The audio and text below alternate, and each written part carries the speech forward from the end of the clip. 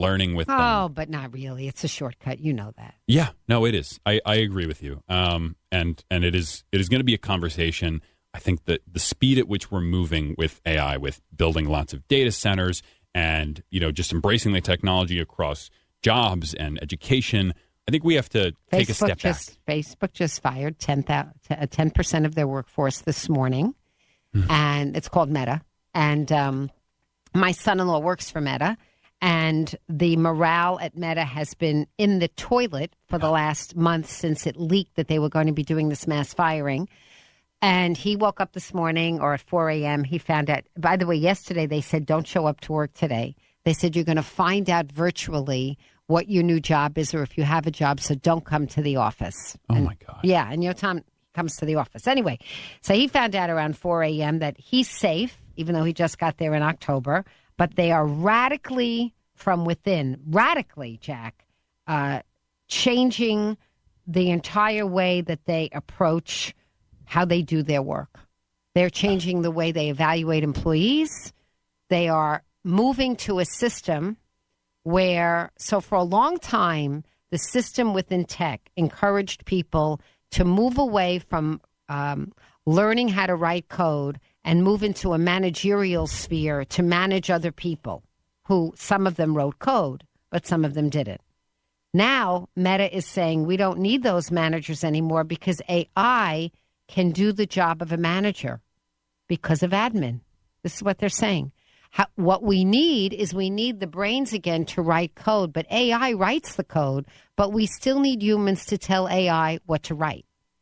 So AI is not going to create what the problem is or the critical way to resolve it. AI is going to be the nuts and bolts of the code to do that.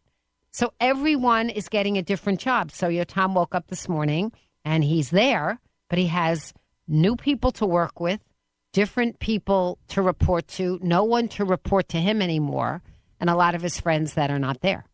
Yeah. And It's also for big shift. Starting positions as well. They're reshuffling people. Correct. I think partly because they don't want to take on new people as well. And for years, people were told, if you want to be in one safe industry, it's tech. Oh my gosh, yes. And learn how to write code. Yes. Well, it's still going to be tech. And I think you're still going to have to understand the basics of writing code because you're going to have to instruct AI how to kind of do it. But it's very different. It's still about critical thinking. That's really what it's going to be about, the human brain. I really believe that. Only if I'm sitting up straight. Hello. That was good. That made it. That made the mic.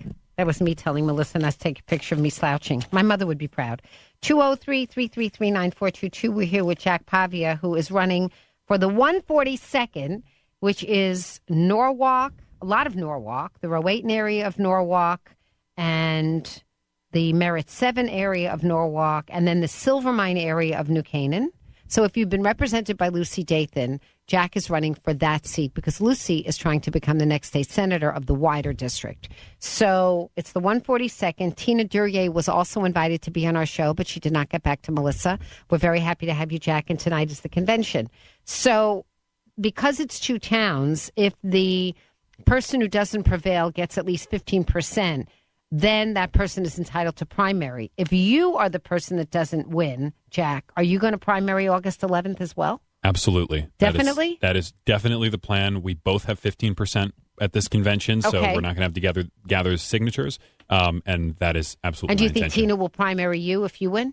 That's my expectation, but I hope to do well enough at the convention that maybe there's second guessing. Okay, that's fair. So now, Jack, let me ask you this. You're a personable guy. You've been interested in politics forever. And you're going to be working in Norwalk, and it's a part-time legislature, and it'll, I have no doubt that you have the intelligence to do this and the commitment. Obviously, you can drive, right? You'll be going. Absolutely. Okay. So now I want to ask you, if you're there, how are you going to vote on things that my audience cares about? Sure. One of the things my audience cares a lot about and follows is the issue of affordable housing and how it plays out with 830G applications, this new housing bill that was signed into law in an emergency special session in the fall, and the tension between local control and centralized control in Hartford. So I really am interested in your thoughts about this and how you would have voted on some of these matters. Yes. So I would have voted yes on H8002, as well as Representative Dathan voted yes on 8002. I think when I think about housing, I think about it in this context of being central to the issue of affordability. I think what the direction that Fairfield County has gone in for a long time, and frankly, across the country, but particularly in Connecticut, is people are looking at the place they grew up, Connecticut, and they are saying, I don't know if I'm going to be able to afford a home here when I want to buy one. People are buying houses later. I believe the average age of the first-time home buyers reached 38, which I think is devastating. I mean, I look at the American dream and I say, that's owning a home, right? That's living in a community. That's being surrounded by people that are your friends, neighbors, people you love. So how does statewide policy get you to that goal? Yeah, I think statewide policy can help plan. I don't think I'm more of a carrot than a stick guy. I think that if the state can set up incentives for example, building housing around transit, I think that's the place of the state, because I think the state can help say, we don't want any developer building housing in the middle of nowhere, because that's going to create a lot of traffic, because everyone's going to need a car to get around. But if we do want housing... But why wouldn't it be the local town that would decide it, that would know best about the character of the town and the landscapes and the wetlands and the steep slopes? I believe that there's a lot of collaboration that can be done, but I think that when a town is not addressing the affordability needs of residents... The town is not going to be able to, or the state is not going to be able to determine the price, are they? No, they're not going to be able to determine the price, but a really good metric that I follow for housing affordability generally is a vacancy rate of housing in a state, and we have one of the lowest. And so I think supply has a lot to do with price in the end. But I think not only supply, right? You need demand side things. You need things like rental assistance program vouchers for those in poverty who need help affording housing. I think there's capital A affordable housing in most developments. It's 15, 20%, depending. So, Jack Pavia, do you think that the American dream is the multifamily rental? No. I think it's part of it, though. I wouldn't say unequivocally no. I think there are steps that you take towards a future. Like I will probably be living in an apartment. I'm in my parents' home right now, but I'm hopefully grabbing my girlfriend out from Pennsylvania, and we're going to find a place. And so, I think there's a step-by-step process, and that what the zoning has to do is allow for that. So to say, maybe you want to start in an apartment. Maybe then you want to buy your first condo. Maybe then you want to buy your first home. Right. Maybe someone wants to stop along any of those rungs. I see that. And so there are different preferences. Some people prefer to take the train, and so maybe they're going to want to live closer to a train station and somewhere more walkable. A lot of people are going to want a single-family home with a long driveway and 3 cars, and that's perfectly fine, too, and we should allow for that as well. But I think it's really – I just want to make sure we're giving everyone the choice, depending on their preferences, their age, their financial situation. I think all of that is laudable and sounds really good. I think the devil is in the details. Absolutely. And a lot of the recent legislation has bypassed local zoning in order to promote these goals, and I would ask you to take a really close look at the details of legislation if and when you get in there. I want to ask you also about this. There is a segment of people within the Democratic Party in Connecticut who very much want to promote cannabis use and be competitive with Massachusetts and New York. And they are proud of the fact that, for example, in this legislative season, they removed the THC caps on soda, and they wanted to remove the THC altogether, but there was some pushback and they weren't able to. But I would like to know how you feel about the proliferation of the recreational use of marijuana in edibles, in sodas, and in traditional cigarettes.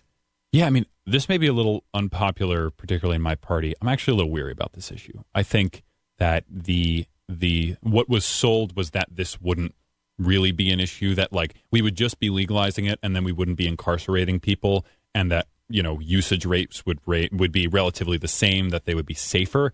I think we have to take a closer look. I believe in legalization just generally, or particularly decriminalization. I don't want people going to jail for weed. Understand. Yeah, but I think that we have to look very carefully at the THC amounts in these things, and we have to be very proactive when it comes to making sure that people don't fall down these rabbit holes of addiction. Because I do have a lot of friends who have become addicted, and are dependent. Marijuana is addicting. Anybody who says not is wrong. Yeah, I mean, I think, whether it be this or whether it be sports betting or whether it be any number of these issues that I think we sort of said, let's take it for a spin. I think we have to take a closer look at regulation. I think specifically sports betting as well. Yeah, your gender and your age. I'm a prime target for you this are. thing. Yeah, and it is damaging. It is really, really damaging. People are spending their lives away. And do you see people do it? Do you know people in college that did it? Oh, yeah. Yeah, lots. It's hard to sit down with my buddies for a football game without at least a few of them with their phones out, betting on something or another. There's a wonderful book. Who was the author? I forgot again. I always forget his name. It's a book you have to read since you care about politics and political. You have to read the book. And it's a book that was just written about sports betting and sports gambling. And it opens with the point of view of an athlete, a brilliant athlete, a basketball player who won the winning basket for his team, but because it affected the point spread, he got so much hate mail online that they made him feel terrible about himself. And he talked about how pernicious and perverting sports gambling has become to the even enjoyment of athletics. Yeah. I mean, I think it takes away from the sport. I mean, the same way it frankly takes away from politics as well when people are betting on the outcomes of elections. The prediction markets and all that stuff, yes. Right? And it comes up with so many different strange conflicts of interest of, do you know this or do you work on this campaign? Are you on this team? Are you seeing the scores 3 seconds before? I mean, I would take a much harsher look at sports betting and just betting in general. I think apps like Kalshi are bad, really just bad. So if you're in the legislature, this is something you care about. Absolutely. And I'd look forward because I think, the legislative process is such that they revisit issues regularly. I expect these issues to come up in some form next year, and I would absolutely be someone who, frankly, a lot of these things happened in 2018, 2019 kind of thing. Those were my, again, formative years. Yes, and so we kind of grew up, my generation grew up with this being the status quo. And so I think there's a perspective there of saying, we should take a more careful look at this. So I got only 1 minute, Jack Papi. I need to know the details. Do you come from a mom and a dad? I do. My dad's a builder. My mom's a nurse. She's a lactation consultant at Greenwich Hospital. Wow. And a lot of babies. Yes, absolutely. Do you have siblings? Yes, I have 2 younger brothers. So it's 3 boys. Absolutely. No girls. No, well, my dog's a girl. Oh, well, that's important. What's your dog's name? Maisie. What kind of doggy? Golden Retriever. That's the same name and the same breed as my friend Marsha's dog, Maisie. No Maisie was a golden in Wilton. Yeah. Yeah. A great dog. Absolutely. Yeah. So you're the eldest. So do your younger brothers look up to you, and is everybody working on the campaign? Everyone's participating in the campaign in some form. Sam's in high school. Charlie's taking a gap year, so we're all together. Jack Pavia, good luck tonight at the convention. Thank you so much. Keep us informed for the 142nd. We'll be right back. With everything that's happening around Connecticut, we know you have more to say than ever before. That's why our phone lines are always open at 203-333-WICC. Talk to your local leaders directly or tell us what's happening in your neighborhood. 203-333-WICC. From Alyssa in the Morning to the Lisa Wexler Show to Connecticut Today with Paul Pizzelli. It's always 203-333-WICC. And have your voice on the Voice of Connecticut. A cancer diagnosis comes with so many questions. Should you get a second opinion? What's the right treatment? How do you tell your kids? You don't need more questions in your life. You need world-class cancer care here in Fairfield County. That's why Stamford Health collaborates with Dana-Farber Brigham Cancer Center, ranked number 3 nationally for cancer care. Your search for answers stops when our care for you starts. Stamford Health. Hello, my name is Bob Cinto, and I would like to rent you office space. The reason we've done so well is that we put our tenants in front of everything else we do. Your growth is my growth. Your success is my success. And I would love to show you some beautiful properties if you should need space. Thank you. Start online, SCINTO.com. WICC 600 and 95.9, the voice of Connecticut. Weather update. A hot afternoon with showers and thunderstorms moving in by mid to late afternoon with a high of 90. Showers and a thunderstorm ending by midnight with a low in the mid-50s. Partly sunny, cooler tomorrow with a high in the upper 60s. I'm meteorologist Paul Piorek on WICC. Now, let's take a look back with Norman. Let's hear what happened today in WICC history. It's May 20th. On this date, Levi Strauss began marketing blue jeans with the copper rivets, the most popular pants in the world. Blue jean baby, LA lady. Happy birthday to most of actress and singer Cher.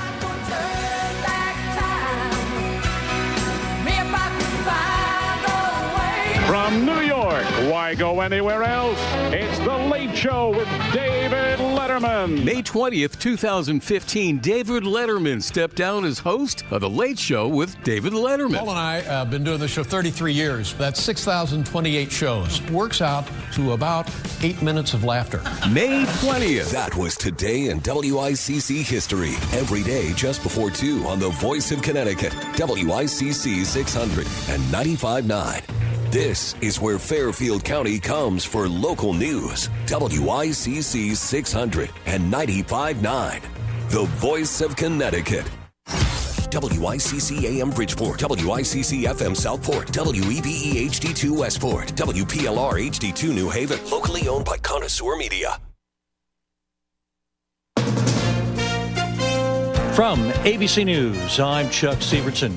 The Justice Department, as expected, has officially announced charges against ex-Cuban dictator Raul Castro. This past hour in Miami, Acting Attorney General Todd Blanche. We are announcing an indictment charging Raul Castro and several others with conspiracy to kill U.S. nationals.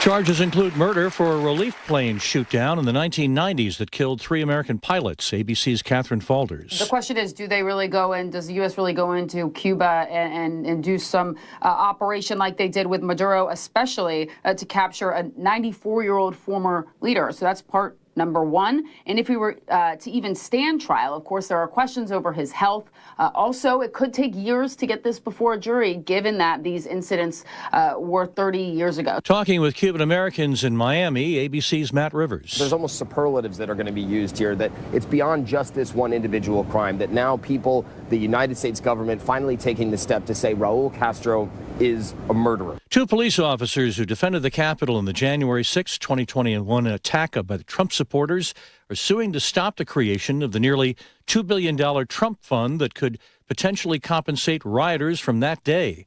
Officers allege that the creation of the fund violated federal law and a prohibition in the 14th Amendment barring the government from funding insurrections. A week before a Senate primary runoff election in Texas, President Trump has endorsed State Attorney General Ken Paxton over Republican Senator John Cornyn. Cornyn says he's still running for re-election.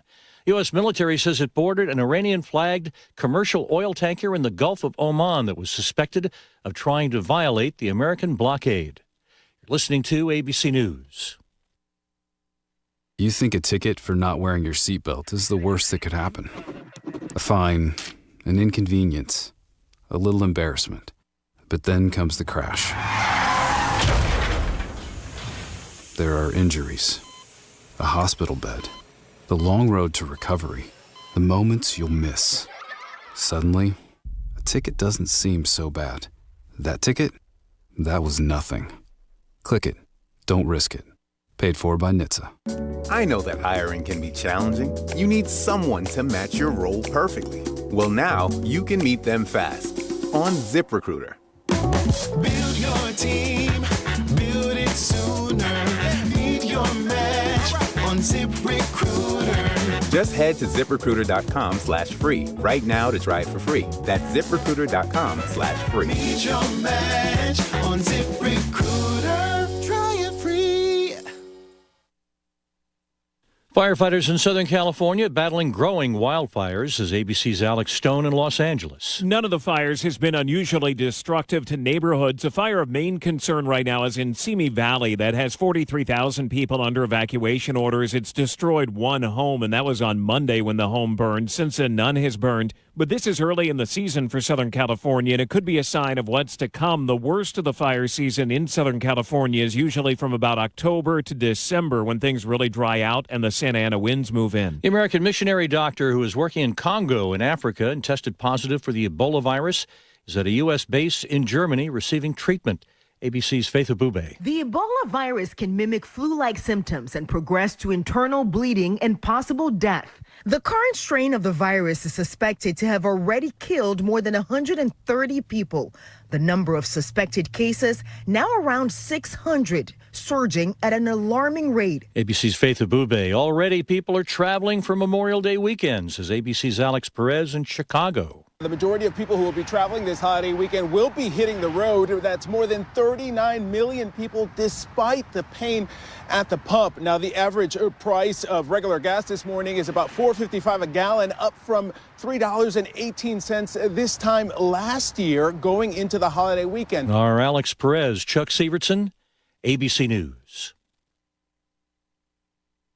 I know that hiring can be challenging. You need someone to match your role perfectly. Well, now you can meet them fast on ZipRecruiter. Build your team, build it sooner. Meet your match on ZipRecruiter. Just head to ZipRecruiter.com/free right now to try it for free. That's ZipRecruiter.com/free. Meet your match on ZipRecruiter. Try it free.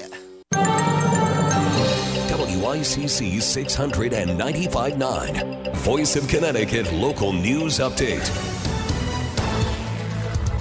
A man was found dead in a home in Stratford after a standoff with law enforcement Tuesday. Stratford police say they were notified at 11:13 a.m. of a person experiencing a mental health crisis. Stratford Police Captain Jerry Pinto said that when officers entered the home approximately 4:30 p.m., they found the man dead from a self-inflicted gunshot wound. Pinto said no one else was inside the home during the incident. Bridgeport Fire Chief Lance Edwards was involved in an accident in his city-owned SUV, according to a statement from Mayor Joe Ganem's office. According to Shauna White, the communications director for Bridgeport's emergency operations, Edwards was involved in the crash over Mother's Day weekend in Stratford. The chief was not injured, and White said he followed the proper protocols, letting the city know immediately. White said Edwards reported for work on Monday, and his was the only vehicle involved. And Bridgeport Mayor Joe Ganem will soon be the third highest paid mayor or first selectman in the state. When the city's new fiscal year begins July 1st, Ganem's salary will become $207,094. That's over a 17% increase. The pay raise is the result of a vote the city council took in April of 2024 to raise the salary of the mayor. 13 members of the city council voted in favor of the pay raise, 2 voted against. The mayor's chief administrative officer, Tom Gaudet, explained that Ganem's pay has been rising over several months, so much of the raise is already in place, and Ganem will only be making about $6,000 more than he's currently making. Only 2 mayors make more than Ganem. Hartford Mayor Arunan Arulampalam, who makes over $208,000, and Stamford Mayor Caroline Simmons, whose salary is over $218,000. I'm Chris Williams with WICC News. WICC Smart MLS Right Now Traffic. 95 southbound is closed between exit 60 and exit 59 for a serious motorcycle crash. 84 eastbound accident reported in Danbury approaching the Super 7. Also in Danbury, Triangle Street is closed between Leamak Ave and Sheridan Streets because of an emergency utility work. 95 or the Parkway northbound, land on an hour and 20 from Greenwich through Trumbull and Bridgeport. Traffic reports powered by Columbia Dental in Norwalk and New Haven, offering cleanings, implants, even oral surgery all under one roof. Call 203-299-0111 or visit columbiadental.com today. I'm Andrew Krause, WICC Traffic. Any showers or a thunderstorm ending by midnight with a low and mid-50s. Partly sunny, cooler tomorrow with a high in the upper 60s. Friday, sunny with a high in the mid-60s. I'm meteorologist Paul Piorek on WICC.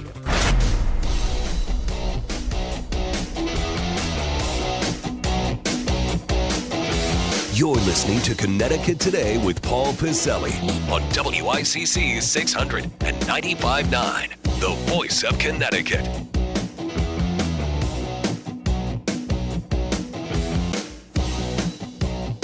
So hopefully you were listening enraptured to Chris Williams' newscast there. And one of the stories Chris had, we just heard, is that there's a series of raises going on to eventually take the salary of Bridgeport Mayor, multi-term Mayor Joe Ganim, with another $6,000 or $8,000 boost. The mayor's salary is going to top out soon enough at $207,094. According to the just passed 2026-2027 municipal budget, when the city's new fiscal year, says here in Hearst, begins in a month and a half, the annual salary for Connecticut's largest municipality, whomever leads that beautiful city of Bridgeport, jumps $31,000 and change from $175,000, almost $176,000, to $207,094. Now, it's an 18% increase, as Chris mentioned. The Hartford mayor makes more. Mayor Aruna Naralampala makes a bit over $208,000 a year. And the champion mayor, as far as pay is concerned, a bit over $218,000 a year, is Stamford Mayor Caroline Simmons. Now, Tom Gaudette, the mayor's right-hand person, one of the right-hand persons, says, well, you know, these salary increments have been happening here, so in reality, it's about $6,000 more. All right, be that as it may, I'm not into the numbers here, really crazy, but I'm sure, and I molded our Facebook question of the day regarding this. Now, I am sure there are people who are going to hear that, and they're going to say, well, and it's going to be hard to strip Joe Ganim away from that, but let's just do that. Never mind whether it's Joe Ganim. Never mind whether it's Caroline Simmons in Stamford. Never mind whether it's Aruna Naralampalam in Hartford, Justin Elliker in New Haven, Paul Penarevsky in Waterbury. Let's strip that away. And I know there is, and I can almost hear it. If you listen quietly, you can hear the teeth gnashing, or the tooths gnashing about this whole thing. You know what? I don't care. And if anything, especially in Mayor Ganim's situation, now again, factor out all the ancillary stuff. I get it. I understand it. That's going on with the absentee ballots and allegations and multiple primaries, multiple elections, yada, yada, yada. I don't begrudge any mayor of any city or town, small, big, Bridgeport on down. Bridgeport's the biggest city, most populous city in the state, 150,000 or whatever, down to the tiniest little village, whatever that may be, village or town number 169. I don't care. I think that our municipal leaders need to be well compensated. Some people may say, well, you know, Mayor Simmons there, does she really need $218,000? Does the mayor of Hartford really need what he makes? Does the mayor of New Haven really need what he makes? Yeah, I'd say so. I mean, look at Joe Ganim's situation here. If this was a private business, which it's not, it's municipal in nature, I get it, I understand it. But it's the same argument with CEO pays. Well, why does the guy or the gal on top make so much money? Well, that's because they're the guy or the gal on top. And I know it's chic to grouse about how much a municipal leader makes, but if they're doing the job, and here, more importantly, if they keep getting elected, whether it's 1 vote, 10 votes, 10,000 votes, or a landslide, if they keep winning, do they not, get to take advantage of that old line, to the victor go the spoils? So we start with this today because I'm wondering if this really, really bothers somebody. Now, that's kind of rhetorical. I know it's going to bother some people. But let's step back, look at it from the long view here. Look at it from the long view. Don't distill it down to just Joe Ganim or just the mayor of Hartford or just the mayor of Waterbury or just the mayor of Stamford or whatever. I'm asking today, do you think your town or city chief executive makes too much money, a fair salary, or too little money? Now, I happen to think for the city of Bridgeport, paying a mayor, whether it's Joe Ganim or anybody in the future, or whether it's him or elected again in 2027 or whatever, or anybody who may beat him, or any mayor, Caroline Simmons, again, the mayor of Hartford, the big cities, or even the small towns. I think it is incumbent on the city fathers, the town councilors, the boards of finance or whatever, you've got to make the job attractive. Now, how many people actually run for these jobs because of the money is one thing versus the prestige, the power, getting their name in the cities or towns' history books. All right, whatever, if you're into that sort of thing. But have you ever stopped to ask yourself, or is it something that really bothers you? Because I know, believe me, I'm not doing this by city or town in particular, but you just know there are people, whether it's Bridgeport or Hartford or New Haven or anybody like that, or even a small town, whatever town number 165 is, or 66 or 67 or 68, 69, whatever. Whether it's a town manager or a first select person or a first selectman or a first select woman, I'm sure there are people who sit around and say, well, come on, that's too much money. They should do it for the love of public service. Yeah, sure. You do. Go and try and convince me of that. So we start off with this today. And I'll tell you why. And I said this about state lawmakers. And I'll reiterate it about this. If you want the best or somebody that wants to do the job, it's got to pay well. But I ask you in particular, do you think your town or chief executive makes too much money? Is the salary fair or too little money? Do you even know how much they make? I would hazard that a lot of people might not even know what their mayor or first selectman, select man, select woman, select person makes, or town manager, whatever. What do you think? Does that bother you? Did you ever check into that? Or are you one of these people that says, hey, this is not, you're not supposed to get rich on this job? Well, you're not, I guess. But you have Joe Ganim and Caroline Simmons and Justin Elliker and all the other mayors around the state, big and small, who have to, kind of jockey around and make sure that the city is running and functioning with all the spoils that come with it. So you tell me, do you ever sit around and wonder if your town or city chief executive makes too much money? Do you grouse about that? You all right with it? Or do you say, hey, Mayor so-and-so, I may not agree with him or her, but gosh darn it, they deserve a raise. You listen to the Voice of Connecticut whenever you're in the car. You stream us on your computer at work. And when you get home, you can listen through your Amazon Echo. Just say, Alexa, play WICC. Hear all your favorite Fairfield County news and talk on the Voice of Connecticut anytime, wherever you have your smart speaker. Say, Alexa, play WICC. At Stamford Health, expert care begins with a conversation where big innovations are helping the tiniest patients in our NICU, and mental health means community health, where collaborations with world-class partners like Columbia University Irving Medical Center, Dana-Farber Brigham Cancer Center, and HSS redefine cardiac, neurological, cancer, and orthopedic care. From the everyday to the complex, we're here for you at Stamford Health.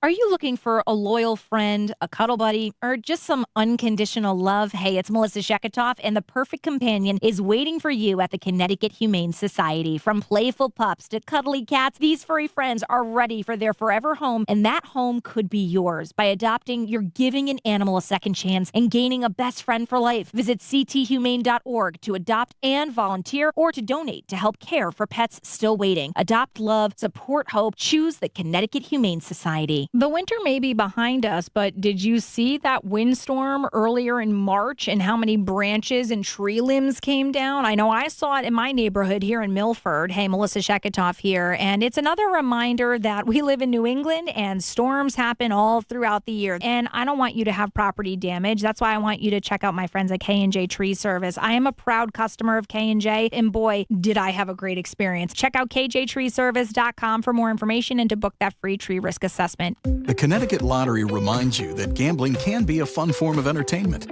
but it's not risk-free, so it's important to play responsibly. Make sure you understand how the games work, know the odds, set time limits, and take breaks. To find out more, visit ctlottery.org or responsibleplayct.org. Must be 18 or older to purchase lottery and 21 or older to place sports wagers. Help is available for problem gambling. Call 888-789-7777 or visit ccpg.org. A collision on a motorcycle isn't like any other accident. A lot of lawyers don't understand that, probably because they've never been on a bike. At the law firm of Trantolo & Trantolo, we ride, and we get it. If you're hurt on your bike, you need somebody who understands what you're going through, who knows how to get you the money you deserve and how to get you back on the road. If you're injured on a motorcycle, don't fight solo. Trantolo & Trantolo. Get your free case assessment at trantololaw.com. That's trantololaw.com. Your new customers are listening to the Voice of Connecticut. Become an advertiser and grow your business. You'll reach thousands of Connecticut consumers. Email sales@voiceofct.com. WICC Smart MLS Right Now Traffic. Slow ride all the way around out there today, and watch out for construction and traffic report powered by Columbia Dental in Norwalk and New Haven, offering complete dental care from A to Z. Call 203-299-0111 or visit columbiadental.com today. Match Krause, WICC traffic. For this evening and tonight, any showers or thunderstorms ending by midnight with a low in the mid-50s. Partly sunny, cooler tomorrow with a high in the upper 60s. Sunny and cool Friday with a high in the mid-60s. I'm meteorologist Paul P. Orlick on WICC. Stamford's live and local news source for 100 years. The Voice of Connecticut, WICC 695.9. All right, 203-333-9422, 333-WICC. There's some grousing here. I guess some city officials or city council members are not happy about this. They don't like the fact that even though I guess the council voted this in a couple of years ago because of an adjustment that had to be made with the mayor's salary and one of his other right-hand people there, it doesn't seem like anything's underhanded here. But according to the Hearst story here, one city council member, Maria Pereira, who's been on this radio station, claims some of the mayor's salary increases violate state law. She posted about a $31,000 figure on social media, prompting some angry reactions. Now, again, I knew this would happen because it's Joe Ganim. I don't care that it's Joe Ganim. I don't care. Is 200? Let me ask you this: should the mayor of Bridgeport not make $207,000? I don't think that's a problem. Hell, they should probably make more. What are you, Paul, getting a kickback? No. But like I said, it's like a business. What if Joe Ganim or anybody else was the CEO of a business that had 150,000 employees? How much you think he'd be making there? I got news for you. He'd be making a hell of a lot more than $207,000. And I know what you're saying. Well, business is not like the private sector. Yeah, I get it. I understand it. Ernie Newton, Councilman Ernie Newton, gotta love Ernie. Ernie Newton, co-chair of the Budget Committee of the City Council. Quote, we approved it 2 years ago. He's just now taking advantage of it. It ain't like we gave it to him this year. Everybody's yelling and screaming about something that happened 2 years ago. And again, the rest of the story goes into the city versus non-city employees and the Taisha Tom's situation there. I guess when her salary was set, according to this, if I'm reading this right, that triggered a domino effect, resulting in the mayor's salary increasing from $161K to $184K. The Bridgeport City Council's vote on this whole thing to adjust the salary occurred in April of 2024. 13 members in favor, 2, Maria Pereira and Scott Burns, voted against. Now, I don't care that they voted against it. Whatever, you don't like it? That's their duty to voice opposition here. But for the mayor, that particular change in his salary, says here, was not immediate. Under the state constitution, now this is where it gets interesting, an elected official like the mayor serving a 4-year term cannot get such a raise until the start of year 3 in office. For Joe Ganim, that was last December. Tom Gaudette said as of December 1 December 2025, he was scheduled to and actually started to take it. But the mayor was able at the same time to receive some other pay increases as well. All right, so here's the bottom line. It doesn't sound like there's anything tawdry here. And you know what? Maybe I'm wrong here. Maybe I've got the whole thing. Maybe you just don't understand public service, Paul. No, I think I do. I hate to tell you, I think I do, which makes it scary, doesn't it? I mean, you know, what do you think of this, especially if you're a Bridgeport resident? Because, again, it's not necessarily if it's about Joe Ganim or any other mayor around the state. I don't find $207,000 a lot of money for being the mayor of a city with 150-something thousand people. And Caroline Simmons gets over $200,000, and the mayor of Hartford gets over $200,000. Now, I know that's going to kind of, I guess, sort of upset people, I guess. But it's weird. It's only in politics where people think it should be done for the love of what you're doing. Oh, my God. You shouldn't want to do it for the money. No, stop that. It's like people who don't want legislators to make money. I don't particularly think, by the way, and I know you're going to come down on me like a ton of bricks on this thing, I don't particularly think that $175,000 a year for a member of Congress is a lot of money. I don't. I think members of Congress should make more. How do you like that? Honestly, I do. I think they should make more. They make $175K a year, and they lose half of that to taxes. Then they got to live somewhere in D.C. while maintaining a home in their district. That money goes pretty fast there, and you wonder why. You wonder why they all insider trade. You wonder why that's you wonder why that there could be a problem, right? 203-333-9422, 333-WICC. The salaries of politicians doesn't bother me one bit, as long as it's done on the up and up. And yeah, $207,000 that the mayor's now making to run the city of Bridgeport. Amen, Mayor. You go. And to Mayor Simmons and Stanford and to all the other big city mayors, big cities, small towns. The job ain't easy.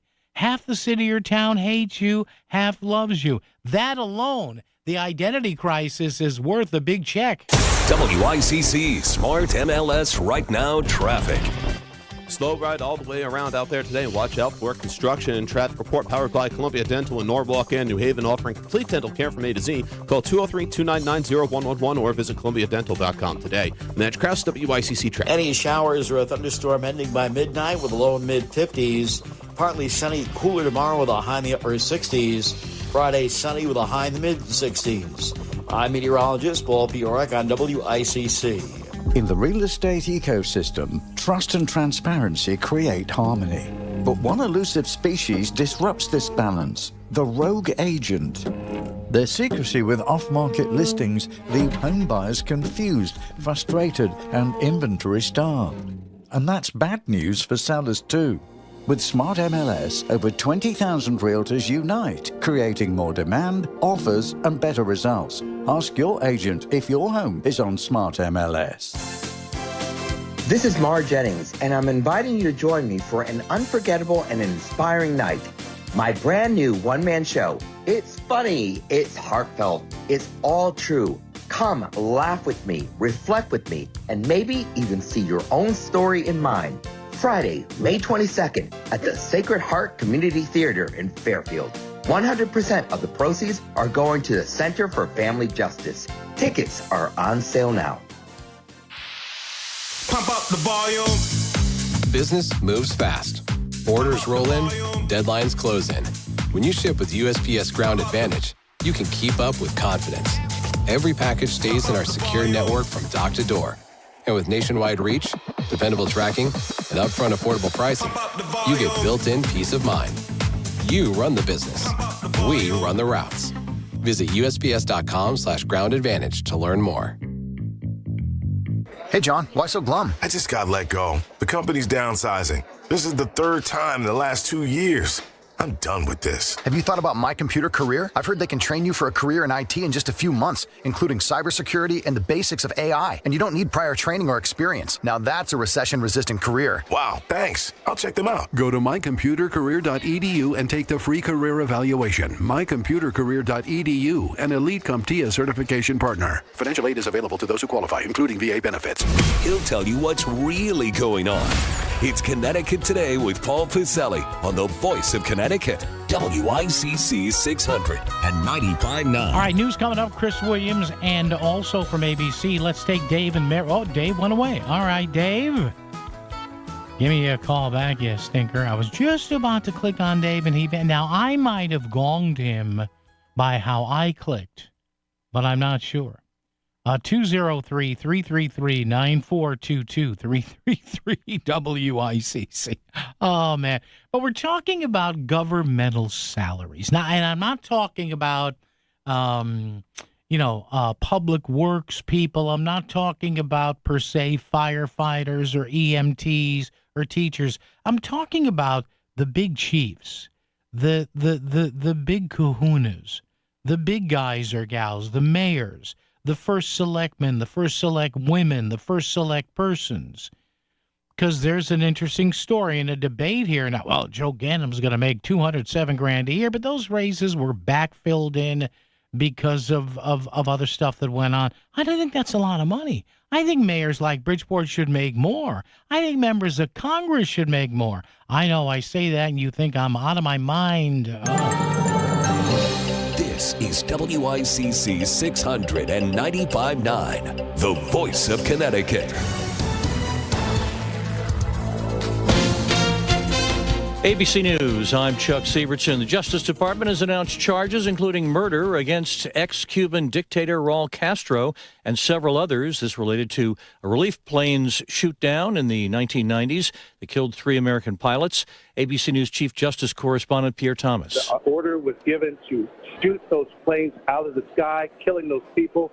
The government says it has evidence that Raul Castro was directly involved in that chain of command. 2 police officers who defended the Capitol in the January 6, 2021 attack by the Trump supporters are suing to stop the creation of the nearly $2 billion Trump fund that could potentially compensate rioters from that day.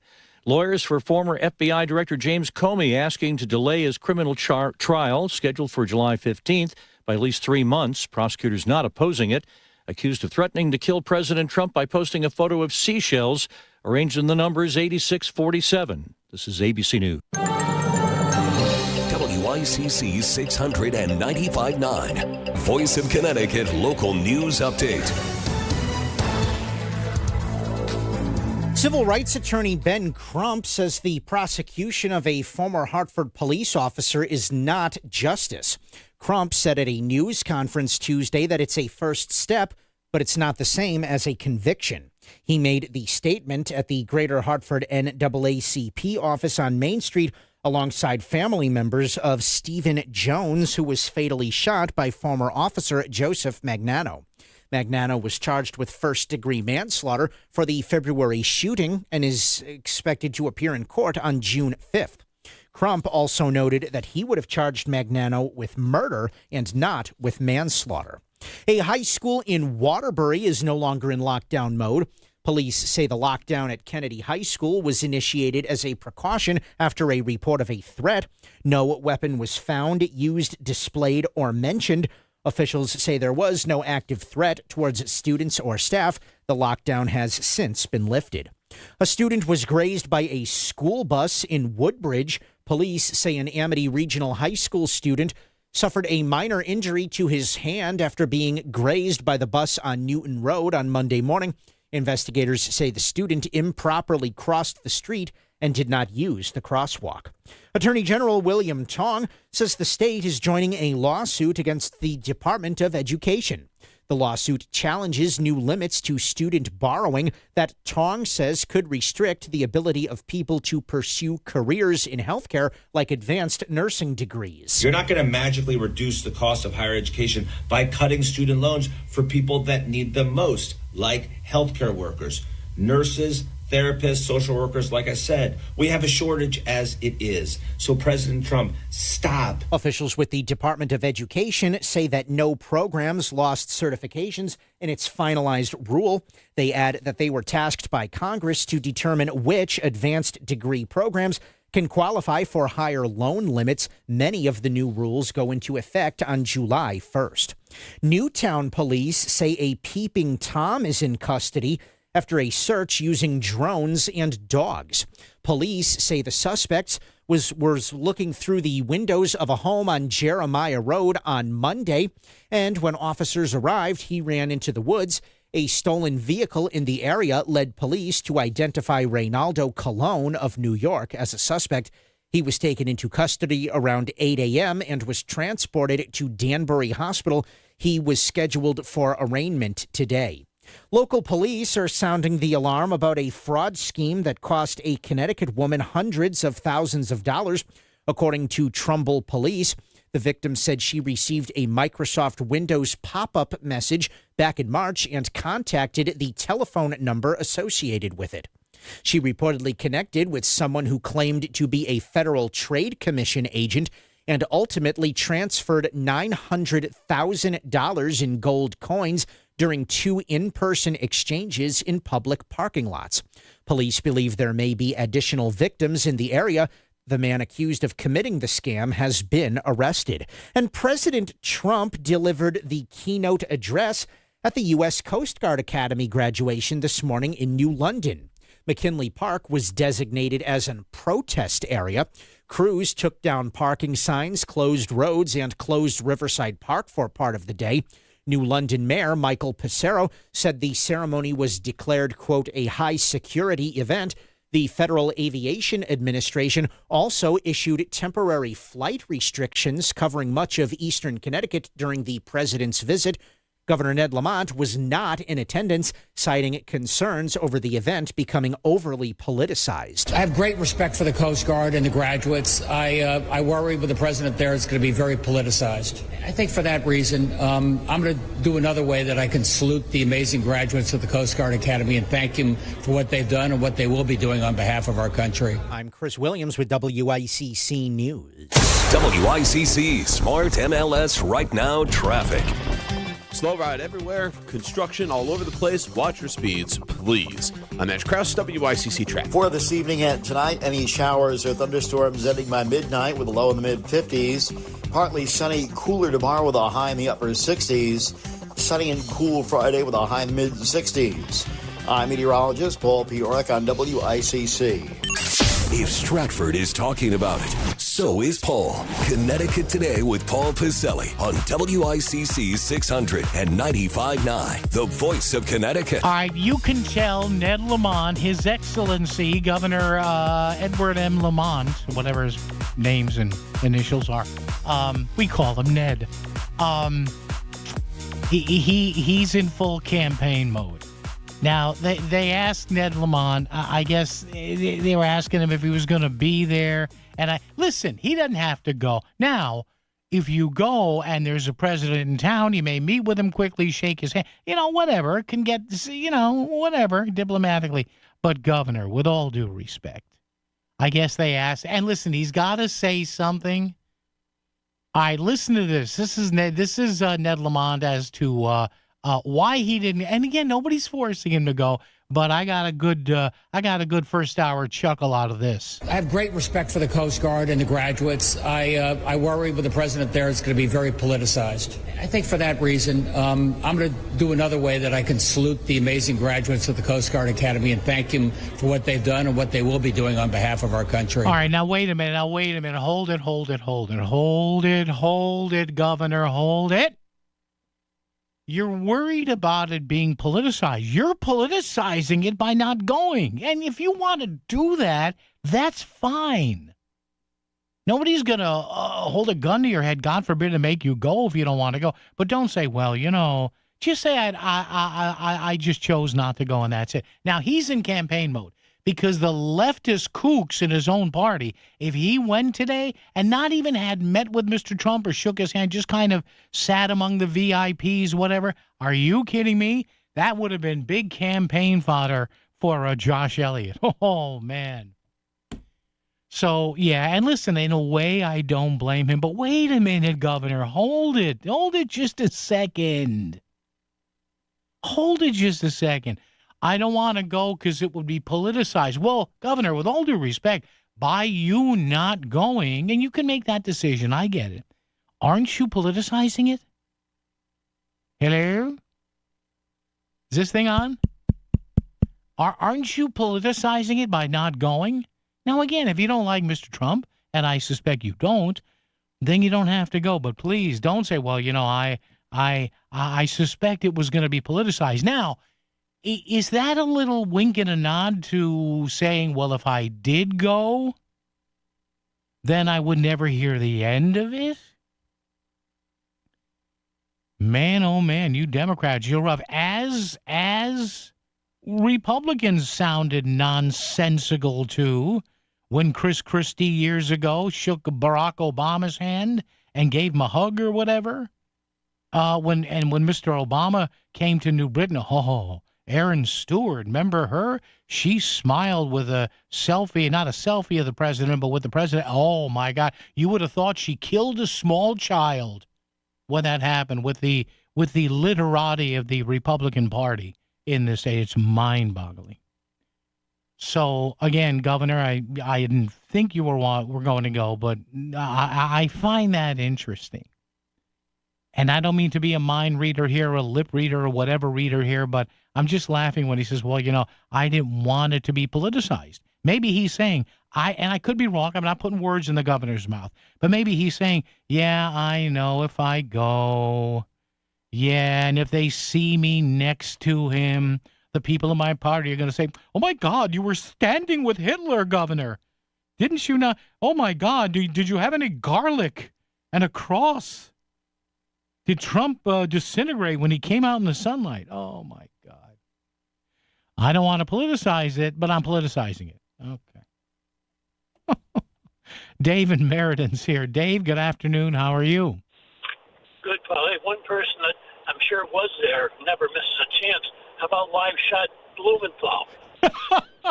Live shot Did he make the appearance? I don't know. You think he was there? I'm guessing he must. I don't know. I got to find that out, Dave. I don't know, because, he hasn't missed an opportunity to get on the TV. But, I don't know. You talk about the salaries.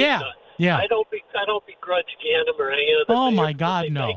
No. I looked up online, and I found out our mayor in Meriden, which is really a part-time position. Yeah. And he has a full-time job. Yeah. Otherwise, he's probably making around $25,000, $26,000 a year. Are you serious? It's that low? Yeah. So I just looked it up in 2021. Yeah. Said 25,000 or 21,000. So I'm figuring it must be bumped up a bit unless they change it drastically. But it's not a full-time job. But anyway. Yeah. I don't begrudge anybody for getting that. But the one thing I do begrudge is the city of Meriden. Yeah. Years ago, we had a superintendent, Beth Rocco is her name. She retired. She was probably making close to $200,000 a year. Yeah. Car allowance, the whole bit. And the one parting thing that they did, the city council or the board of ed did, was pay her lifetime health benefits as long as she's alive for her and her family. Yeah. Must be nice, huh? I'll tell you, nice work if you can get it. All right, Dave. Unreal. Thanks. Appreciate it. Take care, buddy. I learned something. Meriden's mayor is a part-time. I mean, Merredin's not a little village there. So the mayor of Merredin is a part-time gig, 20 in the I got to look that. Not that I don't trust our friend Dave here, but in case you're just joining us, we brought this up because there are some city council members, 2 of them on the entire council, I think. If you read the Hearst story today, they're not happy. They say that Mayor Ganem shouldn't be getting these incremental increases to elevate him up to $207,000 a year. And I say, are you kidding? You kidding? Any mayor of Bridgeport should make about $250,000, $300,000 a year. You got the state's biggest city, with all these departments to worry about, and crime, which thankfully a lot of the violent crime is down. And the other thing too, think about it. When you're a mayor or a first select person or a city manager or town manager, it's like being a baseball umpire. You're upsetting 50% of the people half the time. So I would say, hey, I'd say, listen, just for emotional stress, you got to pay me some big shekels here. For over a century, Abriola Parkview Funeral Home in Trumbull has been a beacon of support and compassion for families navigating the profound challenges of grief and loss. Family owned since 1906, we are dedicated to helping you honor your loved ones with dignity and respect. Trust our experienced team to guide you through this difficult time, allowing you to celebrate a life well lived. Abriola.com, your legacy, our commitment. Now through Friday only, the Voice of Connecticut May Savings Auction is on. Home improvements, spa services, furniture, all starting at 50% off. $5,000 of outdoor furniture for $2,500. A $9,000 hot tub for $4,000. A wedding package for $50,000, only $1,200. All items from local businesses and all bids start at 50% off. Go to voiceofct.com. Click the May auction banner. That's voiceofct.com. Click the May auction banner. Bid and save. We all hear the radio ads about the IRS. They tell you to be afraid, to be scared, and they try to frighten you into calling. I'm not here to do that. Tax Relief Advocates is different. TRA is here to tell you that if you owe money to the IRS, whether it's $5,000, $50,000, or $500,000, we have a solution. It doesn't matter if you're sitting in your car, at work, or with your kids. No matter where you are, call now. 800-551-7672. Don't lose hope. TRA can eliminate or reduce what you owe to the IRS. Generous programs are now available that can give you a fresh start. Our passion is taxes and helping individuals fix their IRS problems. We have over 1,000 5-star reviews on Google and an A+ with the Better Business Bureau. You don't need to be afraid of the IRS any longer. End your tax nightmare today by visiting us online at TRA.com or call 800-551-7672. That's 800-551-7672. Tax Relief Advocates. Real solutions for real people. WICC Smart MLS Right Now Traffic.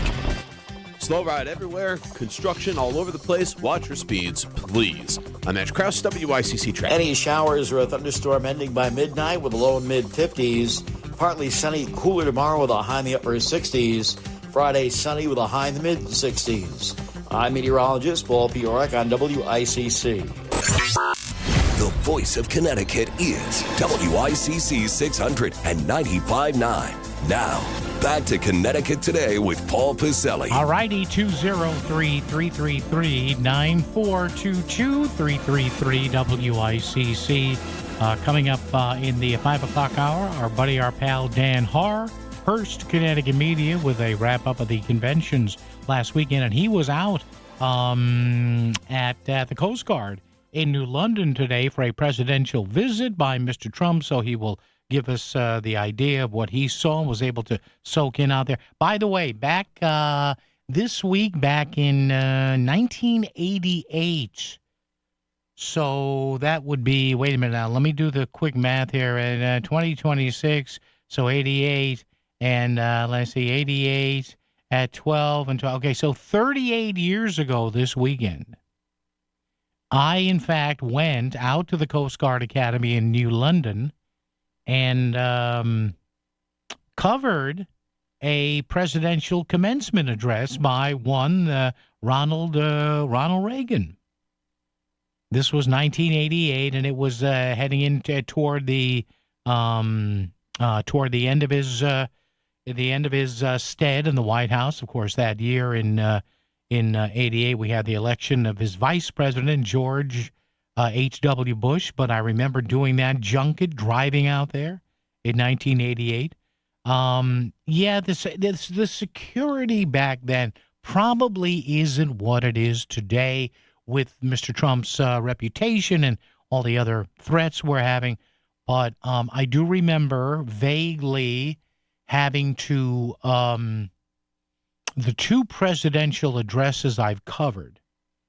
One was a Yale commencement day with George W. Bush, and I think I did that back in, oh boy, I forgot when I did that. I think I did that back in the second term of Mr. Bush. But I remember that and the Reagan appearance. I remember sitting on press row, seeing all the big network muckety-mucks. Some people were catcalling and harassing Sam Donaldson and his hairpiece. Sorry, Sam. But my lingering memory of that was having to put my equipment, quote unquote. I mean, back then we were using, again, you didn't have the digital recorders like you had today. They were just coming out in the Yale Bush address that I covered. But back with Mr. Reagan, it was cassettes. And I remember I had my professional, we're not talking a boombox here, kids, or an early Walkman. In 1988, I had my professional $500 or $600 cassette recorder with me and a cable to patch into the what we call a mult box or a multi-output box. And, I had that, and I remember we had to put our equipment down. We had to step back, and the Secret Service allowed the dogs to, sniff the recorders. And I'm sitting there with other people going, geez, I hope the nice little pooch that could probably kill me if we wanted to. Hope the nice little doggy there is not leaving my cassette recorder bathed in dog slobber. But no, the dog had a discerning nose. There we go. Yeah, so, 1988, 38 years ago, I was doing the same thing that Dan Haar did today. I don't think it was I think it was May 17th or May 18th. I'll look it up online. Have some fun with Dan with that. But we're talking about governmental salaries here today. And if you saw the Hearst papers, or who actually sees a paper now, but if you saw the Hearst story online regarding the mayor's salary here in Bridgeport, more power to him. More power to any mayor.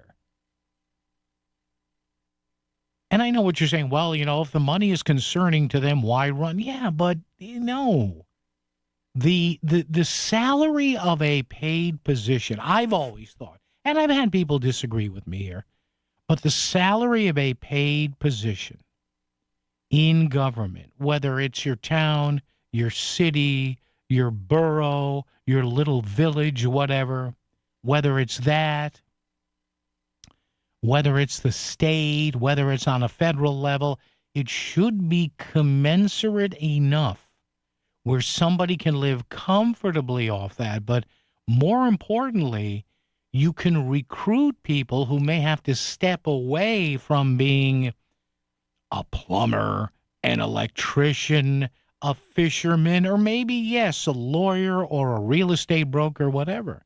Like everybody always goes nuts, oh, those members of Congress, they shouldn't make anything or they should just get expenses. What? You're serious? I think members of Congress should make more money. The base member, the base salary of a House or Senate member is $175,000 a year. You think that's a lot of money? You lose about 35 to 40, maybe 45% of that in taxes. So right away, you go from $175,000 to about what? What's half of $175,000? About $70,000, 70, 75, 80, 65, depending upon your deductions, your state income tax or whatever. Now, I don't know what the deduction is when you're in Congress. Is it taken out of the pay of the D.C. level or your home state? I don't exactly know how that shakes out. But members of Congress make $174,000 a year. The House Speaker, the guy who is the second in succession of the White House, number 3 overall. The House Speaker is number 2 behind the VP. So Mike Johnson makes $223,500. That's a lot of money to be 2 steps away from the leader of the free world. The U.S. Senate Pro Tem, I don't even know who the Senate Pro Tem is. Isn't that awful? It's got to be somebody smart. The Senate Pro Tem makes $193,400. Come on. That's a cop salary with a lot of overtime. And good for them. They should get the OT. The majority and minority leaders from both chambers, House and Senate. So, for example, Chuck Schumer and Hakeem Jeffries on the Democratic side, they make a little more. They make $193,400. I got nothing wrong with that. Again, they're losing half of it. And again, they've got to, they probably have a home in their district somewhere, and they have to have some place to live in D.C. In fact, you read these stories, they pop up every cycle, and I know that nobody's twisting their arms to do this, but you have some freshman members of Congress who aren't really rich, and they have to, room with each other and sleep on the floor in a mattress. And again, they asked for it. Nobody told them they had to do this, but that's not a lot of money. If it was up to me, I would double congressional salaries. I really would. But that's just me. I know there are people out there flipping me the finger now and saying I'm nuts. Maybe I am. But the notion that people think to run the country that $174,000 is good pay? Come on. House members and Senate members and whatever. And my theory is you'll get better people running. If you, just the way we're seeing this on a state level now. What did I say 3 or 4 years ago? And thankfully, enough people in Hartford were listening to me. Now, remember when I was telling you? $25,000 to be a state rep? That's obscene in Connecticut. And now, finally, it's in the mid to upper 40s, which is about right. Governmental salaries, though, that's our question of the day. Does any of this bother you? Do you think your town or your city boss, mayor, town manager, whatever, do they make too much money? Do they make what's a fair salary, or do they make too little money? Do you even know what they make? And as far as Joe Ganim is concerned, $207,000 to run a city of 150,000. You go, Mayor Ganim and Mayor Simmons and Mayor Arulampalam and everybody in Connecticut who's asked to do something that half the people hate them for. WICC Smart MLS Right Now Traffic. Slow ride everywhere, construction all over the place. Watch your speeds, please. I'm Mitch Krause, WICC Traffic. For this evening and tonight, any showers or thunderstorms ending by midnight with a low in the mid-50s. Partly sunny, cooler tomorrow with a high in the upper 60s. Sunny and cool Friday with a high in the mid-60s. I'm meteorologist Paul Piorek on WICC. The following message is brought to you by the Fairfield Law Offices of Estate, Trust, and Probate Attorneys Eliafson and Tenor, online at ConnecticutElderLaw.com. Here is attorney Christine Tenor. If you are suddenly hurt or seriously ill and can't speak for yourself, what could happen to you and your family and all you care about? Will life-changing decisions be made by strangers? We all face legal, financial, and physical challenges every day at all stages of life. Don't leave important matters to chance. And don't wait until you are elderly. No one can predict what the future holds for us. So even young adults and young couples, everyone, should be prepared for the unexpected. Give your family and yourself the most important gift you can give, the gift of peace of mind. Visit ConnecticutElderLaw.com. Eliafson and Tenor, 203-336-2566. Protecting your family's future. Eliafson and Tenor, for peace of mind. 203-336-2566. Back to the news and talk, thanks to Smart MLS. Smart sellers ask, is my home on Smart MLS?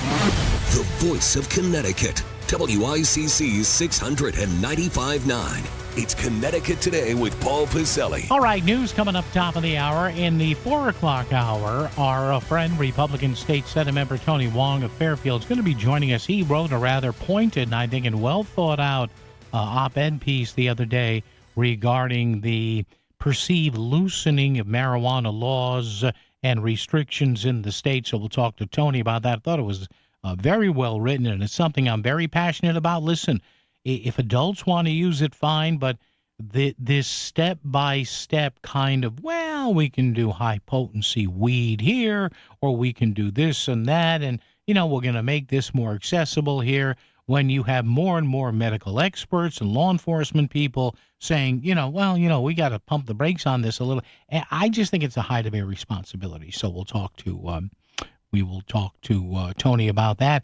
Coming up in the 5 o'clock hour, it's our longtime buddy and pal, Dan Harr, Hearst Connecticut Media. Yes, he was out there today where I was 38 years ago this week, covering a presidential visit at one of the service academies, Mr. Trump, today in New London. And it works out perfectly because in a 4-year term, you will have a president, because there's 4 years and 4 major academies.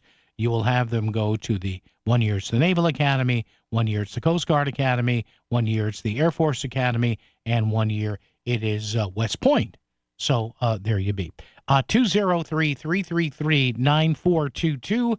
333 WICC. But salaries of governmental leaders. There are some people grousing and moaning, saying, hey, technically what's happening in Bridgeport is not legal with the mayor's acceleration, shall we say, to $207,000 a year. Are you kidding? The mayor of Bridgeport should make $307,000 a year. And I know what you're saying. Well, they knew what the gig was when they took it. Yeah, I guess so. But come on. What's the Major League Baseball minimum? It's way above $207,000. WICC AM Bridgeport, WICC FM Southport, WEBE HD2 Westport, WPLR HD2 New Haven. Locally owned by Connoisseur Media. From ABC News, I'm Chuck Severson. The Justice Department has announced charges, including murder against ex-Cuban dictator Raul Castro and several others. This related to a relief planes shoot-down in the 1990s that killed 3 American pilots. Does this mean the U.S. will try for a regime change in Cuba? Acting Attorney General Todd Blanche in Miami. I don't care what people look at and think. I mean, we returned an indictment, and that's what we're here to talk about. If people want to speculate or think what they will, I don't care. On Raul Castro, ABC News Chief Justice Correspondent Pierre Thomas. The government's contention is that he made the decision that this particular kind of humanitarian organization and these kind of planes could be shot out of the sky. 2 police officers who defended the Capitol in the January 6, 2021 attack by Trump supporters are suing to stop the creation of the nearly $2 billion Trump fund that could potentially compensate rioters from that day. ABC's Peter Haralambous. The officers allege the creation of the fund violated federal law and the prohibition in the 14th Amendment barring the government from funding insurrections. Former Trump administration official Michael Caputo says he is requesting $2.7 million from the fund, claiming he was targeted in the Russia investigation. Lawyers for former FBI Director James Comey are asking to delay his criminal trial, scheduled for July 15th, by at least 3 months. Prosecutors not opposing it, accused of threatening to kill President Trump by posting a photo of seashells arranged in the numbers 8647. The American missionary doctor who was working in Congo in Africa and tested positive for the Ebola virus is reported in stable condition, now at a hospital at a U.S. air base in Germany. Wall Street major indexes are up. Oil prices are lower, but still high. Price for a barrel of global standard Brent crude fell over 6%. It was still over $104 a barrel. You're listening to ABC News. I know that hiring can be challenging. You need someone to match your role perfectly. Well, now you can meet them fast on ZipRecruiter. Build your team, build it sooner. Meet your match on ZipRecruiter. Just head to ZipRecruiter.com/free right now to try it for free. That's ZipRecruiter.com/free. Meet your match on ZipRecruiter. Try it free. I know that hiring can be challenging. You need someone to match your role perfectly. Well, now you can meet them fast on ZipRecruiter. Build your team, build it sooner. Meet your match on ZipRecruiter. Just head to ZipRecruiter.com/free right now to try it for free. That's ZipRecruiter.com/free. Meet your match on ZipRecruiter. Try it free. Update on the minimally contained wildfires that crews are battling in Southern California in windy and dry weather from ABC's Alex Stone in Los Angeles. Areas of Los Angeles smell like a campfire today, and at times smoke has moved in depending on the wind direction. The fire of main concern is burning around Simi Valley. 43,000 people are under evacuation orders. It flared up on Tuesday, but firefighters say they are making progress. Containment numbers are going up. One home has been lost. Most of the fires are now burning in pretty remote land. The man widely characterized as the smartest man in Congress, former Massachusetts Democratic Rep. Barney Frank, has died at 86. The boisterous Bostonian was the first member of Congress to voluntarily come out as gay in 1987. 2 years later, Barney Frank's House colleagues voted to reprimand him for unknowingly allowing his roommate to run a prostitution ring out of their home. Over his 16 terms in the House, Frank was a pugnacious defender of Democratic Party principles who also occasionally challenged liberal orthodoxy. As chair of the House Financial Services Committee during the Great Recession, Frank authored key banking reforms in the bill that became known as the Dodd-Frank Act. Stephen Portnoy, ABC News, Washington. Military weapons industry officials say even nations that have publicly criticized Israel over the Gaza war are quietly buying its military technology. Israel's defense ministry says sales have more than doubled in the past 5 years. Chuck Sievertson, ABC News. I know that hiring can be challenging. You need someone to match your role perfectly. Well, now you can meet them fast on ZipRecruiter. Build your team, build it sooner. Meet your match on ZipRecruiter. Just head to ZipRecruiter.com/free right now to try it for free. That's ZipRecruiter.com/free. Meet your match on ZipRecruiter. Try it free. WICC 695.9, Voice of Connecticut Local News Update. A New London man is facing charges for threatening the first Sikh mayor in state history. Police are accusing John Moore of New London with threatening Norwich Mayor Swarnjeet Singh. Singh posted a collage of screenshots from Facebook comments by Moore with threats to take out the mayor's family. Singh is originally from Punjab, India, and his election was heralded as a celebration of diversity. State lawmakers Darrell Wilson, Kathy Austin, and Larry Pemberton released a statement condemning the threats. Multiple people are displaced after a 2-alarm fire damaged a multifamily home in New Haven. Firefighters were called to the home around 4:05 a.m. after a report of a heavy fire on the 3rd floor. Crews were able to bring the fire under control. Officials said one dog is dead and the number of people displaced is currently unknown. The cause of the fire is under investigation. And Attorney General William Tong says the state is joining a lawsuit against the Department of Education. The lawsuit challenges new limits to student borrowing that Tong says could restrict the ability of people to pursue careers in healthcare like advanced nursing degrees. You're not going to magically reduce the cost of higher education by cutting student loans for people that need them most, like healthcare workers, nurses, therapists, social workers. Like I said, we have a shortage as it is. So President Trump, stop. Officials with the Department of Education say that no programs lost certifications in the finalized rule. They add that they were tasked by Congress to determine which advanced degree programs can qualify for higher loan limits. Many of the new rules go into effect on July 1st. I'm Chris Williams with WICC News. WICC Smart MLS Right Now Traffic. Route 8 northbound, late running construction in Shelton and Derby. And on 95 northbound, plan on an hour from Stamford going through Fairfield. The lower Merritt is the way to go. Traffic report is powered by Columbia Dental in Norwalk and New Haven, offering cleanings, implants, even oral surgery, all under one roof. Call 203-299-0111 or visit columbiadental.com today. And that's Kraus, WICC traffic. Any showers or a thunderstorm ending by midnight with a low in mid-50s. Partly sunny, cooler tomorrow with a high in the upper 60s. Friday, sunny with a high in the mid-60s. I'm meteorologist Paul Piorek on WICC.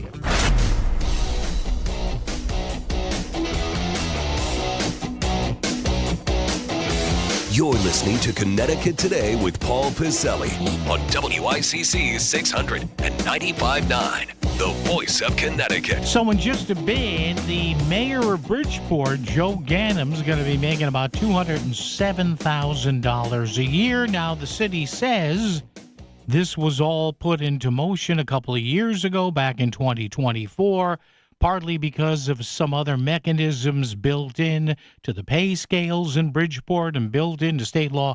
Frankly, I don't care how much Joe Ganim makes. I don't care how much any mayor of any city or town in the state makes. I really don't. But my point is, they should make a good salary, if not more, than they're making. And I know what people are going to say, they should want to do it for free. Yeah, you work for free? I love people who say, well, they should do it out of civic civic pride. And I'm sure some of them do, but come on, please. Come on.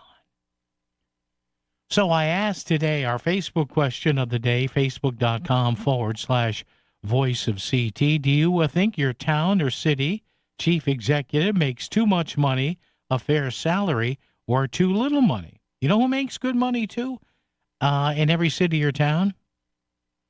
The school superintendents, as they should.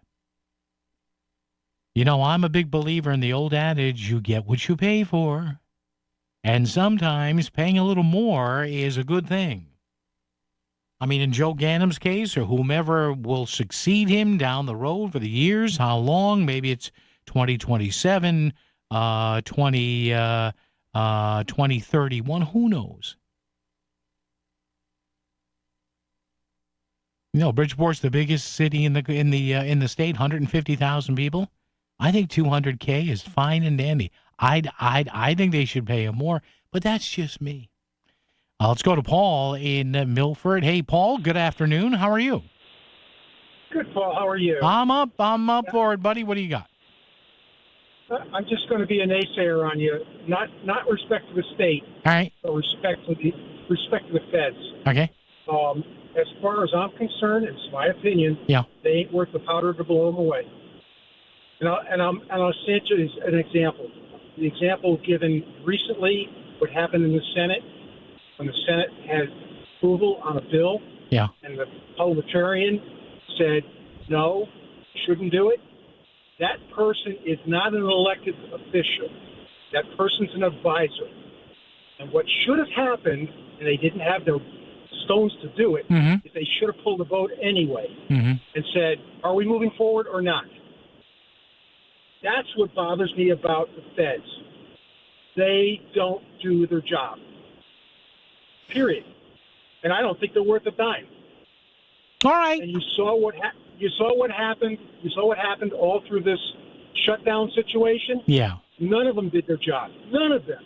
Why should we pay them? Well, to be fair, Paul, sometimes by the rules of the Senate and the rules of the House, yeah, and I'm scared. The Senate was you have an advisor. You don't have somebody that's an elected official telling you to shut down the vote. No, but what I'm saying is, she's an advisor. I know in the parliamentarian, and I know the story you're talking about. I was talking about during the shutdown, the government shutdown, when if one side or the other, Paul, by the rules of the Senate or the House, if 60 votes, yeah, they could have bypassed that too. But they could have bypassed that too. Okay, but here's the problem then. Here's the problem then, Paul, and this is why I say, look, I get upset. The Democrats. Yes, you don't think they would do it? Move it forward and do it, and live with your problems after that.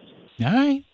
Paul, we had such a disaster going on with TSA. Yeah. Because these people wouldn't make a freaking decision. Now, you know what I think is, and Paul, and thank you for the call. I appreciate it. Listen, I see your point, and the point on the filibuster is well taken. And in case you had forgotten, folks, what we're talking about here, to end the shutdown, either one of the shutdowns we had, which, by the way, blew up in the face of Democrats twice. You need 60 votes in the Senate to do anything. In other words, you need at least a handful of votes from the opposition party, to agree to something that the majority of the majority party currently in the Senate wants to do.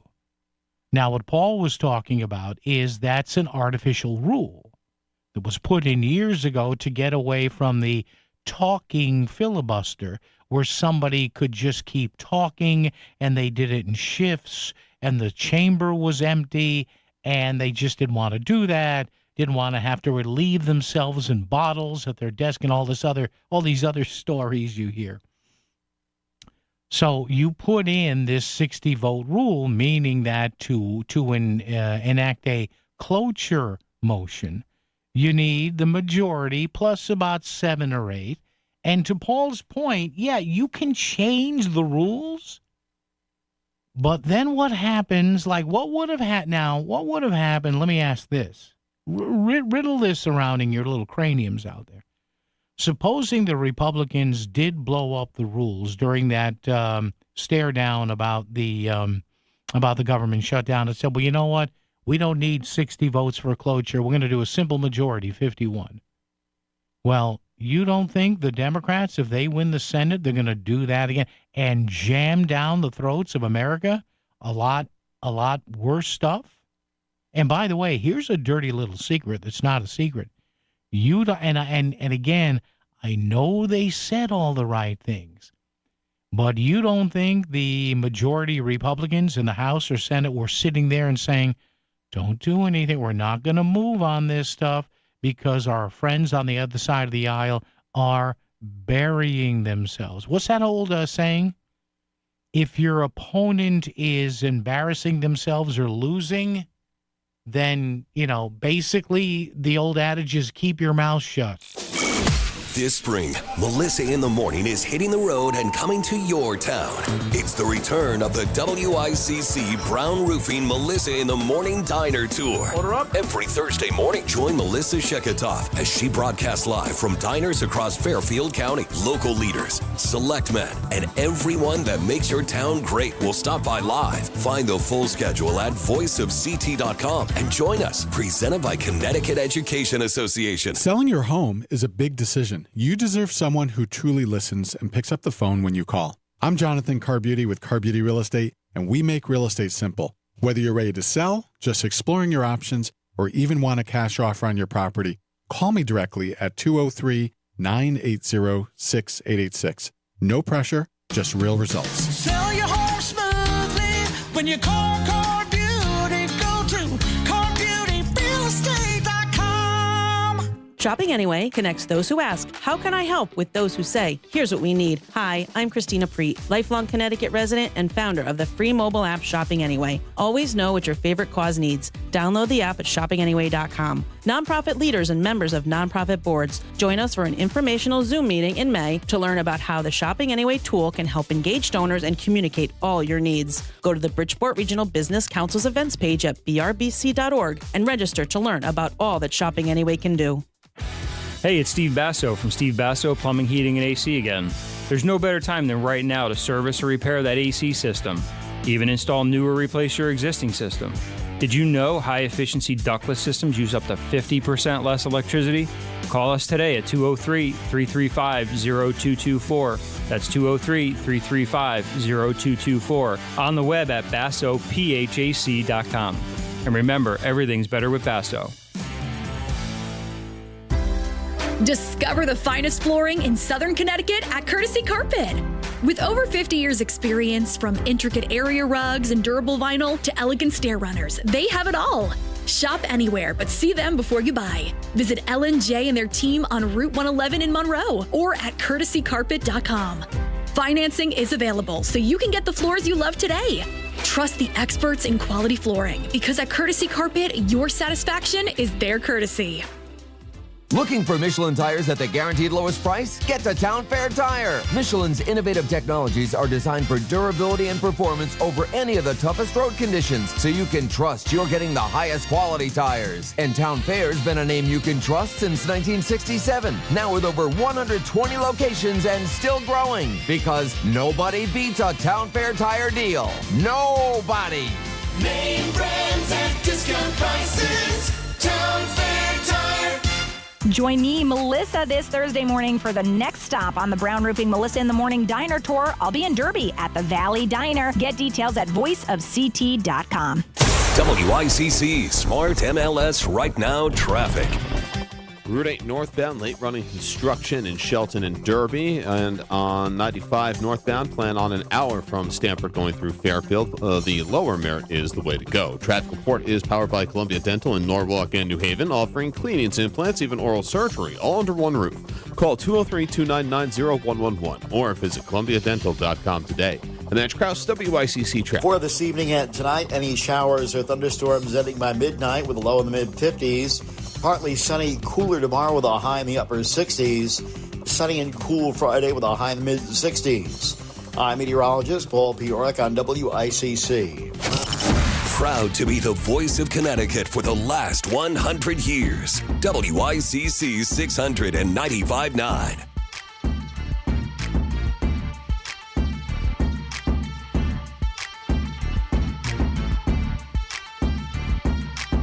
All right, 203-333-9422, 333-WICC. Got a text here. Hey, Paul. That would be me. Thank you. If Congress members don't make enough money, how are they all multimillionaires? Well, they're not all multimillionaires. A lot of people in Congress had pretty well-to-do businesses beforehand. You've got a lot of now, for the people that were allowed to trade stocks and everything, I agree with the texter here that there should be a blanket. I'm sorry. I know people are going to say, well, it's unconstitutional or this or the other. No. When you are an active member of Congress, for every 4 years you're in the House, 2 years in the House or 6 years in the Senate, you cannot directly have any hands in trading anything. You can't do it.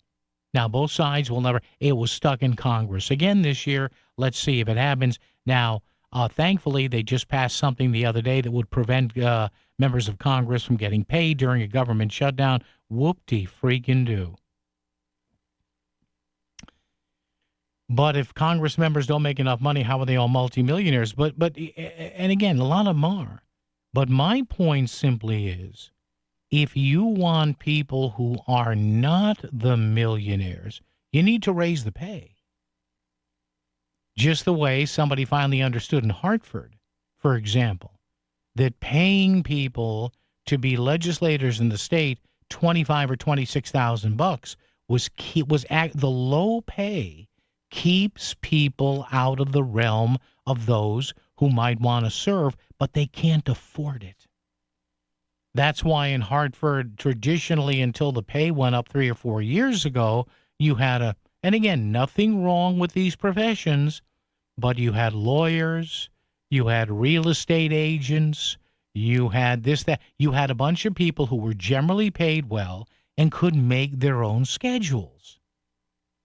And that's why finally our lawmakers here in Connecticut understood, hey, this gig needs to pay well enough to which somebody can win and figure, all right, with the stipend, and if I'm in leadership over the course of 2 years combined, I'm making about $92,000 or $95,000, 45, 48 grand a year with perks. I can make that happen. I can step away from my job of being a pharmacist or a plumber or a police officer and then do this. And that's what I mean by paying people more money to be in Congress. If you have somebody that's going to step away from a middle-class job and have to maintain 2 residences in 2 high-tax areas properly, $175,000 is not a lot of money. Whereas if you don't raise the pay, then $175,000 to somebody who is a successful lawyer, a hospital CEO, a real estate developer or something like that, the money is not they don't care about the money because they're already set for life, most of them. And I know there is this tendency for people to say, oh, why do they need more money? But yet at the drop of a hat, if their family member's a blue-collar or a white-collar worker, they say, well, my son deserves it. He's a good boy. Or my daughter deserves it. She runs her company. Well, yeah, what about those? What about those, whether it's a state level or a federal level, what about those who decide how hundreds of billions of dollars are spent or not spent, and who make the laws on taxes, on abortion, on guns, who make the laws that govern us, that tell you and I what we can do, what we can't do, what is acceptable to us, and whatever. 203-333-9422, 333-WICC. So again, the question of the day today, I wanted to bring this up because there is a little bit of grousing in Bridgeport, but I don't think doesn't say, it's just, is it sour grapes? I mean, I don't want to begin to try and understand what goes on in people's heads, but, it's been in our news and, it's in Hearst and it's in some other outlets here, the mayor of Bridgeport now, because of some previous raises. It's not all one step, and it was put in motion by a vote of the city council back 2 years ago. The new mayoral salary in Bridgeport is going to top about $207,000 a year. Bravo. Good for Joe Ganim. Good for whomever might occupy that seat in later years. Again, they point out Caroline Simmons in Stamford makes about $218,000. The mayor of Hartford, Mr. Arulam Palam, the honorable mayor of Hartford, he makes big money too. These are demanding jobs.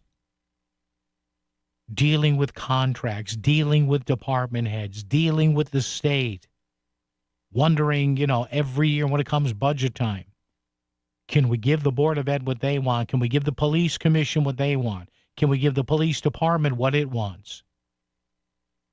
And I know there are people who are going to say, well, they know what they get into. Yeah, they know what they get into, but they still do. Listen, a Major League Baseball player knows what he's going to get into, but there's still a Major League minimum. I mean, at any one time, there are only 700 and change Major League Baseball players.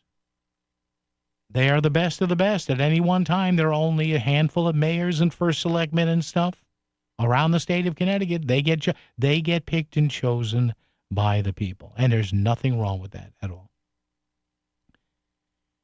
So if you want to chime in on this, 203-333-9422, 333-WICC. As we continue right here, a lot more coming up on, Wednesday, midweek Wednesday style edition of Connecticut Today as we roll right along right here on WICC. WICC Smart MLS Right Now Traffic.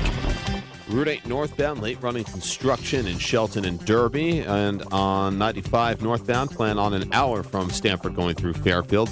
The lower Merritt is the way to go. Traffic report is powered by Columbia Dental in Norwalk and New Haven, offering cleanings, implants, even oral surgery, all under one roof.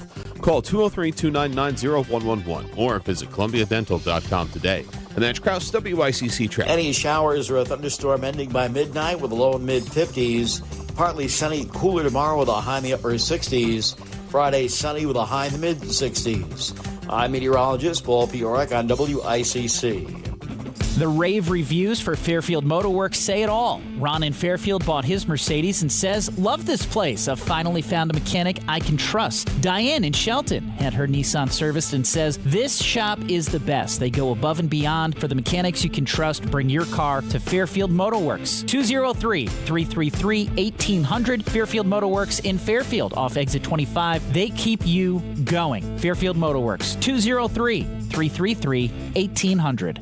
Hi, I'm Lee Gainham, that garden guy from Gainham's Garden Center and Florist in Fairfield. Do you have questions about your garden? Tune into that garden guy Sunday mornings at 9 for an hour of lively talk about your favorite pastime. We'll have weekly do's and don'ts and gardening tips of the week for our specific area, and we'll take your phone calls so we can offer solutions to problems you may be having in your lawn and garden right now. Call in and talk with me, that garden guy, Sunday mornings at 9 on WICC 600 and 95.9. Hey, John, why so glum? I just got let go. The company's downsizing. This is the third time in the last 2 years. I'm done with this. Have you thought about My Computer Career? I've heard they can train you for a career in IT in just a few months, including cybersecurity and the basics of AI. And you don't need prior training or experience. Now that's a recession-resistant career. Wow, thanks. I'll check them out. Go to mycomputercareer.edu and take the free career evaluation. mycomputercareer.edu, an Elite CompTIA certification partner. Financial aid is available to those who qualify, including VA benefits. At Audion Hearing, our mission is simple: to make better hearing affordable for everyone. We're proud to offer high-quality, rechargeable hearing aids starting at just $98. Clear, comfortable, and ready to use right out of the box. And here's a study worth hearing. Research shows that wearing hearing aids can reduce your risk of dementia by up to 61%. Join over 1 million happy customers and hear the difference today by going to audionhearing.com. That's AUDIEN hearing.com. There's a lot happening around the world. Tell Paul how it impacts you. 203-333-9422. Connecticut Today with Paul Pacelli is back on WICC 600 and 95.9, the voice of Connecticut. Yes, tell me how it impacts you. Tell me what illicit substance you use. Oh, brother. Yeah, tell me, how do you cope? Cigars, cigarettes? Do you vape? Yeah, marijuana. We'll talk about that coming up with Tony Wong in the 4 o'clock hour. Dan Haar in the 5 o'clock hour. Dan, he told me he was out there today at the Coast Guard Academy in New London, as I was, 38 years ago this week, covering a presidential visit, which is kind of cool. I mean, it's one thing, I had fun doing in this business. So Dan was out there, and coming back, I want to talk a little bit more about this scenario with the state of Connecticut joining a lawsuit against the Department of Education and the Trump White House saying, hey, we're not going to allow an excessive amount of school loan borrowing for certain advanced degrees. And one of the degrees was nursing, not basic nursing, but some of these advanced nursing degrees. And the White House essentially saying, hey, the reason is you've got a lot of colleges here charging way too much for this. So we'll talk about that coming up and more right here on a Wednesday, Connecticut Today.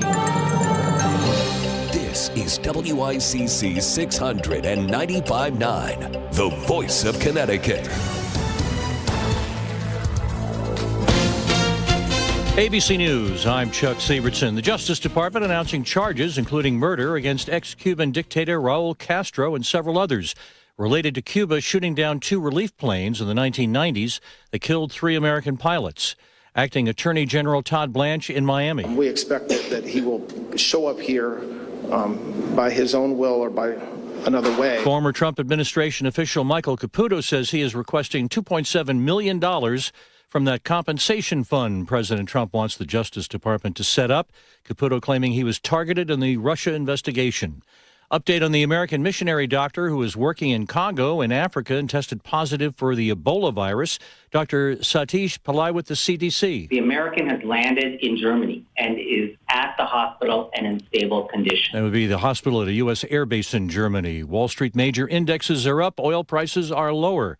This is ABC News. WICC 695.9, Voice of Connecticut Local News Update. Bridgeport Fire Chief Lance Edwards was involved in an accident in his city-owned SUV, according to a statement from Mayor Joe Ganem's office. According to Shauna White, the communications director for Bridgeport's emergency operations, Edwards was involved in the crash over Mother's Day weekend in Stratford. The chief was not injured, and White said he followed the proper protocols, letting the city know immediately. White said Edwards reported for work on Monday, and his was the only vehicle involved. Stratford police say a man was found dead in a home after a standoff with law enforcement Tuesday. Stratford Police Captain Jerry Pinto says the department was notified at 11:13 a.m. of a person experiencing a mental health crisis. When officers entered the home approximately 4:30 p.m., they found the man dead from a self-inflicted gunshot wound. Pinto said no one else was inside the home during the incident. A high school in Waterbury was placed into lockdown this afternoon. Police say the lockdown at Kennedy High School was initiated as a precaution after a report of a threat. No weapon was found, used, displayed, or mentioned. Officials say there was no active threat towards students or staff. The lockdown was since lifted. Newtown police say a peeping Tom is in custody after a search using drones and dogs. Police say the suspect was looking through the windows of a home on Jeremiah Road on Monday, and when officers arrived, he ran into the woods. A stolen vehicle in the area led police to identify Reynaldo Colon of New York as a suspect. He was taken into custody around 8 a.m. and transported to Danbury Hospital. He was scheduled for arraignment today. A probate court is denying Kimberly Sullivan's case to sell the estate of her late husband. The home on 2 Blake Street in Waterbury is connected to a high-profile captivity case where a 33-year-old man says he was held against his will by Sullivan for over 20 years. She is denying the charges. Sullivan had reached an agreement with J.D. Homes, LLC, to sell the house for $110,000. The judge is appointing a third-party attorney to take over the estate, and Sullivan will be entitled to 50% of the net proceeds once it resells. 2 East Hartford public school employees were allegedly involved in a cockfighting event over the weekend. The event was held at a dormant quarry in Tolland, where hundreds of people were arrested and more than 273 birds found on the property were euthanized. Police say they seized around $90,000 in cash as well. A district spokesperson did not identify the employees by name or occupation, but said they have been placed on administrative leave pending the results of the investigation. Bridgeport Mayor Joe Ganem will soon be the 3rd highest paid mayor or first selectman in the state. When the city's new fiscal year begins July 1st, Ganem's salary will become $207,094. That's over a 17% increase. The pay raise is the result of a vote the city council took in April of 2024 to raise the salary of the mayor. 13 members of the city council voted in favor of the pay raise, 2 voted against. The mayor's chief administrative officer, Tom Gaudet, explained that Ganem's pay has been rising over several months. So much of the raise is already in place, and Ganem will only be making about $6,000 more than he's currently making. Only 2 mayors make more than Ganem. Hartford Mayor Arunan Arulampalam, who makes over $208,000, and Stamford Mayor Caroline Simmons, whose salary is over $218,000. Connecticut beaches along Long Island Sound earned strong water quality marks in the latest Save the Sound report, with 55 of the state's 72 public and private beaches receiving A or B grades during the 2025 swimming season and none earning an F. The annual report, based on testing for bacteria linked to human and animal waste, found eastern Connecticut beaches in communities such as Branford and Madison generally scored the highest, while lower grades were concentrated in more urbanized areas of western Long Island Sound, where storm runoff remains a challenge. And President Trump delivered the keynote address at the U.S. Coast Guard Academy graduation this morning in New London. Crews took down parking signs, closed roads, and closed Riverside Park for part of the day. New London Mayor Michael Passero said the ceremony was declared, quote, a high-security event. McKinley Park was designated as a protest area. The Federal Aviation Administration also issued temporary flight restrictions covering much of eastern Connecticut during the president's visit. Governor Ned Lamont was not in attendance, citing concerns over the event becoming overly politicized. I have great respect for the Coast Guard and the graduates. I worry with the president there it's going to be very politicized. I think for that reason, I'm going to do another way that I can salute the amazing graduates of the Coast Guard Academy and thank them for what they've done and what they will be doing on behalf of our country. I'm Chris Williams with WICC News. WICC Smart MLS Right Now Traffic. 95 North accident reported between exit 54 and exit 55. Lower Fairfield County, 95 North and hour. Greenwich through Fairfield. The Parkway is a little bit easier. Traffic report powered by MJ Thomas Jewelers. Looking to buy or sell gold? Visit MJ Thomas Jewelers in Stratford for expert service and great deals. Their knowledgeable staff is there to assist with all your gold needs. For more information, visit mjthomas.com. I'm Natch Krause, WICC Traffic. For this evening and tonight, any showers or thunderstorms ending by midnight with a low in the mid-50s. Partly sunny, cooler tomorrow with a high in the upper 60s. Sunny and cool Friday with a high in the mid-60s. I'm meteorologist Paul Piorek on WICC. If Norwalk is talking about it, so is Paul. Connecticut Today with Paul Piselli on WICC 600 and 95.9, the voice of Connecticut. Got to give you today's update on a crazy leftist here. I'm telling you, you Democrats, look, you may have the elections all teed up here. Maybe you do. I don't know. But, and look, there are crazies on the right too, but again, the anti-Jewish themes here, you're starting to hear from people on the left. And what do I tell you? With all the love in my heart, you have to hate three things if you want to get elected to Congress and are a far left candidate: Trump, billionaires, and Jews.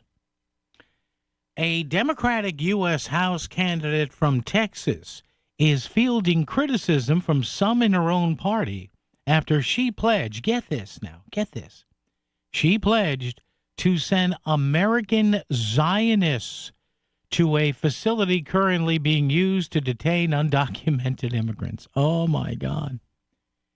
In an Instagram post last week, Maureen Galindo, Galindo, Maureen Galindo, said she would turn the Carnes ICE Detention Center into a prison for American Zionists and former ICE officers for human trafficking.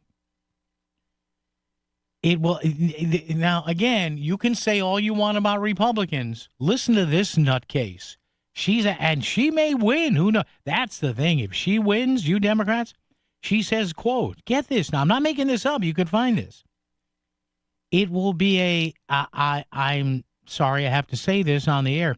It will be a castration processing center for pedophiles, which will probably be most of the Zionists. Oh, you Dems, between this and the guy in Maine, oh, my God. Galindo is a sex therapist, and here it comes, she's a housing advocate. Now, you may say, well, Paul, this is a local race in Texas, and she'll never win. Yeah, all right, maybe 40 years ago you could have given me, well, it's just a local race. This is all over the internet. Conservative sites laughing at this. Liberal sites going, please shut up. She's a sex therapist and a housing activist and is running for a seat in the newly withdrawn 35th Congressional District. Wow.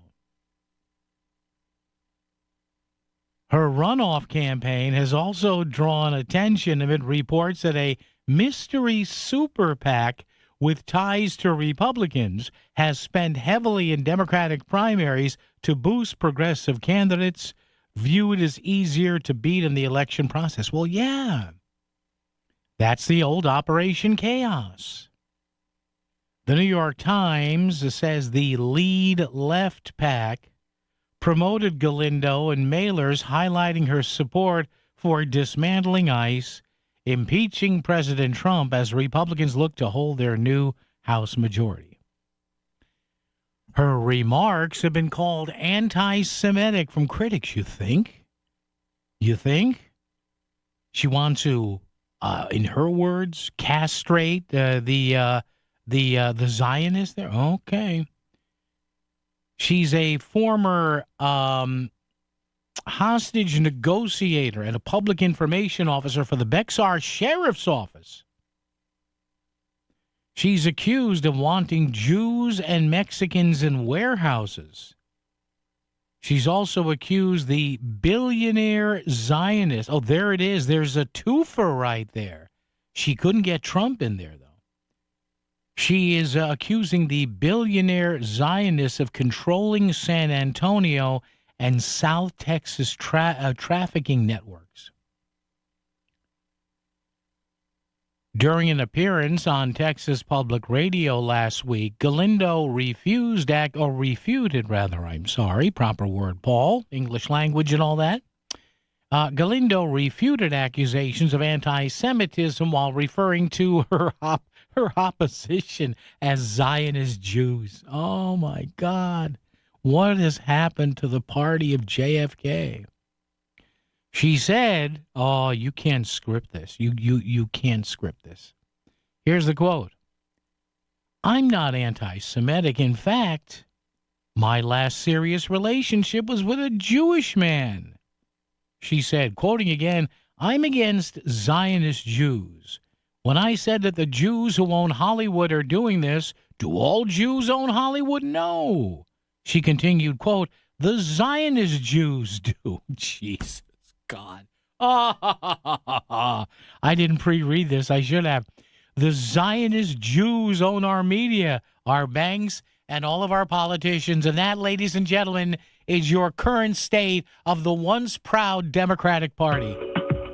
Columbia Dental in Norwalk and New Haven is part of a trusted integrated network, offering comprehensive dental services from A to Z, all in one convenient location.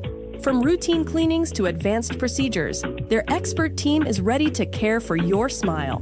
Call Columbia Dental in Norwalk and New Haven today at 203-299-0111 or visit columbiadental.com. Complete dental care all under one roof. Some people reach a line and stop. Some hit a wall and turn around.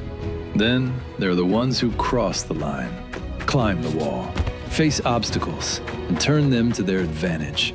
That's where we come in. We're the next rodeo. We design bold marketing that drives real growth. A creative partner for businesses ready to push forward beyond what's expected. The Next Rodeo. Learn more at thenextrodeo.com. Pump up the volume. Business moves fast. Orders roll in, deadlines close in. When you ship with USPS Ground Advantage, you can keep up with confidence. Every package stays in our secure network from dock to door. And with nationwide reach, dependable tracking, and upfront affordable pricing, you get built-in peace of mind. You run the business. We run the routes. Visit USPS.com/Ground Advantage to learn more. I know that hiring can be challenging. You need someone to match your role perfectly. Well, now you can meet them fast on ZipRecruiter. Build your team, build it sooner. Meet your match on ZipRecruiter. Just head to ZipRecruiter.com/free right now to try it for free. That's ZipRecruiter.com/free. Meet your match on ZipRecruiter. Try it free. WICC Smart MLS Right Now Traffic. 95 North accident reported between exit 54 and exit 55. Lower Fairfield County, 95 North and Hour, Greenwich through Fairfield. The Parkway is a little bit easier. Traffic report powered by MJ Thomas Jewelers. Looking to buy or sell gold? Visit MJ Thomas Jewelers in Stratford for expert service and great deals. Their knowledgeable staff is there to assist with all your gold needs. For more information, visit mjthomas.com. I'm Natch Krause, WICC Traffic. Any showers or a thunderstorm ending by midnight with a low in mid-50s. Partly sunny, cooler tomorrow with a high in the upper 60s. Friday, sunny with a high in the mid-60s. I'm meteorologist Paul Piorek on WICC. Speak your mind. because Paul certainly speaks his. 203-333-9422. Connecticut Today with Paul Pacelli on WICC 600 and 95.9. The voice of Connecticut.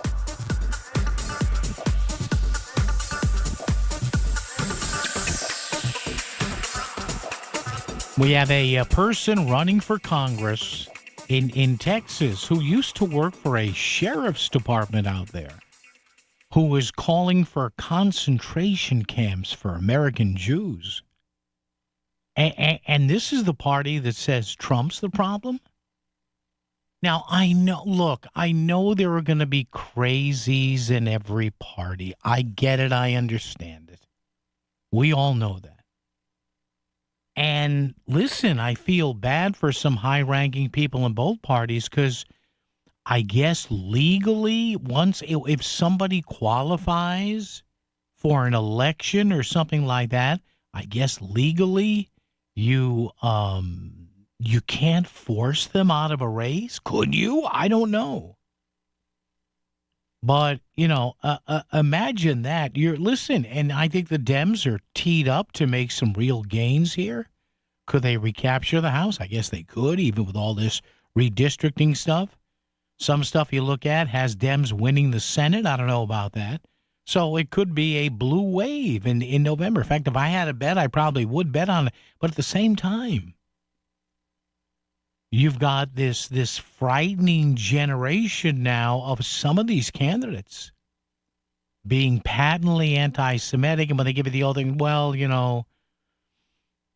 I don't hate Jews. It's just the ones who are Zionists who approve the state of Israel. You know what that's like saying? I have Italian friends, but, Italy, nah, don't want to do that. No, would never go to Italy. Italy shouldn't exist. But my last boyfriend was Italian. He was so pretty. It's just some of this stuff you listen to. And I guess if somebody has support, you have to let them run. I mean, I don't know. Maureen Galindo, Galindo, facing a backlash for pledging to imprison American Zionists. Imprison? Who does that sound like? And Trump is Hitler? Now, again, you can hate Trump for a lot of stuff, but this is my God, this is a weird counter universe where you have Donald Trump and listen, I'm not a big fan of some of the stuff he does, but I don't call the guy Hitler because he's not Hitler. He's not Mussolini. He's not Pol Pot. He's not Genghis Khan. He's not Beelzebub. He's a lot of things. He ain't that. And now you have somebody purported to be representing the party that calls him Hitler and Mussolini and all that. And now you have this person. And you may say, well, Paul, she's a nutcase. Yeah, but there aren't exactly a lot of people coming out and denouncing her, are there? Make no mistake, and I keep warning you with this because it's not even halfway over. You've still got a battle going on between the old line, traditional Joe Biden, John Larson, lunch pail, blue collar Democratic Party, and people now who automatically recoil at Jews, who automatically recoil at the mention of a billionaire, who hold this professional, bigoted, anti-Semitic creep, Mahmoud Khalil, whose job, this guy's a patron, said, well, it's his freedom of speech. No. He is here to antagonize Jews. Now, you may like that. I personally don't. But this cause célèbre, this creep, and he can't say, well, can you deport this guy for once and for all and throw away whatever key there is? And I guess there was another court proceeding the other day, and he wants to go somewhere, and they don't want to send him. Oh, my God. The people, now, look, I'm asking this half rhetorically, but half seriously. The the mainstream Republican right now, whether it's somebody here in Connecticut, somebody in Fairfield County, somebody in New Haven County, if you ask that, here's another good litmus test for you. If you ask a mainstream Republican right now, who are your political heroes? My guess is some people will say Abe Lincoln. Some people will say Teddy Roosevelt. Some mainstream Republicans will say George H.W. Bush. Some will say Ronald Reagan. I would not doubt you would have a large number of whom would say Donald Trump. All right, that's all well and good. You can hate that. What if that question was asked to younger mainstream Democrats? Now maybe they'll say Bill Clinton. I doubt it. Would they say Harry Truman? Probably not. Would they say Bill Clinton? No. I would assume many of them would say Barack Obama to one extent or another. I would think so. Maybe, possibly. Would any of them say JFK? You see what I'm driving at here? And this is fascinating to watch this. And every party has to reboot itself from time to time. And you're starting to see that now, even on a local level. In you and your city or town, in Fairfield County or New Haven County, right? Or Hartford County, anywhere around the state. It's often big news, not just when there's a change of mayor or first selectman, but now you're starting to see it on a local level, too, when you have some of, not all, but some of these quote-unquote, upstart candidates, as would be the connotation of that, in places like Bridgeport with the city council. That's coming probably in the next few waves. In New Haven with the Board of Alders, and Hartford with the city council, where the change begins on a local level. And there's nothing you can do about it. And I'm not saying that's a bad thing.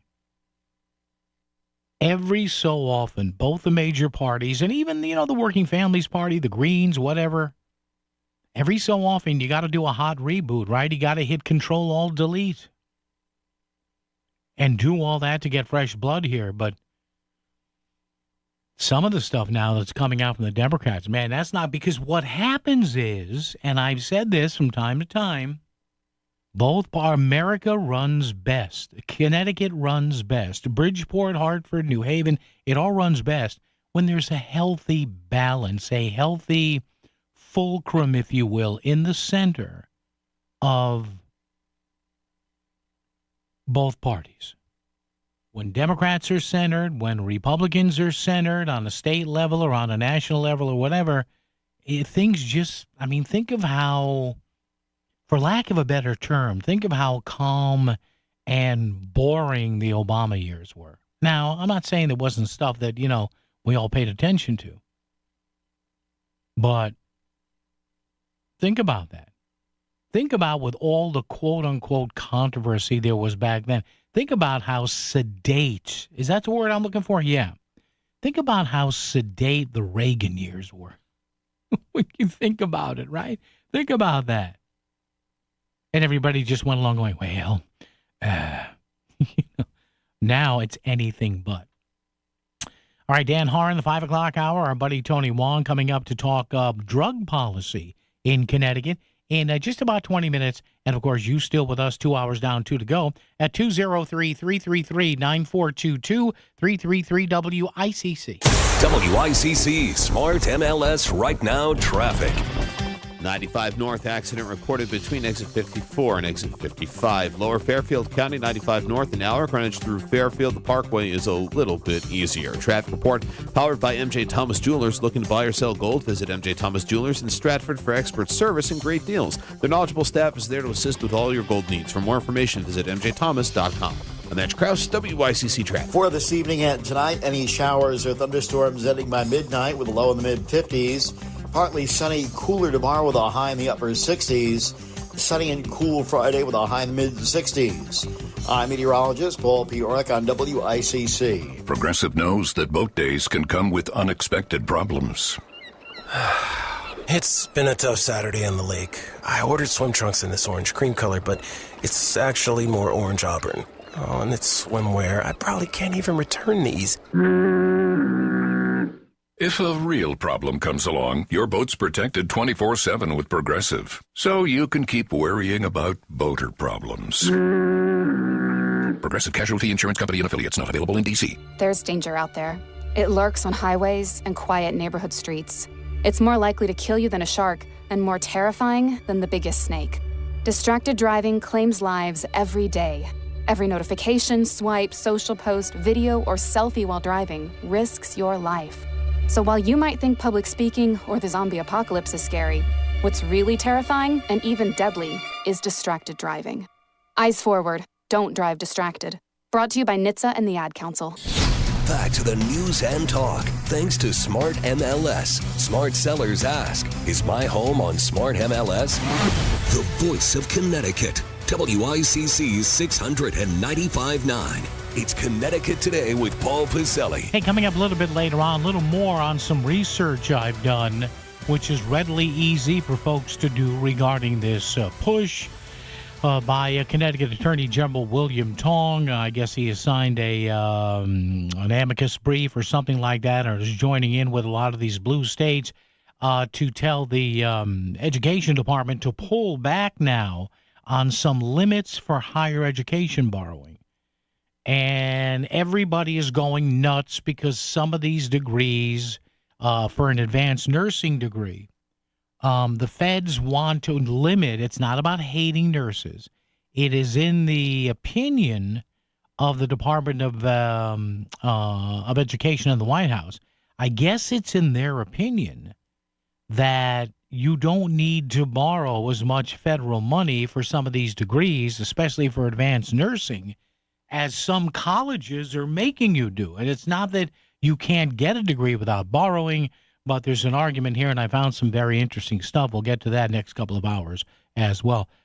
There's a notion here that, well, you know, if you want a prestigious university degree, you're going to have to pay more, and we should be able to borrow more. This is what students are saying.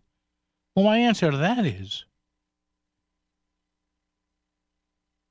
would a bank issue you a loan? Would any bank issue you a car loan on a car that, you know, they appraise at maybe 20 or 25 or 30,000 bucks?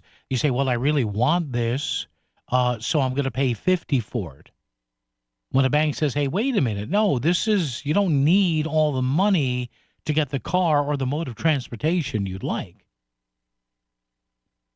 So we'll dive into that as well. And coming up in about 15 minutes, our pal Tony Wong about, well, the state, you know, kind of loosening things here, or at least trying to loose. Some of them get them sidetracked of marijuana here, more potency or whatever. Are we doing enough to make sure, while adults can use this stuff, are we doing enough here just to make sure that we are guarding our roads, guarding our kids, and not going all crazy just because a few years ago with some opposition, we made adult use marijuana legal. WICC AM Bridgeport, WICC FM Southport, WEBE HD2 Westport, WPLR HD2 New Haven. Locally owned by Connoisseur Media.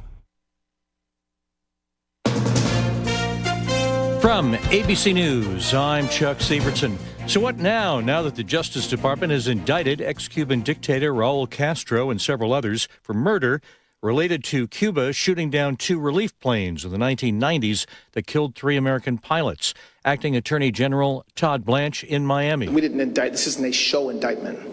This is an indictment because we expect that there was a warrant issued for his arrest. So we expect that he will show up here by his own will or by another way. ABC News legal contributor Dan Abrams says Castro is still in Cuba. Cuba doesn't extradite, right? So there's going to have to be some new policy that is implemented based on political force to get Cuba to suddenly give up Raul Castro. I don't see how that would happen, but look, things are changing, and there's a lot of pressure going on right now. 2 police officers who defended the Capitol in the January 6, 2021 attack by Trump supporters are suing to stop the creation of the nearly $2 billion Trump fund that could potentially compensate rioters from that day.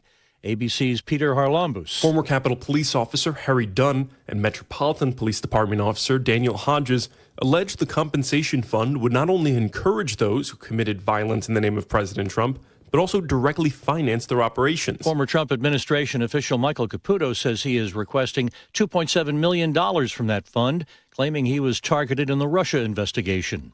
Of the American missionary doctor who was working in Congo and Africa and tested positive for the Ebola virus, Dr. Satish Pillai with the CDC. The American has landed in Germany and is at the hospital and in stable condition. It'll be the hospital at the U.S. Air Base in Germany. At the close on Wall Street, the major indexes have gains. The Dow up over 645 points, the Nasdaq up 399, and oil is a little lower. You're listening to ABC News.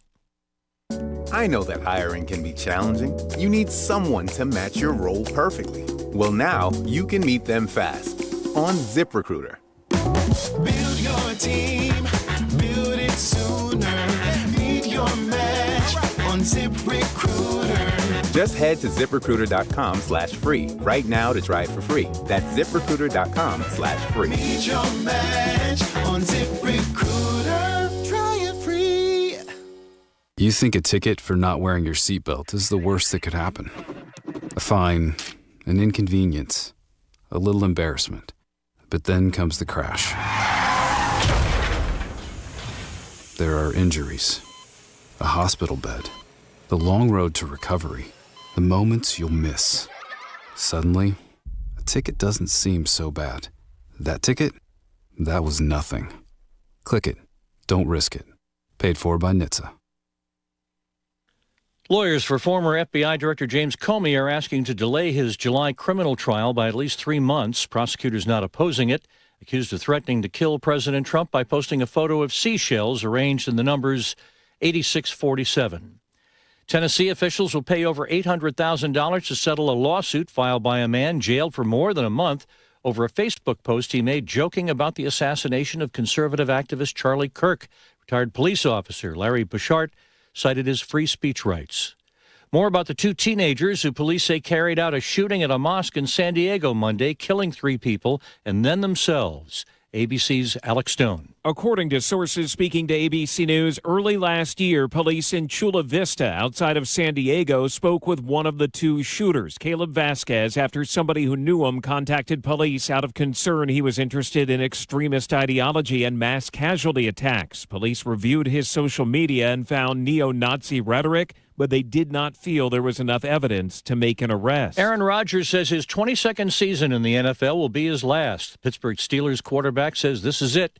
Rodgers is 42 and will spend the season in Pittsburgh after signing a 1-year deal to return to the Steelers just before the start of organized team activities.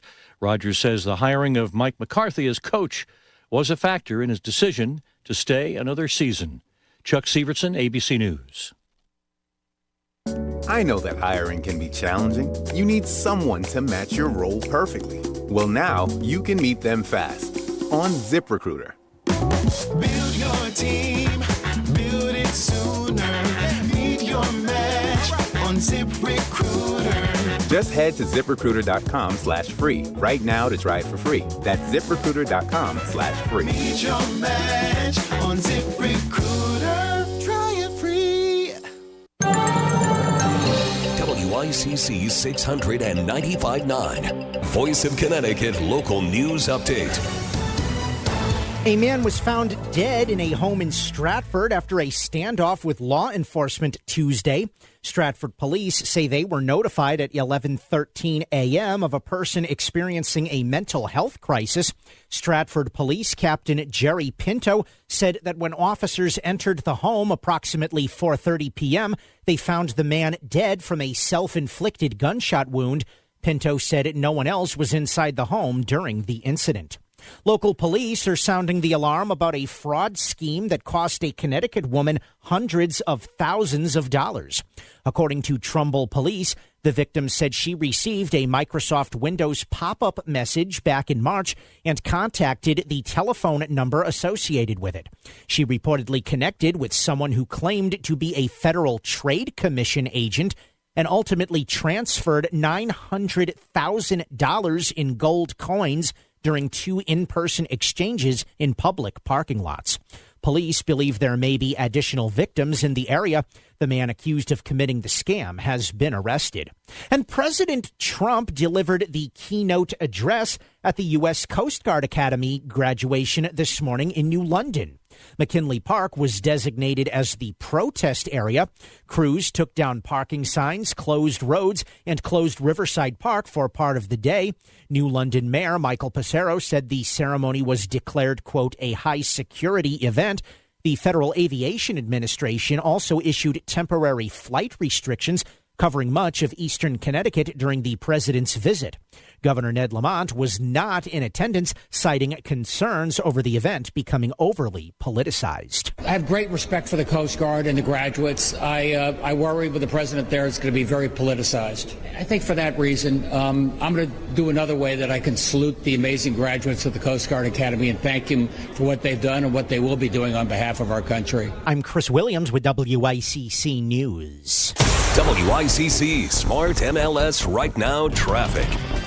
95 northbound accident remains between exits 54 and exit 55. Lower Fairfield County 95 north, a solid hour from Stamford through Fairfield. The lower Merritt will save you a few minutes. And 84 eastbound busy but moving through Danbury and Newtown. Traffic report is powered by Columbia Dental in Norwalk and New Haven. Conveniently open to fit your schedule. Cleanings, implants, even oral surgery all in one place. Call 203-299-0111 or visit columbiadental.com. I'm Andrew Krause with WICC Traffic. Any showers or a thunderstorm ending by midnight with a low and mid-50s. Partly sunny, cooler tomorrow with a high in the upper 60s. Friday, sunny with a high in the mid-60s. I'm meteorologist Paul Piorek on WICC.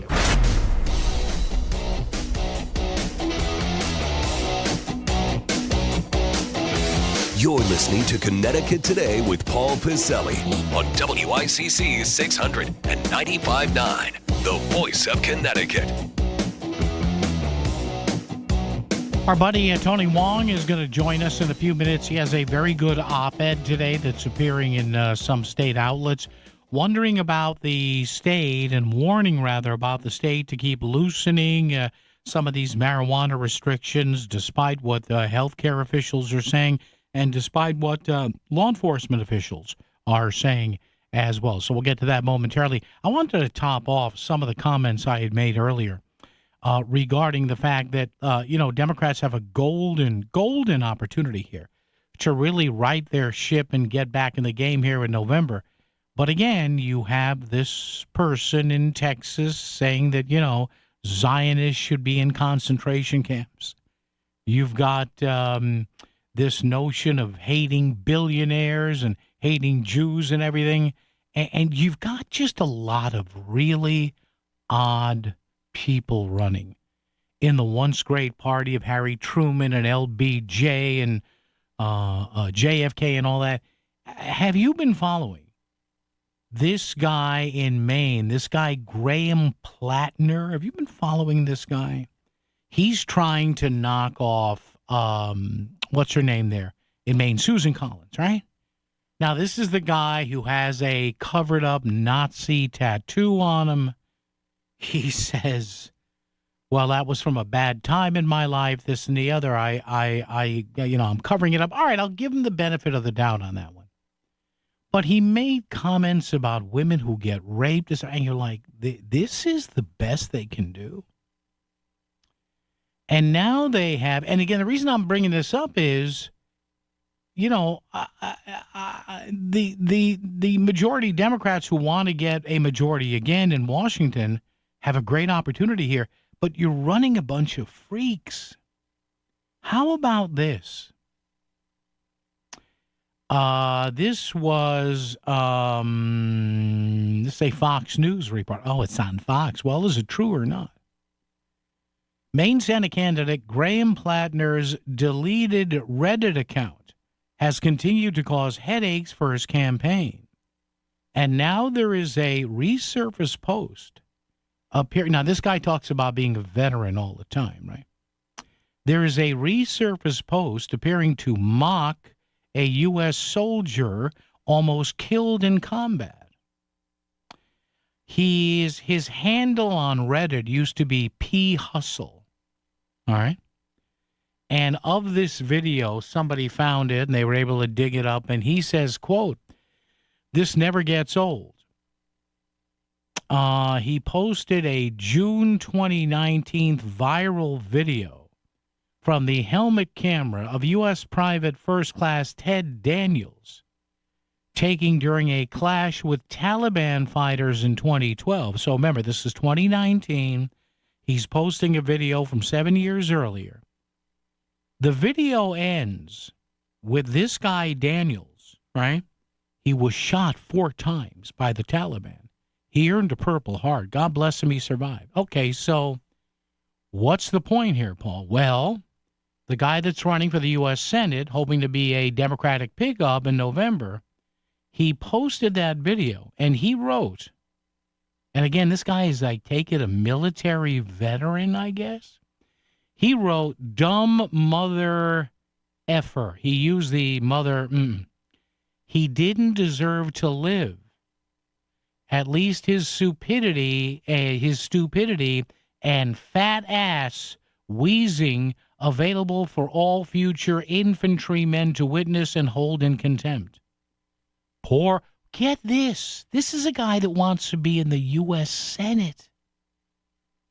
A veteran criticizing a fellow veteran who took 4 rounds and survived.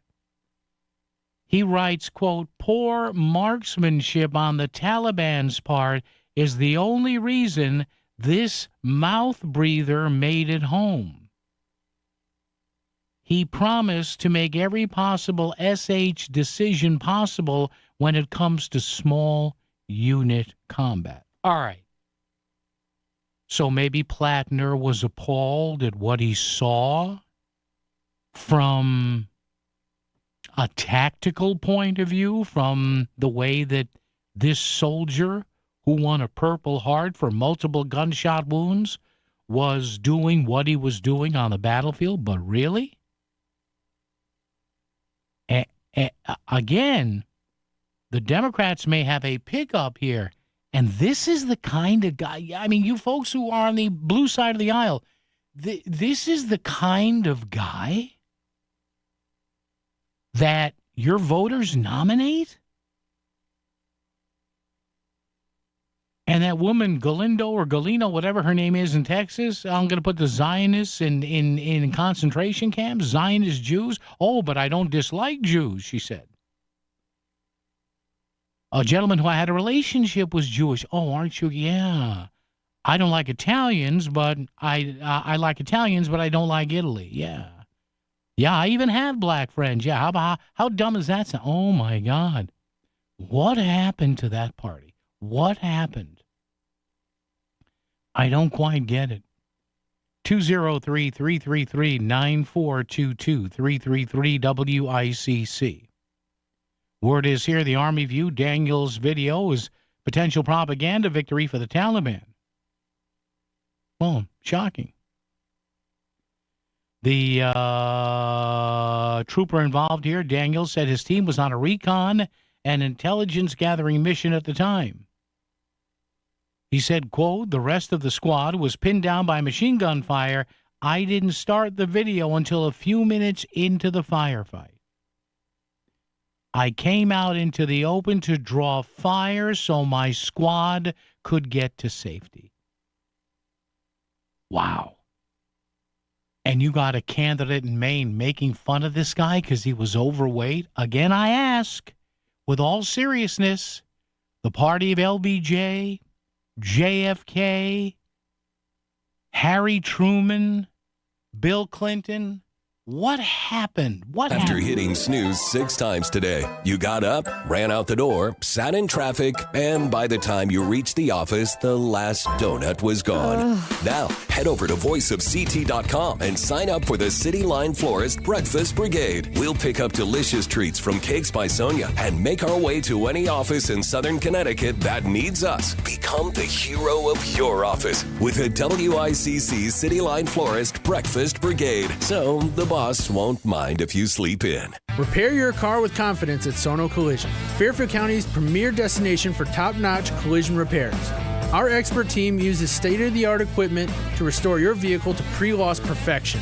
We prioritize your family's safety when it comes to fixing your car. Trust the care and precision of Sono Collision. Because after a collision, you deserve quality repairs and peace of mind. Visit us today at sonocollision.com. That's sonocollision.com. Your car will thank you.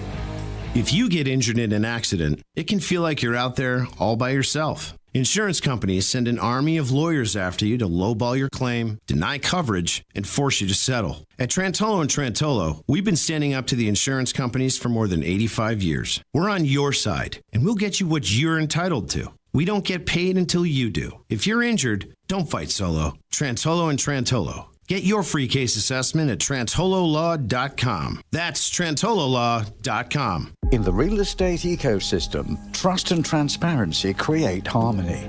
But one elusive species disrupts this balance: the rogue agent. Their secrecy with off-market listings leave home buyers confused, frustrated, and inventory-starved. And that's bad news for sellers too. With Smart MLS, over 20,000 realtors unite, creating more demand, offers, and better results. Ask your agent if your home is on Smart MLS. At Abriola Parkview Funeral Home in Trumbull, we understand that planning for life's milestones is important. But what about planning for your funeral? While it may be difficult to consider, pre-planning can ease the burden on your loved ones during a challenging time. By planning now, you can ensure that your wishes are honored without leaving emotional or financial strain on your family. Visit Abriola.com to learn more about our compassionate pre-planning services. Plan today for peace of mind tomorrow.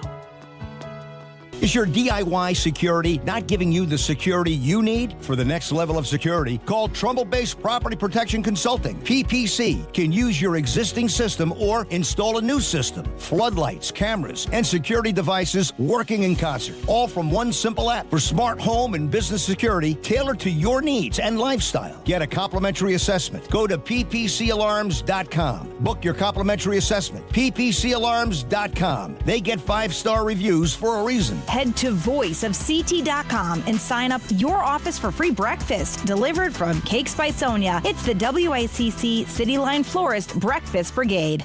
WICC Smart MLS Right Now traffic. 95 northbound accident remains between exits 54 and exit 55. Lower Fairfield County 95 north, a solid hour from Stanford through Fairfield. The lower Merritt will save you a few minutes. And 84 eastbound busy but moving through Danbury and Newtown. Traffic report is powered by Columbia Dental in Norwalk and New Haven. Conveniently open to fit your schedule. Cleanings, implants, even oral surgery all in one place. Call 203-299-0111 or visit columbiadental.com. I'm Edge Krause with WICC Traffic. For this evening and tonight, any showers or thunderstorms ending by midnight with a low in the mid-50s. Partly sunny, cooler tomorrow with a high in the upper 60s. Sunny and cool Friday with a high in the mid-60s. I'm meteorologist Paul Piorek on WICC. You're listening to Connecticut Today with Paul Pizzelli on the radio station that's brought news to Connecticut for 100 years. WICC 600 and 95.9, the voice of Connecticut.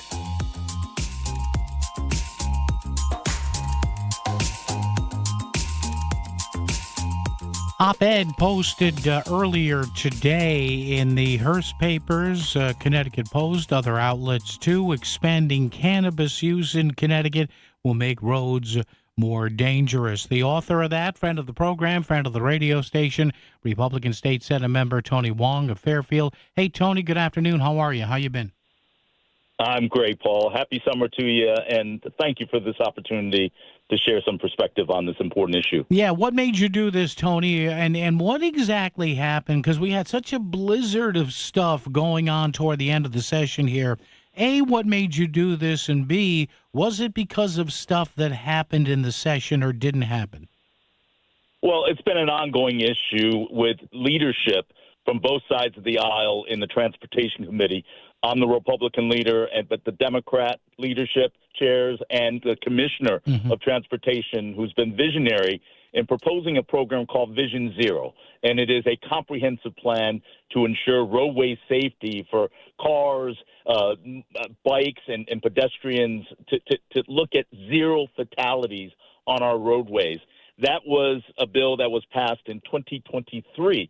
And we looked at roadway safety in three major factors, one of which is the reckless driving that ensued post-COVID when people did not change with the increased density. Another is in distracted driving in regards to technology in our roadways and taking your eyes off the road. But most prominent is impairment, not only from alcohol and other substances, but now paired with the 2021 legalization of marijuana, we have seen a corresponding increase in the rise of fatalities on our roadway. And to date, in this current time, a year from ago, is we had 55 fatalities on our roadway. It has actually decreased with our advocacy and awareness, but it continues to be one too many. That being said, the op-ed promotes that we now, since the legalization, has had to deal with increased impairment on our roadways, but also a proposal that just passed, both the House and the Senate, a bill in 2026 that now increases the marijuana THC, which is the substance that creates the effect, but also allowing THC levels to be increased in potency and to be able to allow it into products such as the gummy bears, into our seltzers, and kind of increasing access and potency in our kind of marketplace. And it just goes against the same philosophy of Vision Zero, that increased THC levels increases potential risk and impairment. And we did it because it was a economic boost for vendors as well as his increased revenue for the state. My op-ed is really saying that I understand that, and that was the basis for legalization in 2021, which I opposed. What's ironic is that bill in 2021 and this year's bill never went through public health, never went through public safety. Instead, it went through a general law and looked at it purely from a revenue basis. And I think that's the flaw when you think about impairment on our roads being a direct impact on safety. And I wrote the op-ed to really raise the awareness. We're sending out conflicting messages. And my hope is the op-ed brings up the conversation, and I'm grateful for you giving me this opportunity. But this is an opportunity for Governor Lamont to yield his pen and veto this current bill that is going to impact what's going to happen on our road. And it's Public Act number 26-8. And it really is a precursor to more danger on our roadways, our already dangerous roadways. Tony, have you gotten any feedback on this from the governor's office or his staff, as you mentioned? Because I know he wasn't too enthused with some of this. Is he inclined to sign this, do you think, in an election year, or might it do him better if he adopted some of your points here and said, listen, we need to redo this again after the first of the year and in the longer session? Do you think he'll veto this? There's a real concern, Paul, that a lot of what's happening is an election year kind of easy process. That you don't want to upset an already existing policy. When you veto, just like he did in 5002 on the affordable housing bill and the backlash that he received, he's up in a very challenging election that's coming up and the primary. A lot of the bills that he undertook this year that may have been controversial, he has kind of signed off on it. So that's been part of my frustration. But nonetheless, this is not partisan. This is a focus on Vision Zero, and this is about public safety in our roadways. Now, it's countering against economic development for many of our vendors that see this as revenue, tax revenue, as well as business revenue. And I understand the concept, but there's too much risk in a public safety. And the fact is, until you just pointed out, and I penned the op-ed, nobody knew about this.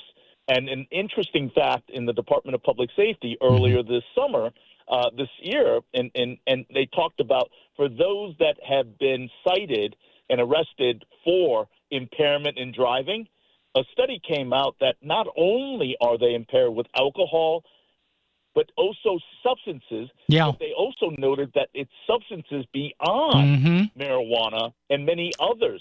you're impaired on the road, and there's danger everywhere we loom.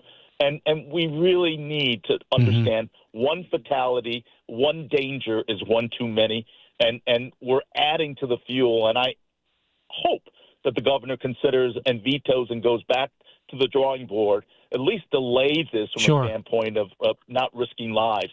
But it's paramount, and nobody's talking about it, Paul. Yeah, well, that's why I wanted to have you on, folks. It's Public Act number 26-8 that our guest Tony is concerned about. Tell the governor to veto this. Tony, I thank you, and I'll get into this a little bit more after the break, give people a breakdown as to what's in this. But, Tony, thanks for writing this. We appreciate it. Thank you, sir.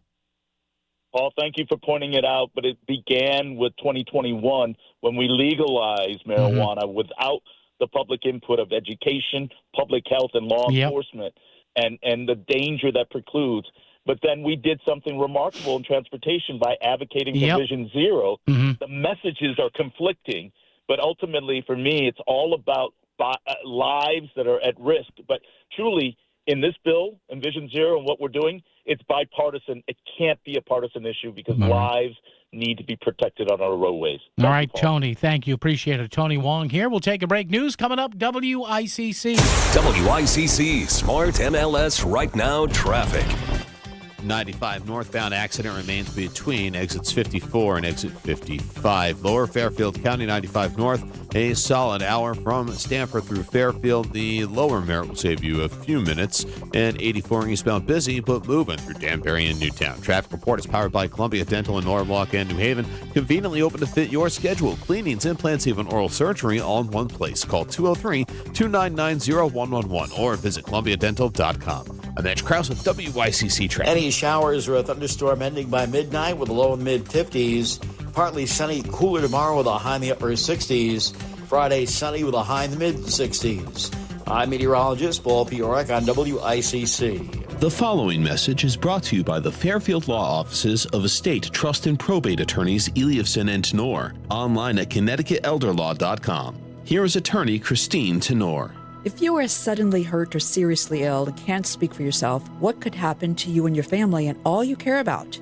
Will life-changing decisions be made by strangers? We all face legal, financial, and physical challenges every day at all stages of life. Don't leave important matters to chance, and don't wait until you are elderly. No one can predict what the future holds for us, so even young adults and young couples, everyone, should be prepared for the unexpected. Give your family and yourself the most important gift you can give, the gift of peace of mind. Visit ConnecticutElderLaw.com. Eliafson and Tenor, 203-336-2566. Protecting your family's future. Eliafson and Tenor. For peace of mind, 203-336-2566. Wesley Financial Group is not a law firm. Ask yourself this question. Is it really worth holding on to that timeshare that you know you need to get rid of? Here's the truth. The average maintenance fee just went up over 17%. That could have been 117%, and there's nothing you can do about it. When you buy a timeshare, you give them a blank check for annual maintenance and assessment fees. I'm Chuck McDowell, founder of Wesley Financial Group. For 15 years, I've helped over 50,000 families cancel their timeshare. Not sell it, not transfer it, cancel it. Did you buy a timeshare because they told you it was a great investment and your maintenance fees would never go up? That's a lie. Are you ready to get rid of your timeshare once and for all? Simply call us and I'll send you our timeshare exit kit that explains all your options for cancellation. Call Wesley now for your timeshare exit kit. 800-979-3535. That's 800-979-3535. 800-979-3535. All right, should the governor veto this bill that would allow more potent marijuana to be sold in the state? We'll talk about it coming up. This is WICC 695.9, the voice of Connecticut. ABC News, I'm Chuck Sievertson. What's next now that the Justice Department has indicted ex-Cuban dictator Raul Castro and several others for murder related to Cuba shooting down 2 relief planes in the 1990s that killed 3 American pilots? No details from the acting attorney general. And as for ABC News legal contributor Dan Abrams, Cuba doesn't extradite, right? So there's going to have to be some new policy that is implemented based on political force to get Cuba to suddenly give up Raul Castro. I don't see how that would happen, but look, things are changing. Two police officers who defended the Capitol in the January 6, 2021 attack by Trump supporters are suing to stop the creation of the nearly $2 billion Trump fund that could potentially compensate rioters from that day. At the close on Wall Street, the major indexes have gains. The Dow up more than 600 points. Oil prices are lower, but Brent crude is still above $100 a barrel. This is ABC News. WICC 695.9, Voice of Connecticut Local News Update. Bridgeport Mayor Joe Ganim will soon be the third highest paid mayor or first selectman in the state. When the city's new fiscal year begins July 1st, Ganim's salary will become $207,094. That's over a 17% increase. The pay raise is the result of a vote the city council took in April of 2024 to raise the salary of the mayor. 13 members of the city council voted in favor of the pay raise, 2 voted against. The mayor's chief administrative officer, Tom Gaudet, explained that Ganim's pay has been rising over several months, so much of the raise is already in place, and Ganim will only be making about $6,000 more than he's currently making. Only 2 mayors make more than Ganim. Hartford Mayor Arunan Erulampalam, who makes over $208,000, and Stamford Mayor Caroline Simmons, whose salary is over $218,000. Bridgeport Fire Chief Lance Edwards was involved in an accident in his city-owned SUV, according to a statement from Mayor Joe Ganim's office. According to Shauna White, the communications director for Bridgeport's emergency operations, Edwards was involved in the crash over Mother's Day weekend in Stratford. The chief was not injured, and White said he followed the proper protocols, letting the city know immediately. White said Edwards reported for work on Monday, and his was the only vehicle involved. 2 East Hartford public school employees were allegedly involved in a cockfighting event over the weekend. The event was held at a dormant quarry in Tolland, where hundreds of people were arrested and more than 273 birds found on the property were euthanized. Police said they seized around $90,000 in cash as well. A district spokesperson did not identify the employees by name or occupation, but said they have been placed on administrative leave pending the results of the investigation. A high school in Waterbury was placed into lockdown mode this afternoon. Police say the lockdown at Kennedy High School was initiated as a precaution after a report of a threat. No weapon was found, used, displayed, or mentioned. Officials say there was no active threat towards students or staff. The lockdown was since lifted. A student was grazed by a school bus in Woodbridge. Police say an Amity Regional High School student suffered a minor injury to his hand after being grazed by the bus on Newton Road on Monday morning. Investigators say the student improperly crossed the street and did not use the crosswalk. Attorney General William Tong says the state is joining a lawsuit against the Department of Education. The lawsuit challenges new limits to student borrowing that Tong says could restrict the ability of people to pursue careers in healthcare like advanced nursing degrees. You're not going to magically reduce the cost of higher education by cutting student loans for people that need them most, like healthcare workers, nurses, therapists, social workers. Like I said, we have a shortage as it is. So President Trump, stop. Officials with the Department of Education say that no programs lost certifications in its finalized rule. They add that they were tasked by Congress to determine which advanced degree programs can qualify for higher loan limits. Many of the new rules go into effect on July 1st. A probate court is denying Kimberly Sullivan's case to sell the estate of her late husband. The home on 2 Blake Street in Waterbury is connected to a high-profile captivity case where a 33-year-old man says he was held against his will by Sullivan for over 20 years. She is denying the charges. Sullivan had reached an agreement with J.D. Homes, LLC, to sell the house for $110,000. The judge is appointing a third-party attorney to take over the estate, and Sullivan will be entitled to 50% of the net proceeds once it resells. And Connecticut beaches along Long Island Sound have earned strong water quality marks in the latest Save the Sound report, with 55 of the state's 72 public and private beaches receiving A or B grades during the 2025 swimming season, and none earning an F. The annual report, based on testing for bacteria linked to human and animal waste, found eastern Connecticut beaches in communities such as Branford and Madison generally scored the highest, while lower grades were concentrated in more urbanized areas of western Long Island Sound, where storm runoff remains a challenge. I'm Chris Williams with WICC News. WICC Smart MLS Right Now traffic. 95 northbound accident remains between exits 54 and exit 55. Lower Fairfield County 95 north, a solid hour from Stamford through Fairfield. The lower Merritt will save you a few minutes. And 84 eastbound busy but moving through Danbury and Newtown. Traffic report is powered by Columbia Dental in Norwalk and New Haven. Conveniently open to fit your schedule. Cleanings, implants, even oral surgery all in one place. Call 203-299-0111 or visit columbiadental.com. I'm Mitch Krause with WICC Traffic. For this evening and tonight, any showers or thunderstorms ending by midnight with a low in the mid-50s. Partly sunny, cooler tomorrow with a high in the upper 60s. Sunny and cool Friday with a high in the mid-60s. I'm meteorologist Paul Piorek on WICC. On your home laptop or your work desktop, put voiceofct.com in your bookmarks. It's Connecticut Today with Paul Pacelli on WICC 695.9, the voice of Connecticut. Yeah, I want to get a little bit more into what our guest Tony Wong was talking about here. And if you have feelings on this, open phones right now. Love to have you on at 203-333-9422,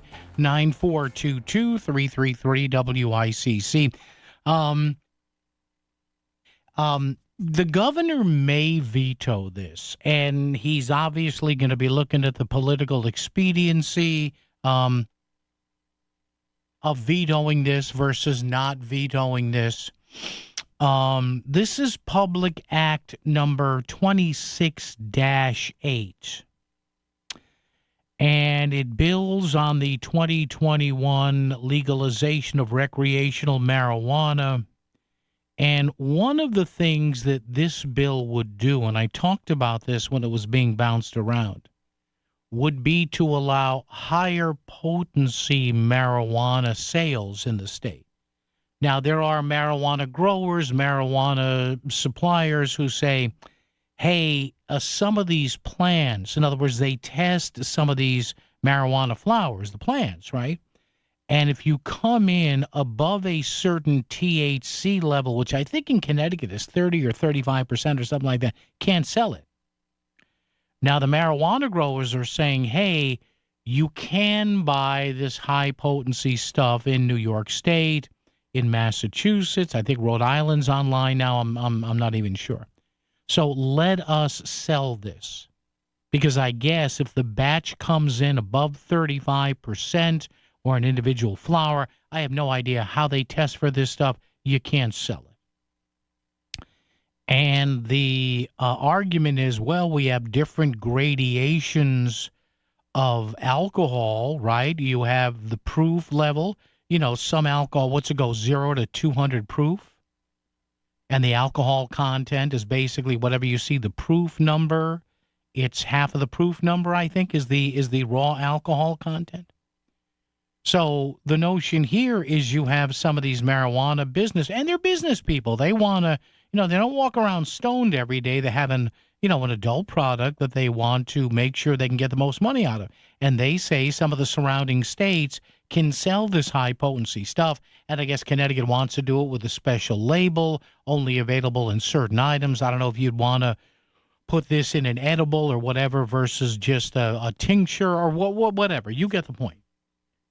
So one of the things in this bill, Public Act 26-8, would be, in fact, to allow a higher potency of marijuana to be sold. You think that's a good idea?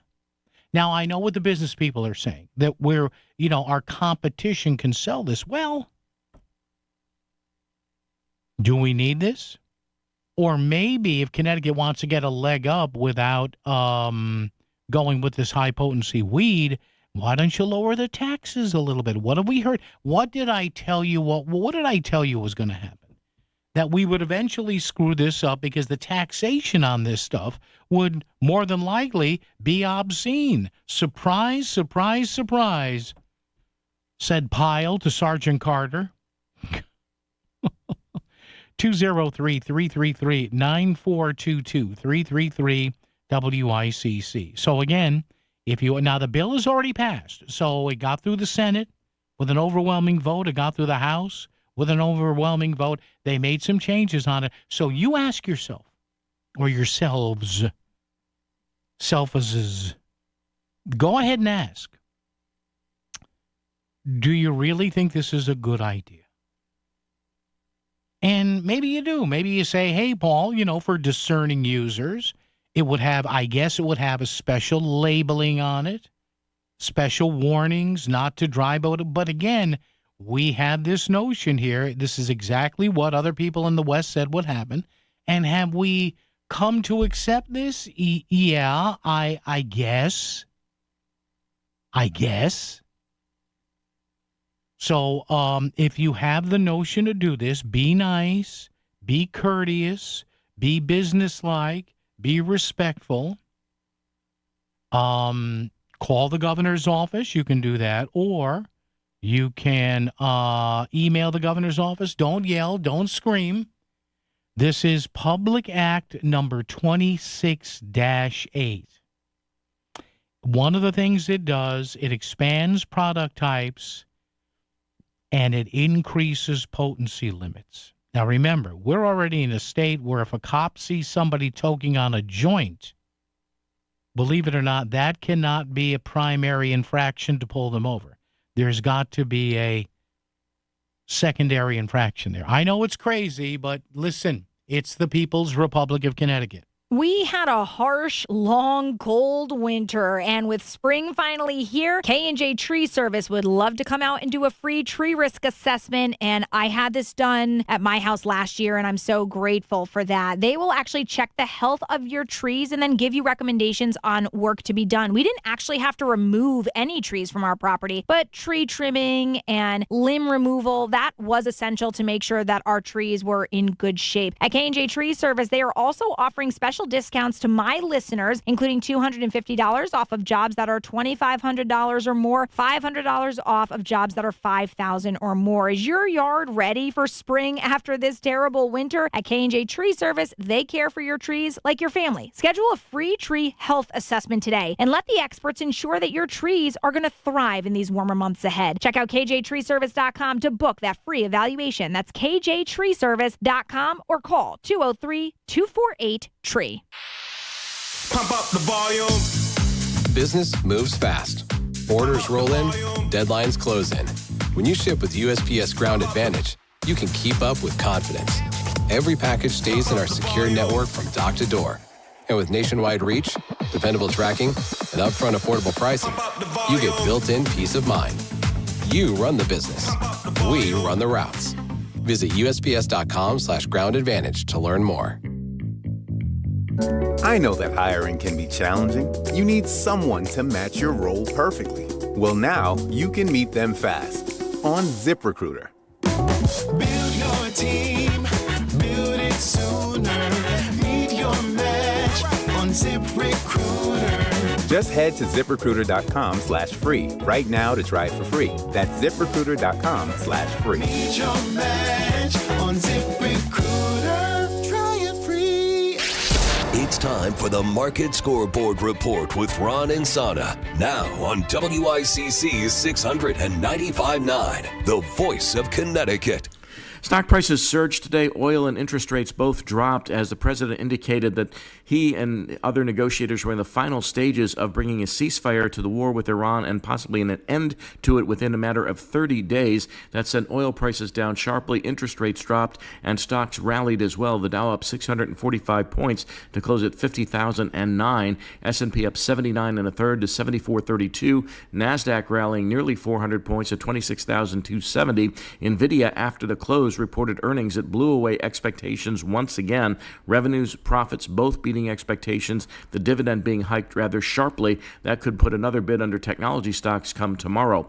Oil dropped $5.71 to $98.44 a barrel. Interest rates dropped on the 10-year note to 4.58%, and the dollar weakened as well, while gold and silver bounced back just a bit. So some good news going into tomorrow. Unless there's a snag between the U.S. and Iran, NVIDIA may drive the entire market higher once again come tomorrow's session. I know that hiring can be challenging. You sort through tons of resumes and you get too many so-so applicants. You're just waiting for someone to match your role perfectly. Well, now, there's a place where you can meet them fast. ZipRecruiter. Need to hire right away. Start your search for strong candidates. The right fit awaits. Build your team. Build it sooner. Meet your match on ZipRecruiter. Just head to ZipRecruiter.com/free right now to try it for free. And you're on your way to meeting your match. 4 out of 5 employers who post on ZipRecruiter get a quality candidate within the first day. So try it now. Go to ZipRecruiter.com/free. Once again, that's ZipRecruiter.com/free. Meet your match on ZipRecruiter. Try it free. WICC Smart MLS Right Now Traffic. 84 eastbound, an accident, exit 6 at the on-ramp in Lower Fairfield County, 95 north, over an hour, frontage through Fairfield. Lower Merritt is at least slightly better. Traffic report is powered by the Connecticut Lottery. Now play your favorite draw games at ctilottery.org. Odds vary by game. Must be 18 or older to purchase. Help is available for problem gambling. Call 888-789-7777 or visit ccpg.org. I'm Andrew Krause with WICC Traffic. Any showers or a thunderstorm ending by midnight with a low in mid-50s. Partly sunny, cooler tomorrow with a high in the upper 60s. Friday, sunny with a high in the mid-60s. I'm meteorologist Paul Piorek on WICC. As your day winds down, he's only just getting warmed up. You're listening to Connecticut Today with Paul Pacelli on WICC 600 and 95.9, the voice of Connecticut. Yeah, so I am urging you, and do it with grace, do it with a business-like demeanor. Call the governor's office or email them and say, Governor, with all due respect, I don't think you should sign. In fact, I think you should veto Public Act number 26-8. It puts a bunch of new laws and tightens things up with the marijuana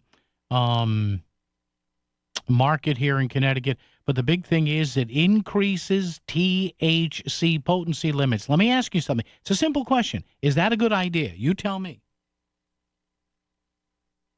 Is that a good idea? Well, we do it for alcohol. Well, I don't care. Again, don't call this station with the comparison to alcohol. Alcohol and THC are two completely different things. One lasts a matter of hours and you sober up. The other stays in your system for days, maybe weeks. We have accepted limits and testing for alcohol incapacitation roadside. We don't have that with marijuana. We're still a long ways off. Alcohol is water soluble. You sober up after a few hours. THC is fat soluble. It stays in your system, and there's no uniformity to it. Where there is some sort of predictable uniformity in alcohol. Don't ask me. Don't challenge me on this. Ask the toxicologist. They'll tell you. Bob in Trumbull's here. Bob, good afternoon. What's up with you? Reverend? Yeah. I got two things Yeah. that Yeah. I can remember. Okay. They should change his public bill number for the marijuana to public bill 666. Okay. And you're talking about who gets paid what. Yeah. And you got to, if you look at last week, the union in New York. Mm-hmm. Oh, yeah. The strike. Hotel workers. Oh, the hotel worker. $100,000 they make. How about that? Yeah. Yeah. But I got an idea for Okay. our senator representatives. Here it comes. Yes. Ours shouldn't get paid anything. Oh, stop that, but Bob. wait, yeah, but wait, yeah, but wait. yeah. The rest of them, they don't need to go to Washington. Yeah. They can do everything by video. Oh, how about that, huh? So you want Congress to, you know what? Yeah, people say that. Why are you going to Washington?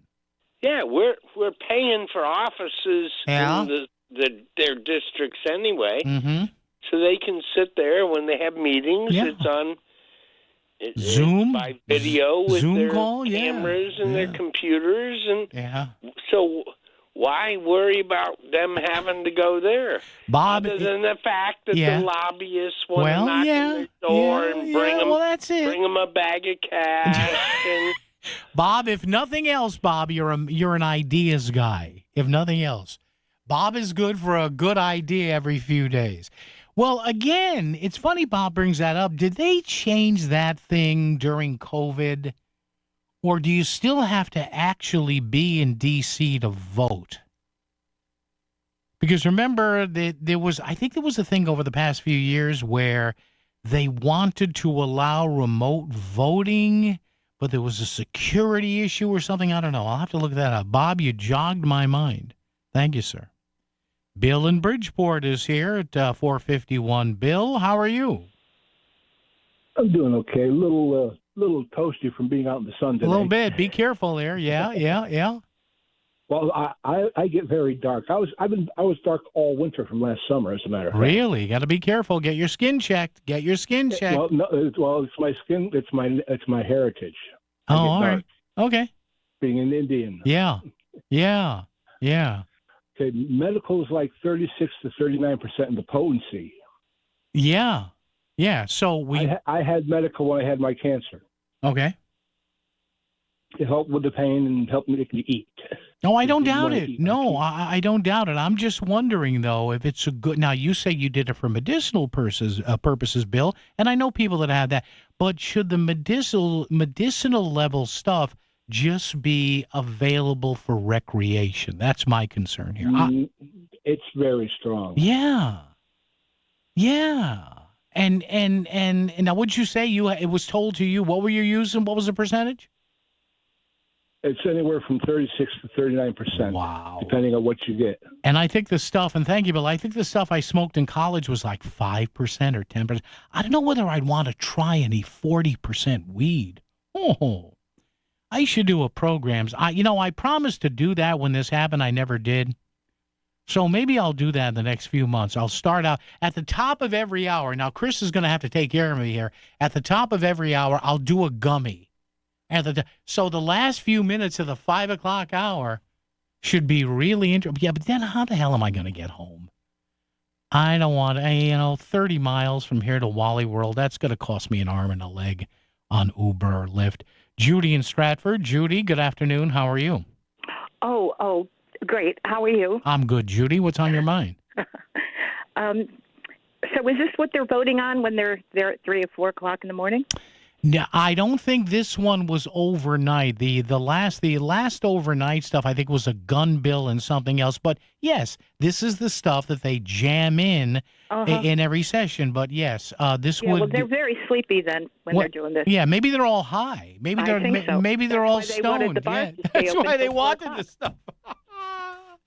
And you want to give them more money? Well, you really do? No. This was on a state level, and the state lawmakers, they got their raise a few years ago. Because come on, Judy, $25,000, you get what you pay for. You know what I mean? Well, what are we getting? Well, listen, there are 151 members of the House, 36 members of the Senate. Those are the people that run the state. So there are, at any one time, and Judy, thank you for the call, at any one time, folks, there are, what's 151 and 36? There are 187 people who decide how this state runs. And I was very happy when they got a raise, because beforehand they were making $25,000 a year. And when it's a hobby, when it's a side hustle for $25,000 a year, you automatically preclude people who would want to do it, but they can't afford to do it because they can't quit their jobs. Paul in Shelton. Paul, good afternoon. How are you? Good, Paul. Yourself? I'm hanging in. We got about a minute. Go ahead, sir. Okay. So marijuana, people will smoke as much as they want until they feel the buzz. If you increase the THC level, it's not. They'll just smoke a little less. But I didn't hear you mention was they passed a bill now that anybody can get a mail-in ballot, no excuses. Oh yeah, no we did that yesterday. Yeah, we did it yesterday. I missed that yesterday. But that was amazing to me, and it wasn't like very restrictive to begin with. But people are going to smoke their weed and drink their alcohol, and hopefully they just don't get behind the wheel and fill out a ballot. That's what you got to do, right, Paul? Yeah, that too. Thanks, Appreciate it. Thanks, Paul. Yeah. I wonder how many people, when they fill out their absentee ballots, they're high. How about that? Little weed. Now, when you're home, I'm not saying do in the car, a little weed, a little schnapps on the side. Oh, let me whip out my absentee ballot. WICC Smart MLS Right Now Traffic. 84 eastbound, an accident. Exit 6 at the on-ramp in Lower Fairfield County, 95 north over an hour. Carnage through Fairfield. Lower Merritt is at least slightly better. A traffic report is powered by the Connecticut Lottery. Now play your favorite draw games at ctilottery.org. Odds vary by game. Must be 18 or older to purchase. Help is available for problem gambling. Call 888-789-7777 or visit ccpg.org. I'm Edge Krause with WICC Traffic. For this evening and tonight, any showers or thunderstorms ending by midnight with a low in the mid-50s. Partly sunny, cooler tomorrow with a high in the upper 60s. Sunny and cool Friday with a high in the mid-60s. I'm meteorologist Paul Piorek on WICC. At Stanford Health, expert care begins with a conversation where big innovations are helping the tiniest patients in our NICU. And mental health means community health, where collaborations with world-class partners like Columbia University Irving Medical Center, Dana-Farber Brigham Cancer Center, and HSS redefine cardiac, neurological, cancer, and orthopedic care. From the everyday to the complex, we're here for you at Stanford Health. Now through Friday only, the Voice of Connecticut May Savings Auction is on. Home improvements, spa services, furniture, all starting at 50% off. $5,000 of outdoor furniture for $2,500. A $9,000 hot tub for $4,000. A wedding package for $50, only $1,200. All items from local businesses and all bids start at 50% off. Go to voiceofct.com. Click the May auction banner. That's voiceofct.com. Click the May auction banner. Bid and save. Back to the news and talk, thanks to Smart MLS. Smart sellers ask, is my home on Smart MLS? The voice of Connecticut, WICC's 695.9. It's Connecticut Today with Paul Piselli. All right, our buddy, our pal coming up. Half the people love him, half the people don't. That means we like having him around. Dan Harhurst, Connecticut Media, right around 5:15 or so. We'll talk to Dan about his interpretations of what happened in those nominating conventions last weekend for the Dems at the Bushnell and for the Republicans out at the casino, one of the casinos out east. I think they were at Mohegan Sun there. So now it's kind of odd. You have a scenario where, as I mentioned, the Republicans are usually the ones, at least over the last generation, who would engage in the political circular firing squad. Now, because of the dropout by Aaron Stewart, you got everybody fat and happy around Ryan Fazio. But there's a little dissension among the Democrats. Josh Elliott getting 25% of the vote, already saying the first thing he wants to do is slap a 4% income tax surcharge on anybody at $1 million or over. The governor hasn't officially reacted to that, I don't think, but he is touting his progressive bona fides on that. So we'll talk to Dan about that coming up. WICC AM Bridgeport, WICC FM Southport, WEBE HD2 Westport, WPLR HD2 New Haven, locally owned by Connoisseur Media. From ABC News. I'm Lindsay Davis, anchor of Prime, streaming weeknights on ABC News Live. The Justice Department announcing charges including murder against ex-Cuban dictator Raul Castro and several others related to Cuba shooting down 2 relief planes in the 1990s that killed 3 American pilots. Acting Attorney General Todd Blanche in Miami. We expect that he will show up here by his own will or by another way. So what's next? ABC's Catherine Faulders. The question is, do they really go in, does the U.S. really go into Cuba and do some operation like they did with Maduro, especially to capture a 94-year-old former leader? So that's part number one. And if we were to even stand trial, of course, there are questions over his health. Also, it could take years to get this before a jury, given that these incidents were 30 years ago. 2 police officers who defended the Capitol in the January 6, 2021 attack by Trump supporters are suing to stop creation of the nearly $2 billion fund that could potentially compensate rioters from that day and others claiming harm by the government. ABC's Peter Haralambous. The officers allege the creation of the fund violated federal law and the prohibition in the 14th Amendment barring the government from funding insurrections. Former Trump administration official Michael Caputo says he is requesting $2.7 million from the fund, claiming that he was targeted in the Russia investigation. Lawyers for former FBI Director James Comey are asking to delay his July criminal trial by at least 3 months. Prosecutors are not opposing it. Comey's accused of threatening to kill President Trump by posting a photo of seashells arranged in the numbers 8647.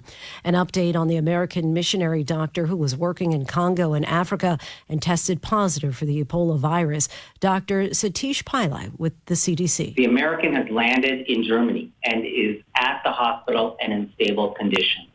That's the hospital at a U.S. air base in Germany. You're listening to ABC News. I know that hiring can be challenging. You need someone to match your role perfectly. Well, now you can meet them fast on ZipRecruiter. Build your team, build it sooner. Meet your match on ZipRecruiter. Just head to ZipRecruiter.com/free right now to try it for free. That's ZipRecruiter.com/free. Meet your match on ZipRecruiter. Try it free. I know that hiring can be challenging. You need someone to match your role perfectly. Well, now you can meet them fast on ZipRecruiter. Build your team, build it sooner. Meet your match on ZipRecruiter. Just head to ZipRecruiter.com/free right now to try it for free. That's ZipRecruiter.com/free. Meet your match on ZipRecruiter. Try it free. I'm Lindsay Davis. For the latest on today's headlines, be sure to watch Prime tonight, starting at 7 Eastern on ABC News Live. Now, more news. Among the largest wildfires in California is in Simi Valley, 43,000 people under evacuation orders. Ventura County Fire's Andrew Dowd. Throughout the night, we did see some active spotting of fire across in different locations, and the fire continues to push to the east. We were able to put adequate resources in place to both attack the fire directly and provide structured defense. Americans are heading to airports and hitting the road already for the Memorial Day holiday travel weekend. Heads up from ABC's Alex Perez in Chicago. Wherever you are, the worst times to get on the road this holiday weekend will be Thursday from noon to 9 p.m., Friday from 11 a.m. to 8 p.m., Saturday from noon to 5. Now, for the return trip home, experts say Sunday will be the day with the least amount of traffic, but Monday will be busy with the worst traffic expected between noon and 5 p.m. The best advice if you're traveling on Monday, leave in those early morning hours. The Trump administration is putting new sanctions on those allegedly involved with fentanyl trafficking in Mexico. Single Gen Z women are outpacing the men of their generation when it comes to buying a home. They accounted for 35% of all home buyers in their generation, according to survey data from the National Association of Realtors. Chuck Sievertson, ABC News. I know that hiring can be challenging. You need someone to match your role perfectly. Well, now you can meet them fast on ZipRecruiter. Build your team, build it sooner. Meet your match on ZipRecruiter. Just head to ZipRecruiter.com/free right now to try it for free. That's ZipRecruiter.com/free. Meet your match on ZipRecruiter. Try it free. WICC WICC 600 and 95.9. Voice of Connecticut Local News Update. A New London man is facing charges for threatening the first Sikh mayor in state history. Police are accusing John Moore of New London with threatening Norwich Mayor Swaranjit Singh. Singh posted a collage of screenshots from Facebook comments by Moore with threats to take out the mayor's family.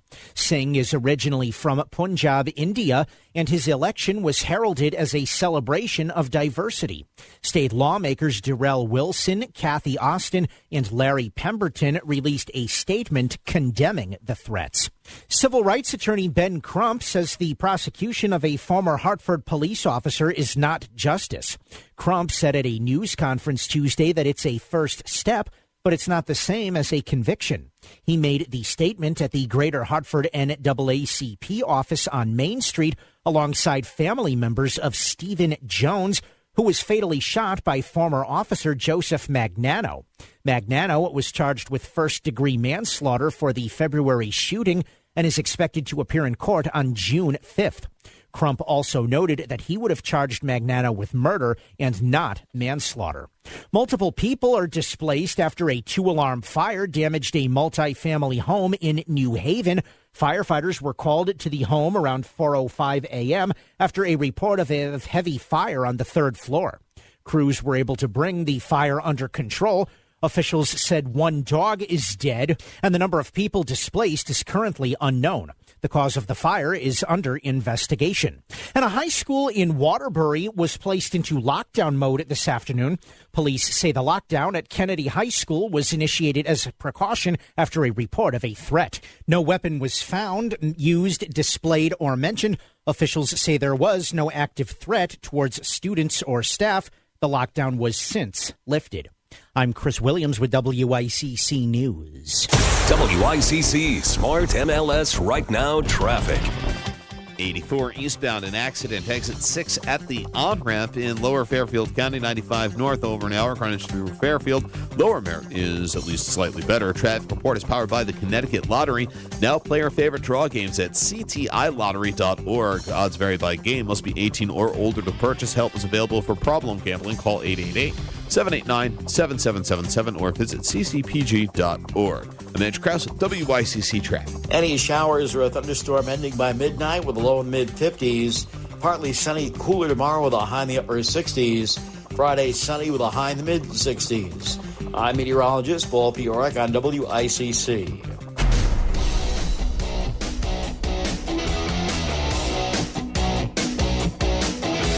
You're listening to Connecticut Today with Paul Piselli on WICC 600 and 95.9, the voice of Connecticut. Yes, sir. Yes, ma'am. Yes, kids, boys and girls, Mr. and Mrs. America, all the ships at sea. How are you? Who said that? Walter Winchell, I believe so. 203-333-9422, 333-WICC. How are you? If you're just joining us at 5 o'clock, hope the beginning of your day is good. Maybe you're taking night classes, although there's a lot of graduations this week. Maybe you're working second shift, I don't know, third shift, whatever.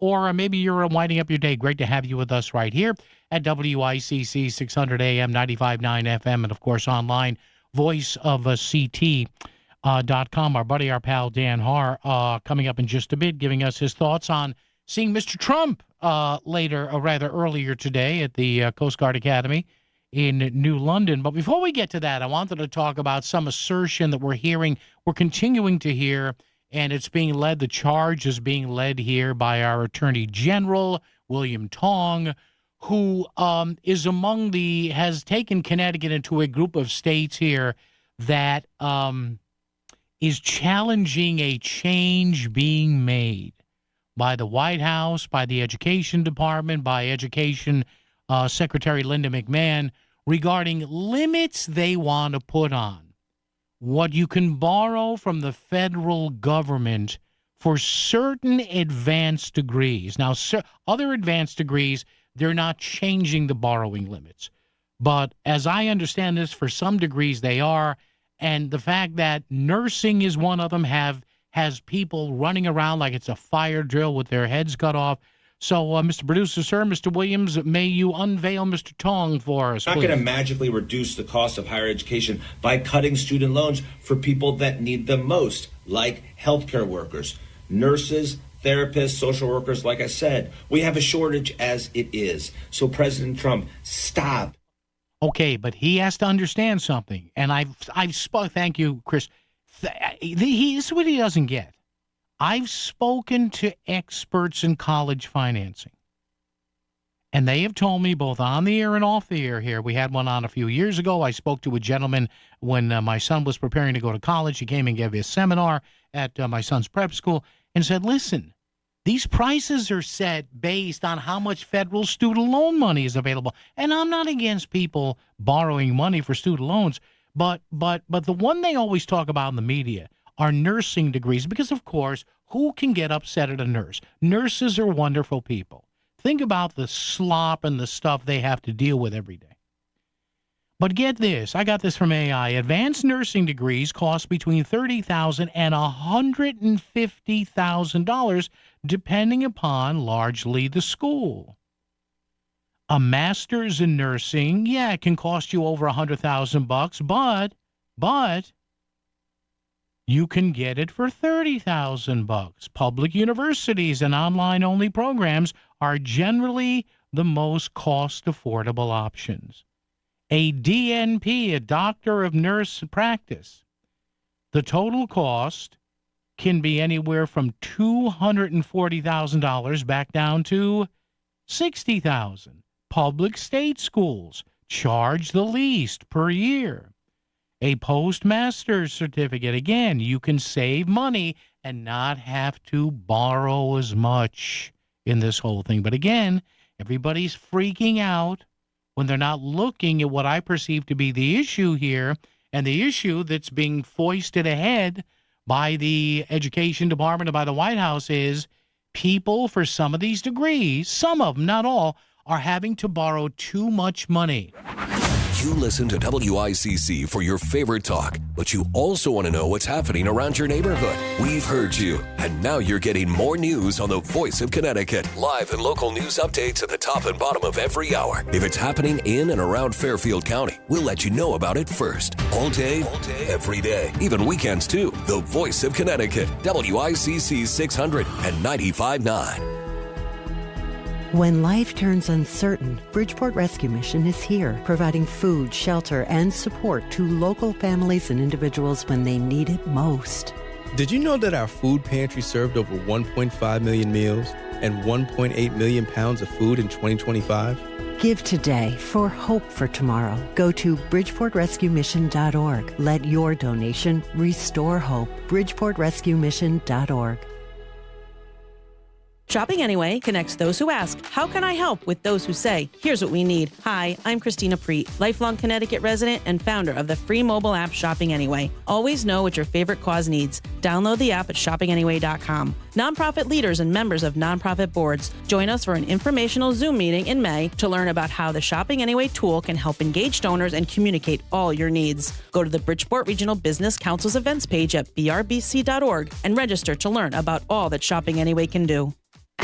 This is the Concert Guide, powered by Duchess Restaurants. Fresh food served fast. Concert season is underway and doing well. Saturday, May 23rd, Dave Matthews and John Fogerty jam the Greenwich Town Party. Also, Saturday, May 23rd, Charlie Puth plays the Mohegan Sun Arena. Thursday, May 28th, got another great pair of shows to pick from. Lou Graham at the Stanford Center for the Arts or Khalid at the Hartford Healthcare Amphitheater in Bridgeport. Friday, May 29th, check out 5 Seconds of Summer at Mohegan Sun. On Saturday, May 30th, Air Supply is also playing Mohegan Sun. Kicking off June with a big one, Jason Mraz coming to Foxwoods on Friday, June 5th. Saturday, June 6th, Machine Gun Kelly at the Meadows Music Theater in Hartford. Tuesday, June 9th, it's Devo at Capitol Theater in Portchester. And Monday, June 22nd, Post Malone and Jelly Roll come to Rentschler Field in Hartford. The Concert Guide. Whether it's breakfast, lunch, or dinner, get fresh food served fast at any one of Duchess restaurants located throughout Connecticut. Duchess Restaurants. Fresh food served fast.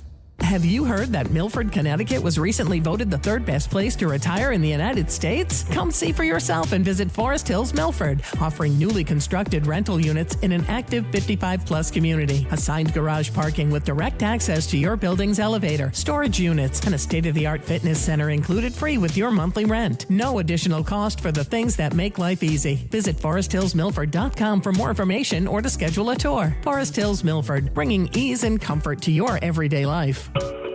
Looking for complete dental care in one convenient location? Visit Columbia Dental in Norwalk and New Haven. Their expert team includes a general dentist, periodontist, and oral surgeon. So whether you need a routine checkup and cleaning, dental implants, or wisdom teeth extraction, they've got you covered. Quality care all under one roof. Call Columbia Dental in Norwalk and New Haven today at 203-299-0111 or visit columbiadental.com.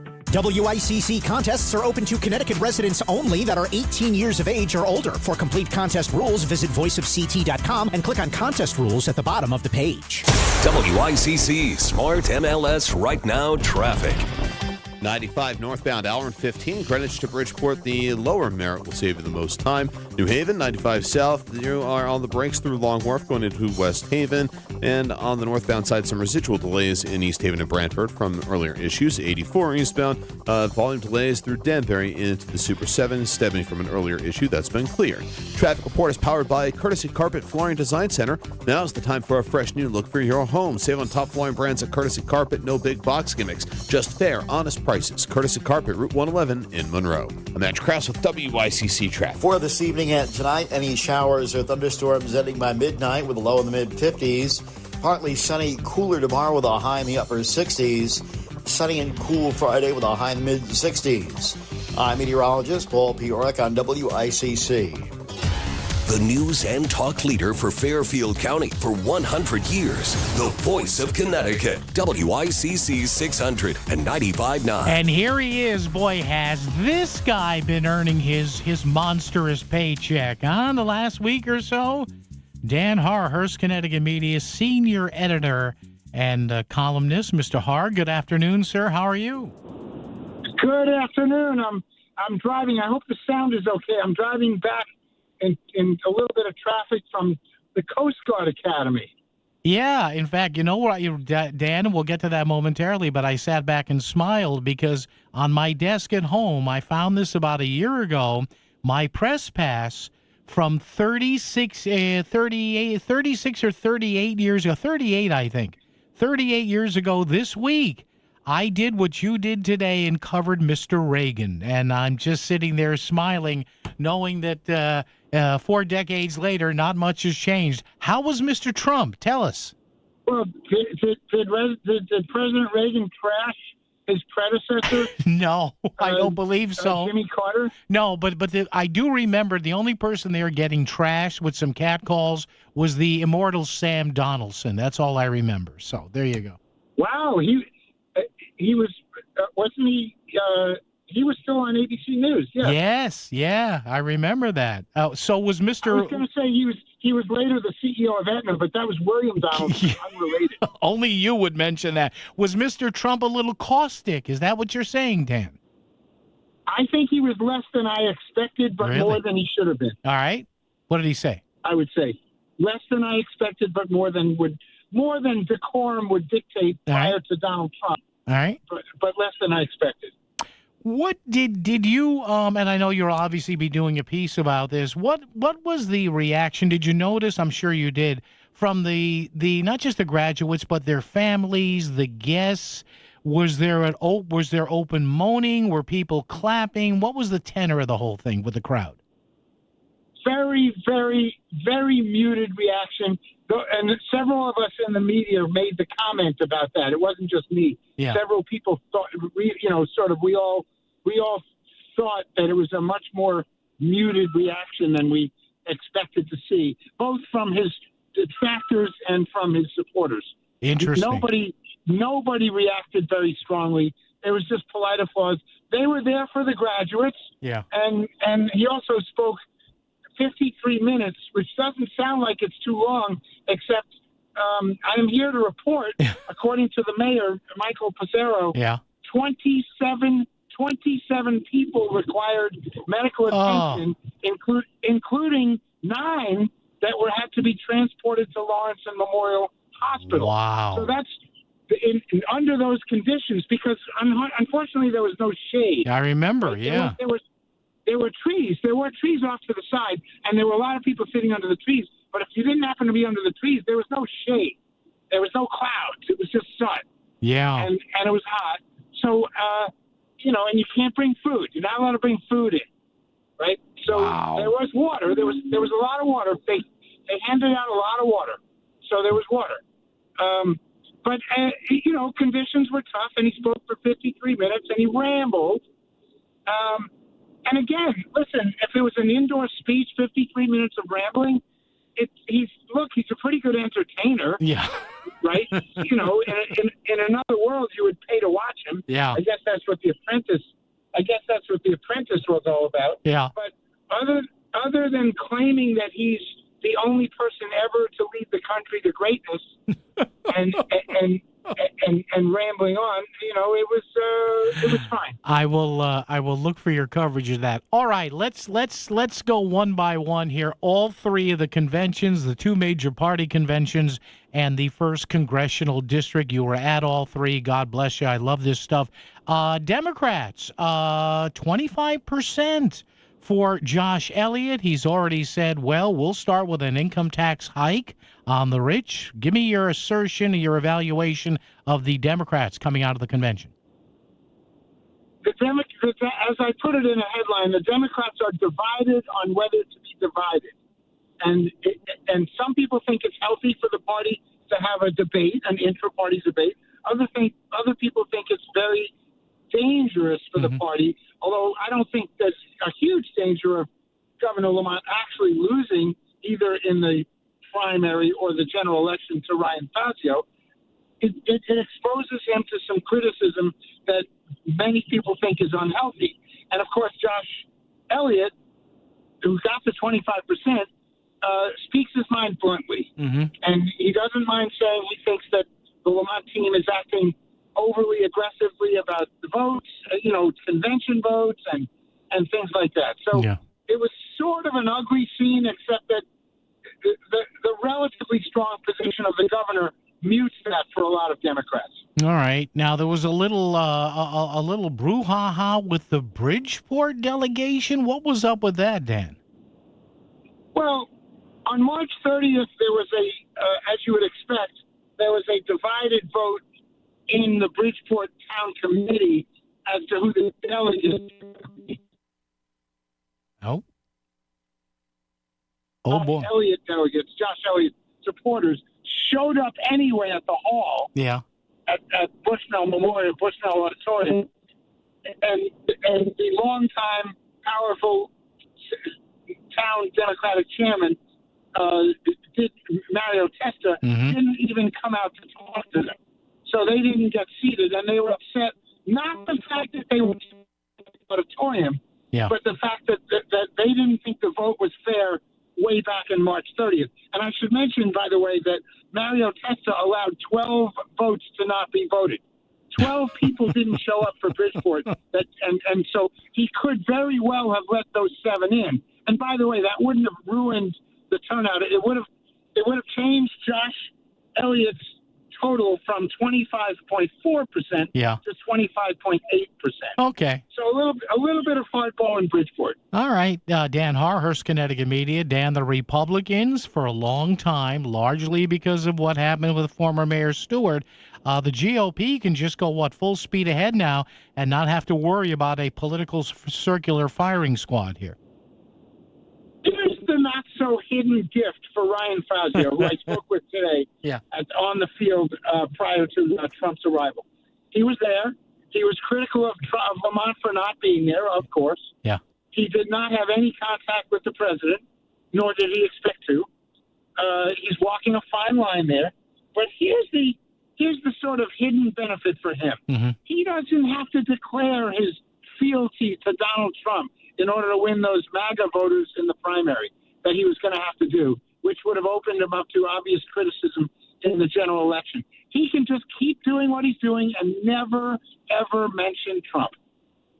Yeah, very good point there. So a gift, you're right. And finally, this fascinating first district race, Luke Bronin, Jillian Gilchrist, and John Larson. Anything new to report on that, Dan? Well, my detailed narrative of what happened concludes that the ploy by John Larson didn't work. But it's not like it backfired. It didn't work because Representative John Larson was never going to win this convention. Mm-hmm. Luke Bronin had it sewn up. He spent too much time with the delegates over the past, not just 9 months for this campaign, but previously when he was looking at the governor's race, and previous to that when he was mayor, going around to the surrounding towns saying, we need your support for a state bailout of Hartford, which he got. Final question in a few seconds. At this point, Dan Hart, I know things could change with Ruth Fortune and Jillian Gilchrist and Miss Fortune if she can get on the ballot, whatever. Who wins this thing? Do you think Bronin in a primary wins this or not? As long as Jillian Gilchrist is in the primary, which she is, even though she doesn't have any money, which she doesn't, Larson has to remain the front runner. All right. Dan Har, Hearst, Connecticut media boy. What a wrap up we gave you there, and look out for Dan's piece coming up on the president today in New London. Dan, drive safely, 2 hands on the wheel, and we'll chat down the road. Thank you, sir. All the hands on the wheel. All right, thanks, Dan. Appreciate it. How about that? Good point he made about Ryan Fazio and not having to embrace Donald Trump, right? Right. WICC Smart MLS Right Now Traffic. 95 northbound, hour and 15. Greenwich to Bridgeport, the lower Merritt will save you the most time. New Haven, 95 south. You are on the brakes through Long Wharf going into West Haven.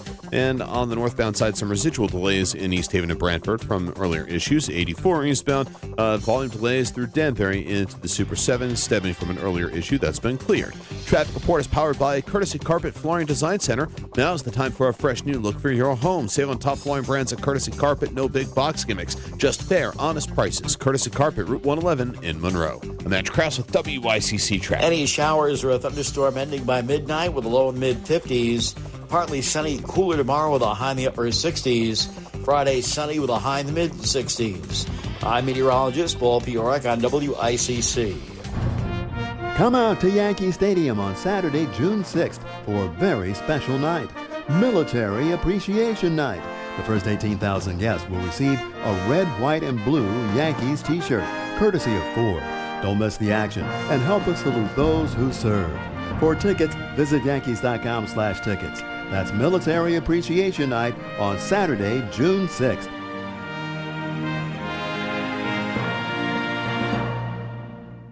In the real estate ecosystem, trust and transparency create harmony.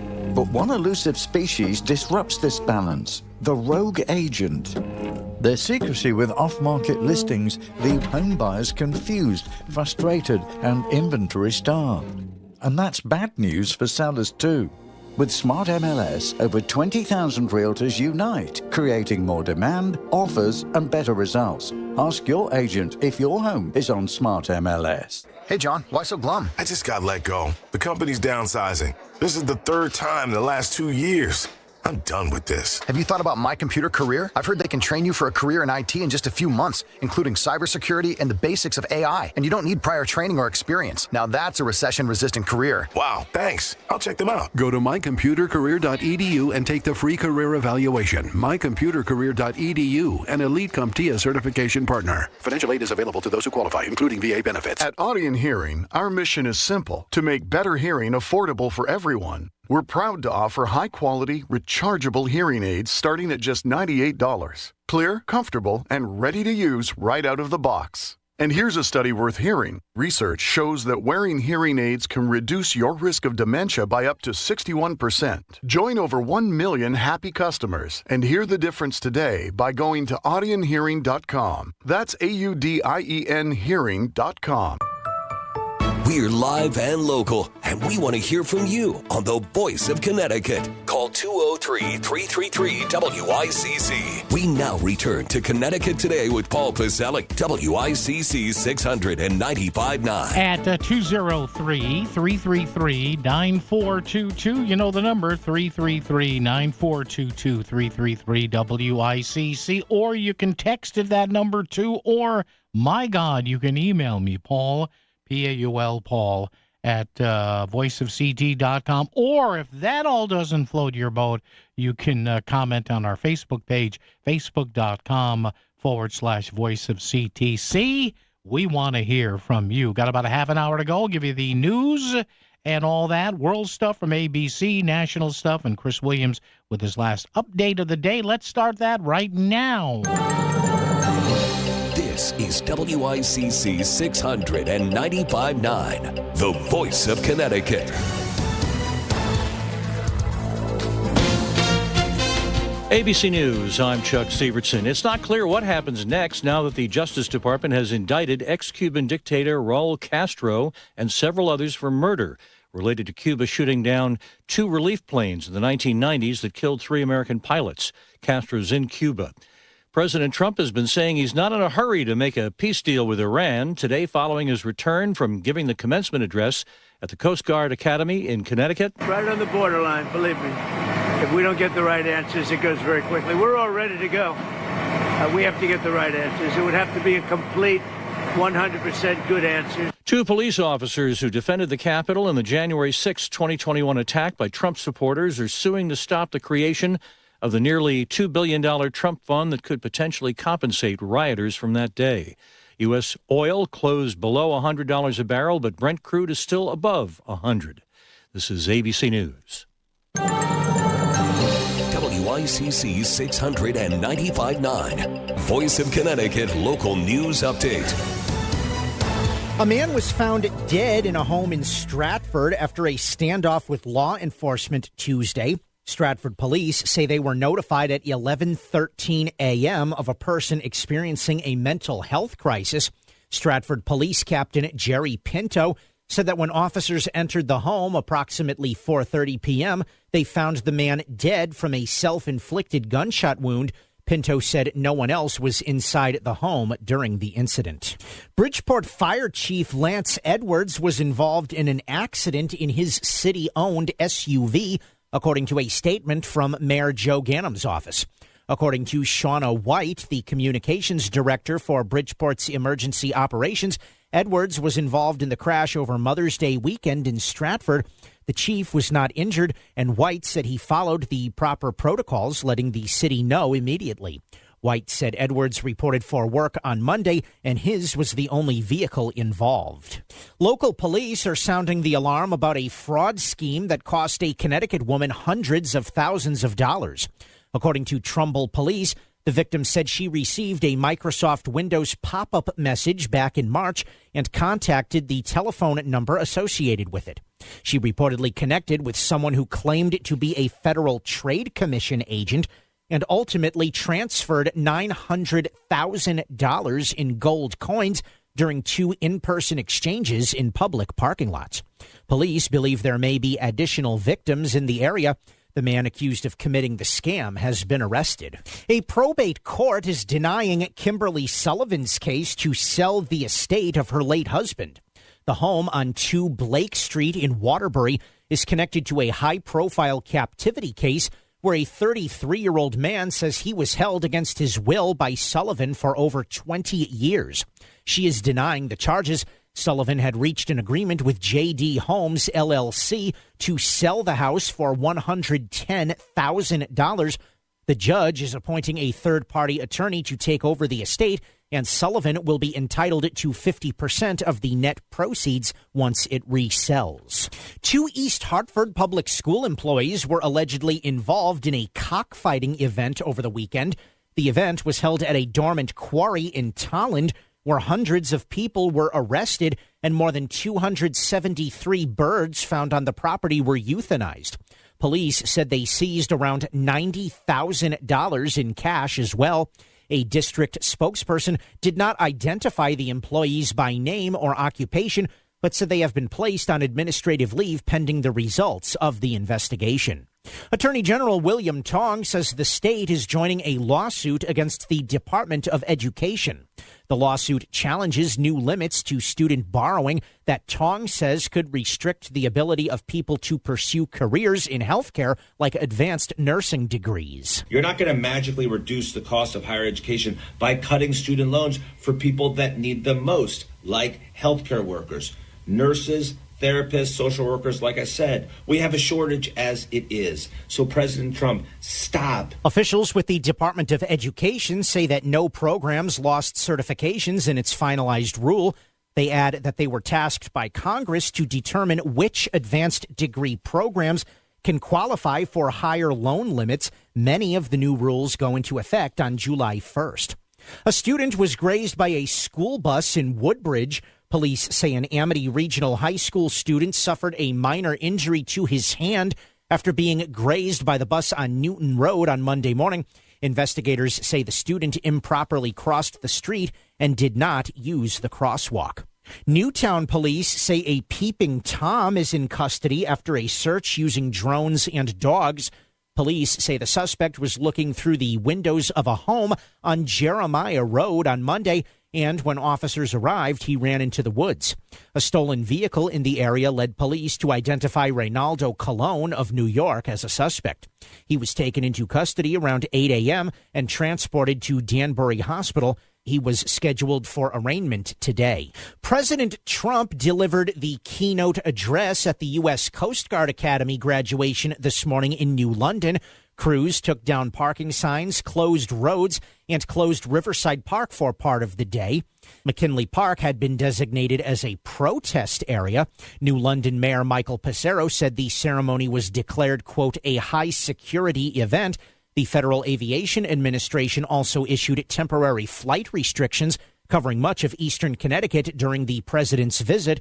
Governor Ned Lamont was not in attendance, citing concerns over the event becoming overly politicized. I have great respect for the Coast Guard and the graduates. I worry with the president there it's going to be very politicized. I think for that reason, I'm going to do another way that I can salute the amazing graduates of the Coast Guard Academy and thank them for what they've done and what they will be doing on behalf of our country. Connecticut beaches along Long Island Sound earned strong water quality marks in the latest Save the Sound report, with 55 of the state's 72 public and private beaches receiving A or B grades during the 2025 swimming season and none earning an F. The annual report, based on testing for bacteria linked to human and animal waste, found eastern Connecticut beaches in communities such as Branford and Madison generally scored the highest, while lower grades were concentrated in more urbanized areas of western Long Island Sound, where storm runoff remains a challenge. And Bridgeport Mayor Joe Ganim will soon be the third highest paid mayor or first selectman in the state. When the city's new fiscal year begins July 1st, Ganim's salary will become $207,094.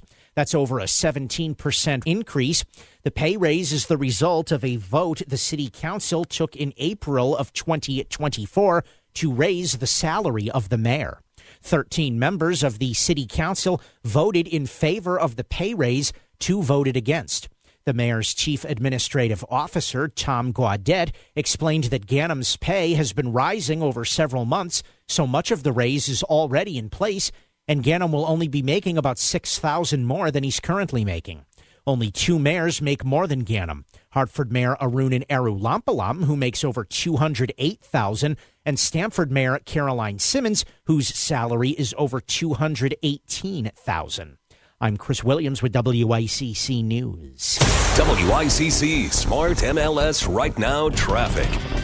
95 over the Parkway, over an hour from Greenwich through Trumbull and Bridgeport, New Haven. 95 south, crawling through Long Wharf. You're back on the brakes again, going through Milford. 84 eastbound, heavy congestion delays through Danbury. Traffic report is powered by the Connecticut Lottery. Now play your favorite draw games at ctilottery.org. Odds vary by game. Must be 18 or older to purchase. Help is available for problem gambling. Call 888-789-7777 or visit ccpg.org. I'm Edge Krause, WICC Traffic. For this evening and tonight, any showers or thunderstorms ending by midnight with a low in the mid-50s. Partly sunny, cooler tomorrow with a high in the upper 60s. sunny and cool Friday with a high in the mid-60s. I'm meteorologist Paul Piorek on WICC. If Stamford is talking about it, so is Paul. Connecticut Today with Paul Piselli on WICC 600 and 95.9, the voice of Connecticut. All right, we'll go to the phones momentarily here for some folks hanging on. Can I just say one thing here? Well, of course you can, Paul. That's your show. All right. Can we please, now that this guy, Thomas Massie, this guy from Kentucky, now that he lost, and listen, I was anxious to see how he did, and he got blown out because the president, whether you like the guy or not, his MAGA base is largely still there. In fact, not just with the Massie race in Kentucky, but with all the other ones last night, except for one or two. But listen, could we please stop this referring to Thomas Massie, who 2 years ago, nobody knew who the freak this guy was. Massie, what? What's his name? Now, to people who don't like Trump, and I get it, there are people that hate Trump, that's fine, and nothing against that. But my God, to hear the Thomas Massie, you expected when you heard his name over the past couple of weeks, Thomas Massie opposes Donald Trump. Who? Guy's been in Congress, 14 years? They said he got one bill passed or something. Now, again, I'm all for loyal opposition, but my God, some people, and I get it, it comes from not liking Trump. That's fine. There is always opposition to everybody in this country. But man, oh man, the notion here that, I mean, some of these people who dislike Trump, making Thomas Massie sound like a combination of, I mean, if Ronald Reagan and Abe Lincoln had a love child, it'd be Massie. Listen, God bless Massie. He got elected to Congress several times. Well, not anymore. So, listen, everybody who say, well, the MAGA base is deserting the president. No, it's not. Now, you may detest the MAGA base. I'm not saying you have to like anything. But, my God, take off the glasses. And I'm telling you, Democrats, again, you've got a golden opportunity here if you don't nominate crazy people. Because if given the choice between crazy on the right and crazy on the left, people in this country will take crazy on the right. They will. But you got that guy in Maine who is scoffing at a fellow military veteran for taking shots, getting hit 4 times so he could cover for his rest of his platoon out in an open field. This guy Plattner, oh yeah, well that Nazi tattoo, don't pay attention to it now. Oh my God. And this woman in Texas now who says put Zionist Jews, put them in concentration camps and castrate them. God, I hope she stays in the race. Not because I approve of that, but my God, stop nominating crazy people and you'll win. Stop with the Trump sucks. We know you hate him. Stop with the I hate billionaires and stop with the free Palestine stuff, all right? The only areas free Palestine is going to work for my fellow Democrats out there, my friends out there, the only places that's going to work is where you already have 60% of the vote. That's it. We'll continue with more straight ahead right here coming up on WICC. Is your DIY security not giving you the security you need for the next level of security? Call Trumbull-based Property Protection Consulting. PPC can use your existing system or install a new system. Floodlights, cameras, and security devices working in concert. All from one simple app for smart home and business security tailored to your needs and lifestyle. Get a complimentary assessment. Go to ppcalarms.com. Book your complimentary assessment. PPCalarms.com. DustyArms.com. They get 5-star reviews for a reason. Who sells Michelin tires at the guaranteed lowest price? Town Fair Tire. Who gives you the most free services for the life of your Michelin tires? Town Fair Tire. So when you put it all together, who gives you the absolute best deal on a new set of Michelin tires? The answer couldn't be more obvious. For the absolute best deal on a new set of Michelin tires, nobody beats Town Fair Tire. Nobody. Name brands at discount prices. Town Fair Tire. Pump up the volume. Business moves fast. Orders roll in, deadlines close in. When you ship with USPS Ground Advantage, you can keep up with confidence. Every package stays in our secure network from dock to door. And with nationwide reach, dependable tracking, and upfront affordable pricing, you get built-in peace of mind. You run the business. We run the routes. Visit USPS.com/Ground Advantage to learn more. I know that hiring can be challenging. You need someone to match your role perfectly. Well, now you can meet them fast on ZipRecruiter. Build your team. Build it sooner. Meet your match on ZipRecruiter. Just head to ZipRecruiter.com/free right now to try it for free. That's ZipRecruiter.com/free. Meet your match on ZipRecruiter. Try it free. WICC Smart MLS Right Now Traffic. 95 or the Parkway, over an hour from Greenwich through Trumbull and Bridgeport. New Haven, 95 south, crawling through Long Wharf. You're back on the brakes again, going through Milford. 84 eastbound, heavy congestion delays through Danbury. Traffic report is powered by the Connecticut Lottery. Now play your favorite draw games at ctilottery.org. Odds vary by game. Must be 18 or older to purchase. Help is available for problem gambling. Call 888-789-7777 or visit ccpg.org. I'm Edge Krause with WICC Traffic. Any showers or a thunderstorm ending by midnight with a low and mid-50s.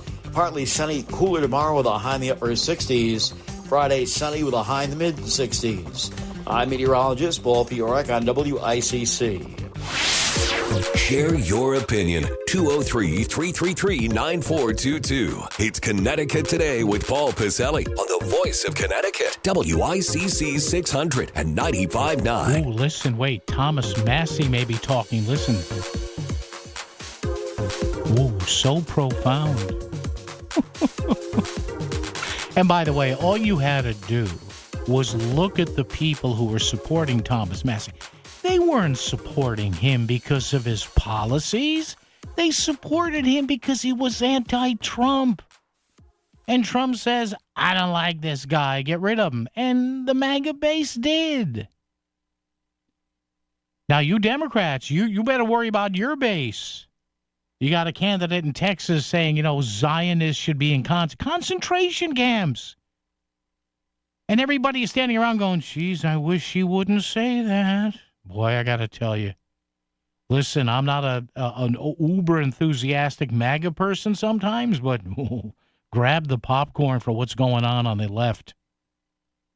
And the guy in Maine, oh, my God. And there's some other guy now who's a Senate candidate, I want to say in Michigan or Minnesota. Oh, some of the stuff he said. But remember, the litmus tests are hating Trump, hating Jews, and hating billionaires. Other than that, you don't have to say anything. You'll get 40% in a Democratic primary. Don't get mad at me, by the way. I know some of you were yelling at me. Just read the same news I do.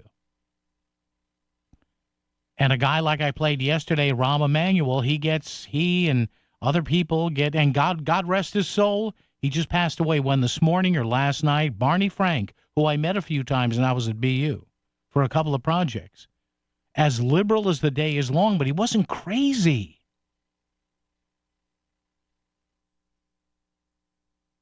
And even James Carville is saying it. He's saying cut it out with the anti-Israel stuff if you want to make if you want to make headway with certain voters. But again, this is why November is going to be fun. And November of 2028 will be fun as well. And we'll see. Jose in Shelton is here. Jose, how are you? What's up? Hey, what's going on? Yeah. We got Florida weather up here. Yeah. In the valley. Yeah. But anyway, here's 2 points I want to make regarding Congressman Massey. Yeah.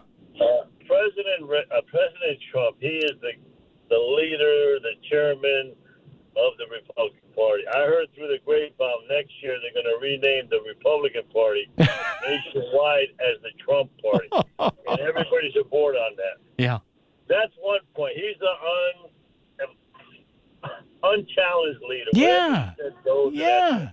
I mean, you got to understand that. If you don't understand that, you've been living under a rock. And forever. these people, Jose, who say, well, no. I got one more point. Yeah. One more point. Yeah. In Congress, they said, I was reading an article on Congressman Massey. Yeah. They said he was doing everything with a heartbeat up in Washington, D.C. Yeah. He was having an affair with all his staff. Oh, well, again, I don't want to put that out there, Jose. I've not heard that. I've got confirmed. I heard it from the New York Times. Well, yeah. He was doing all his staff plus the Congresswoman from I don't think Colorado. She's known as the hottest. Oh, you're talking about Lauren Boebert, Jose. What do you? He was doing her for a What while. do you? What do you bring in that? I have not heard that, Jose. I got to let you go. We can't do that. Are there now? I'll look on the next break and see if there are allegations to that. I don't know.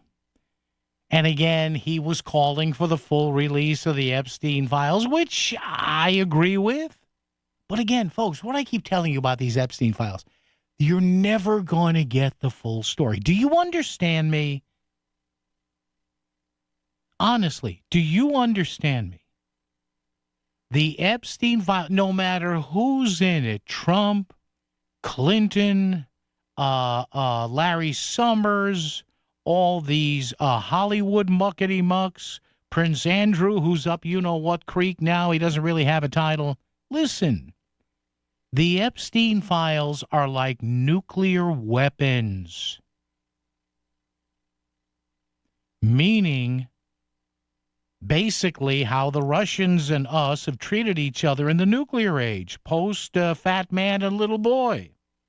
When the Russians ended up getting the technology, and a few years later, they ended up exploding their equivalent of our Trinity test, and that reset everything.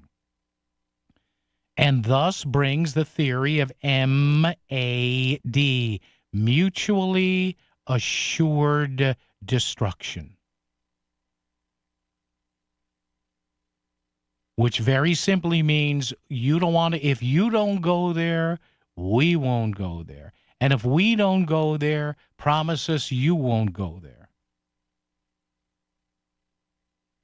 And don't you think, now look, who knows? I say all this knowing that you have no idea what could really happen. I mean, stranger things have happened.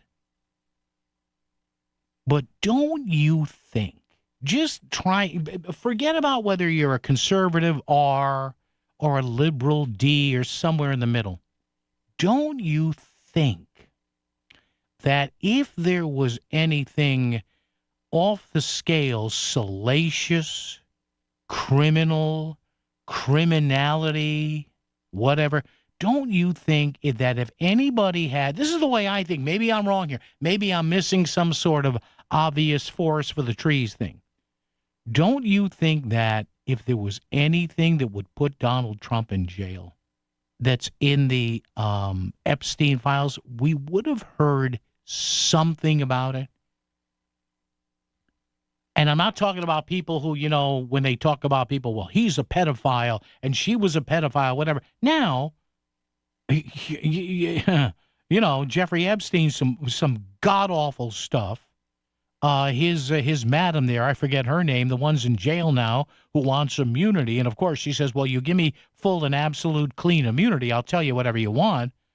Ghislaine Maxwell.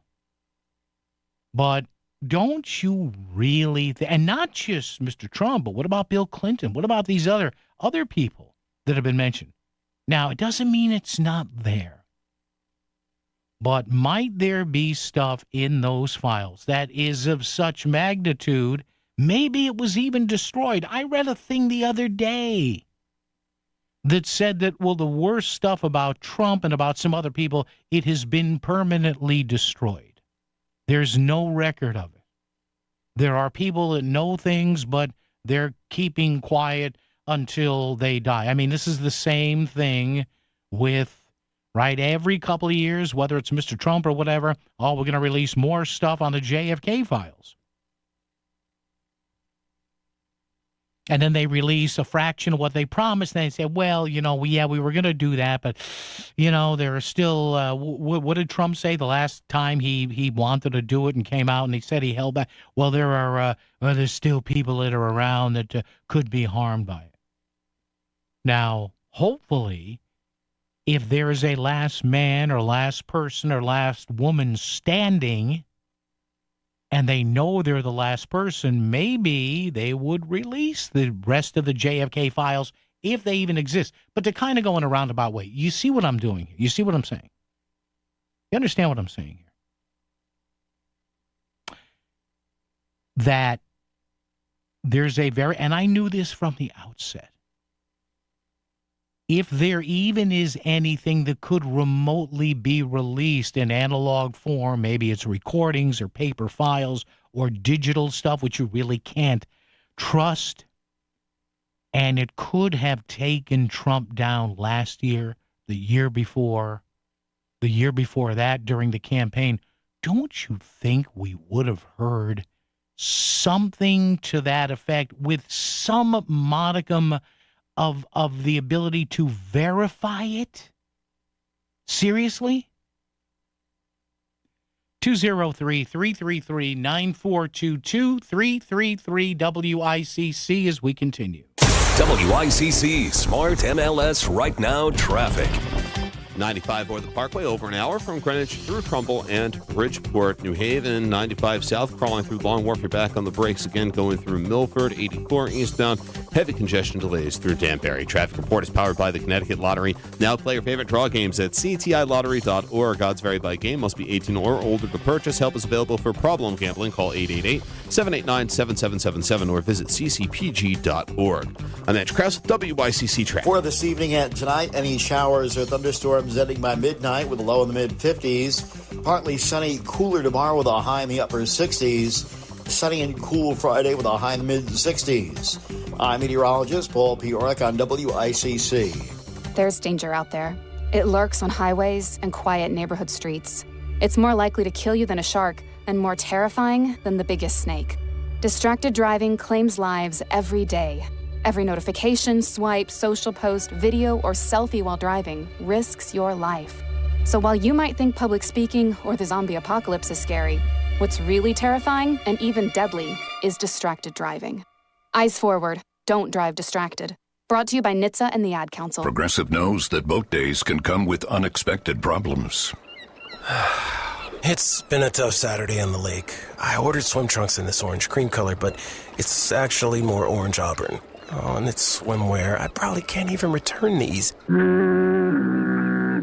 If a real problem comes along, your boat's protected 24/7 with Progressive, so you can keep worrying about boater problems. Progressive Casualty Insurance Company and Affiliates, not available in D.C.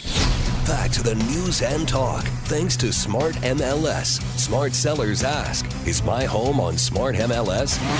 The voice of Connecticut. WICC 695.9. It's Connecticut Today with Paul Pacelli.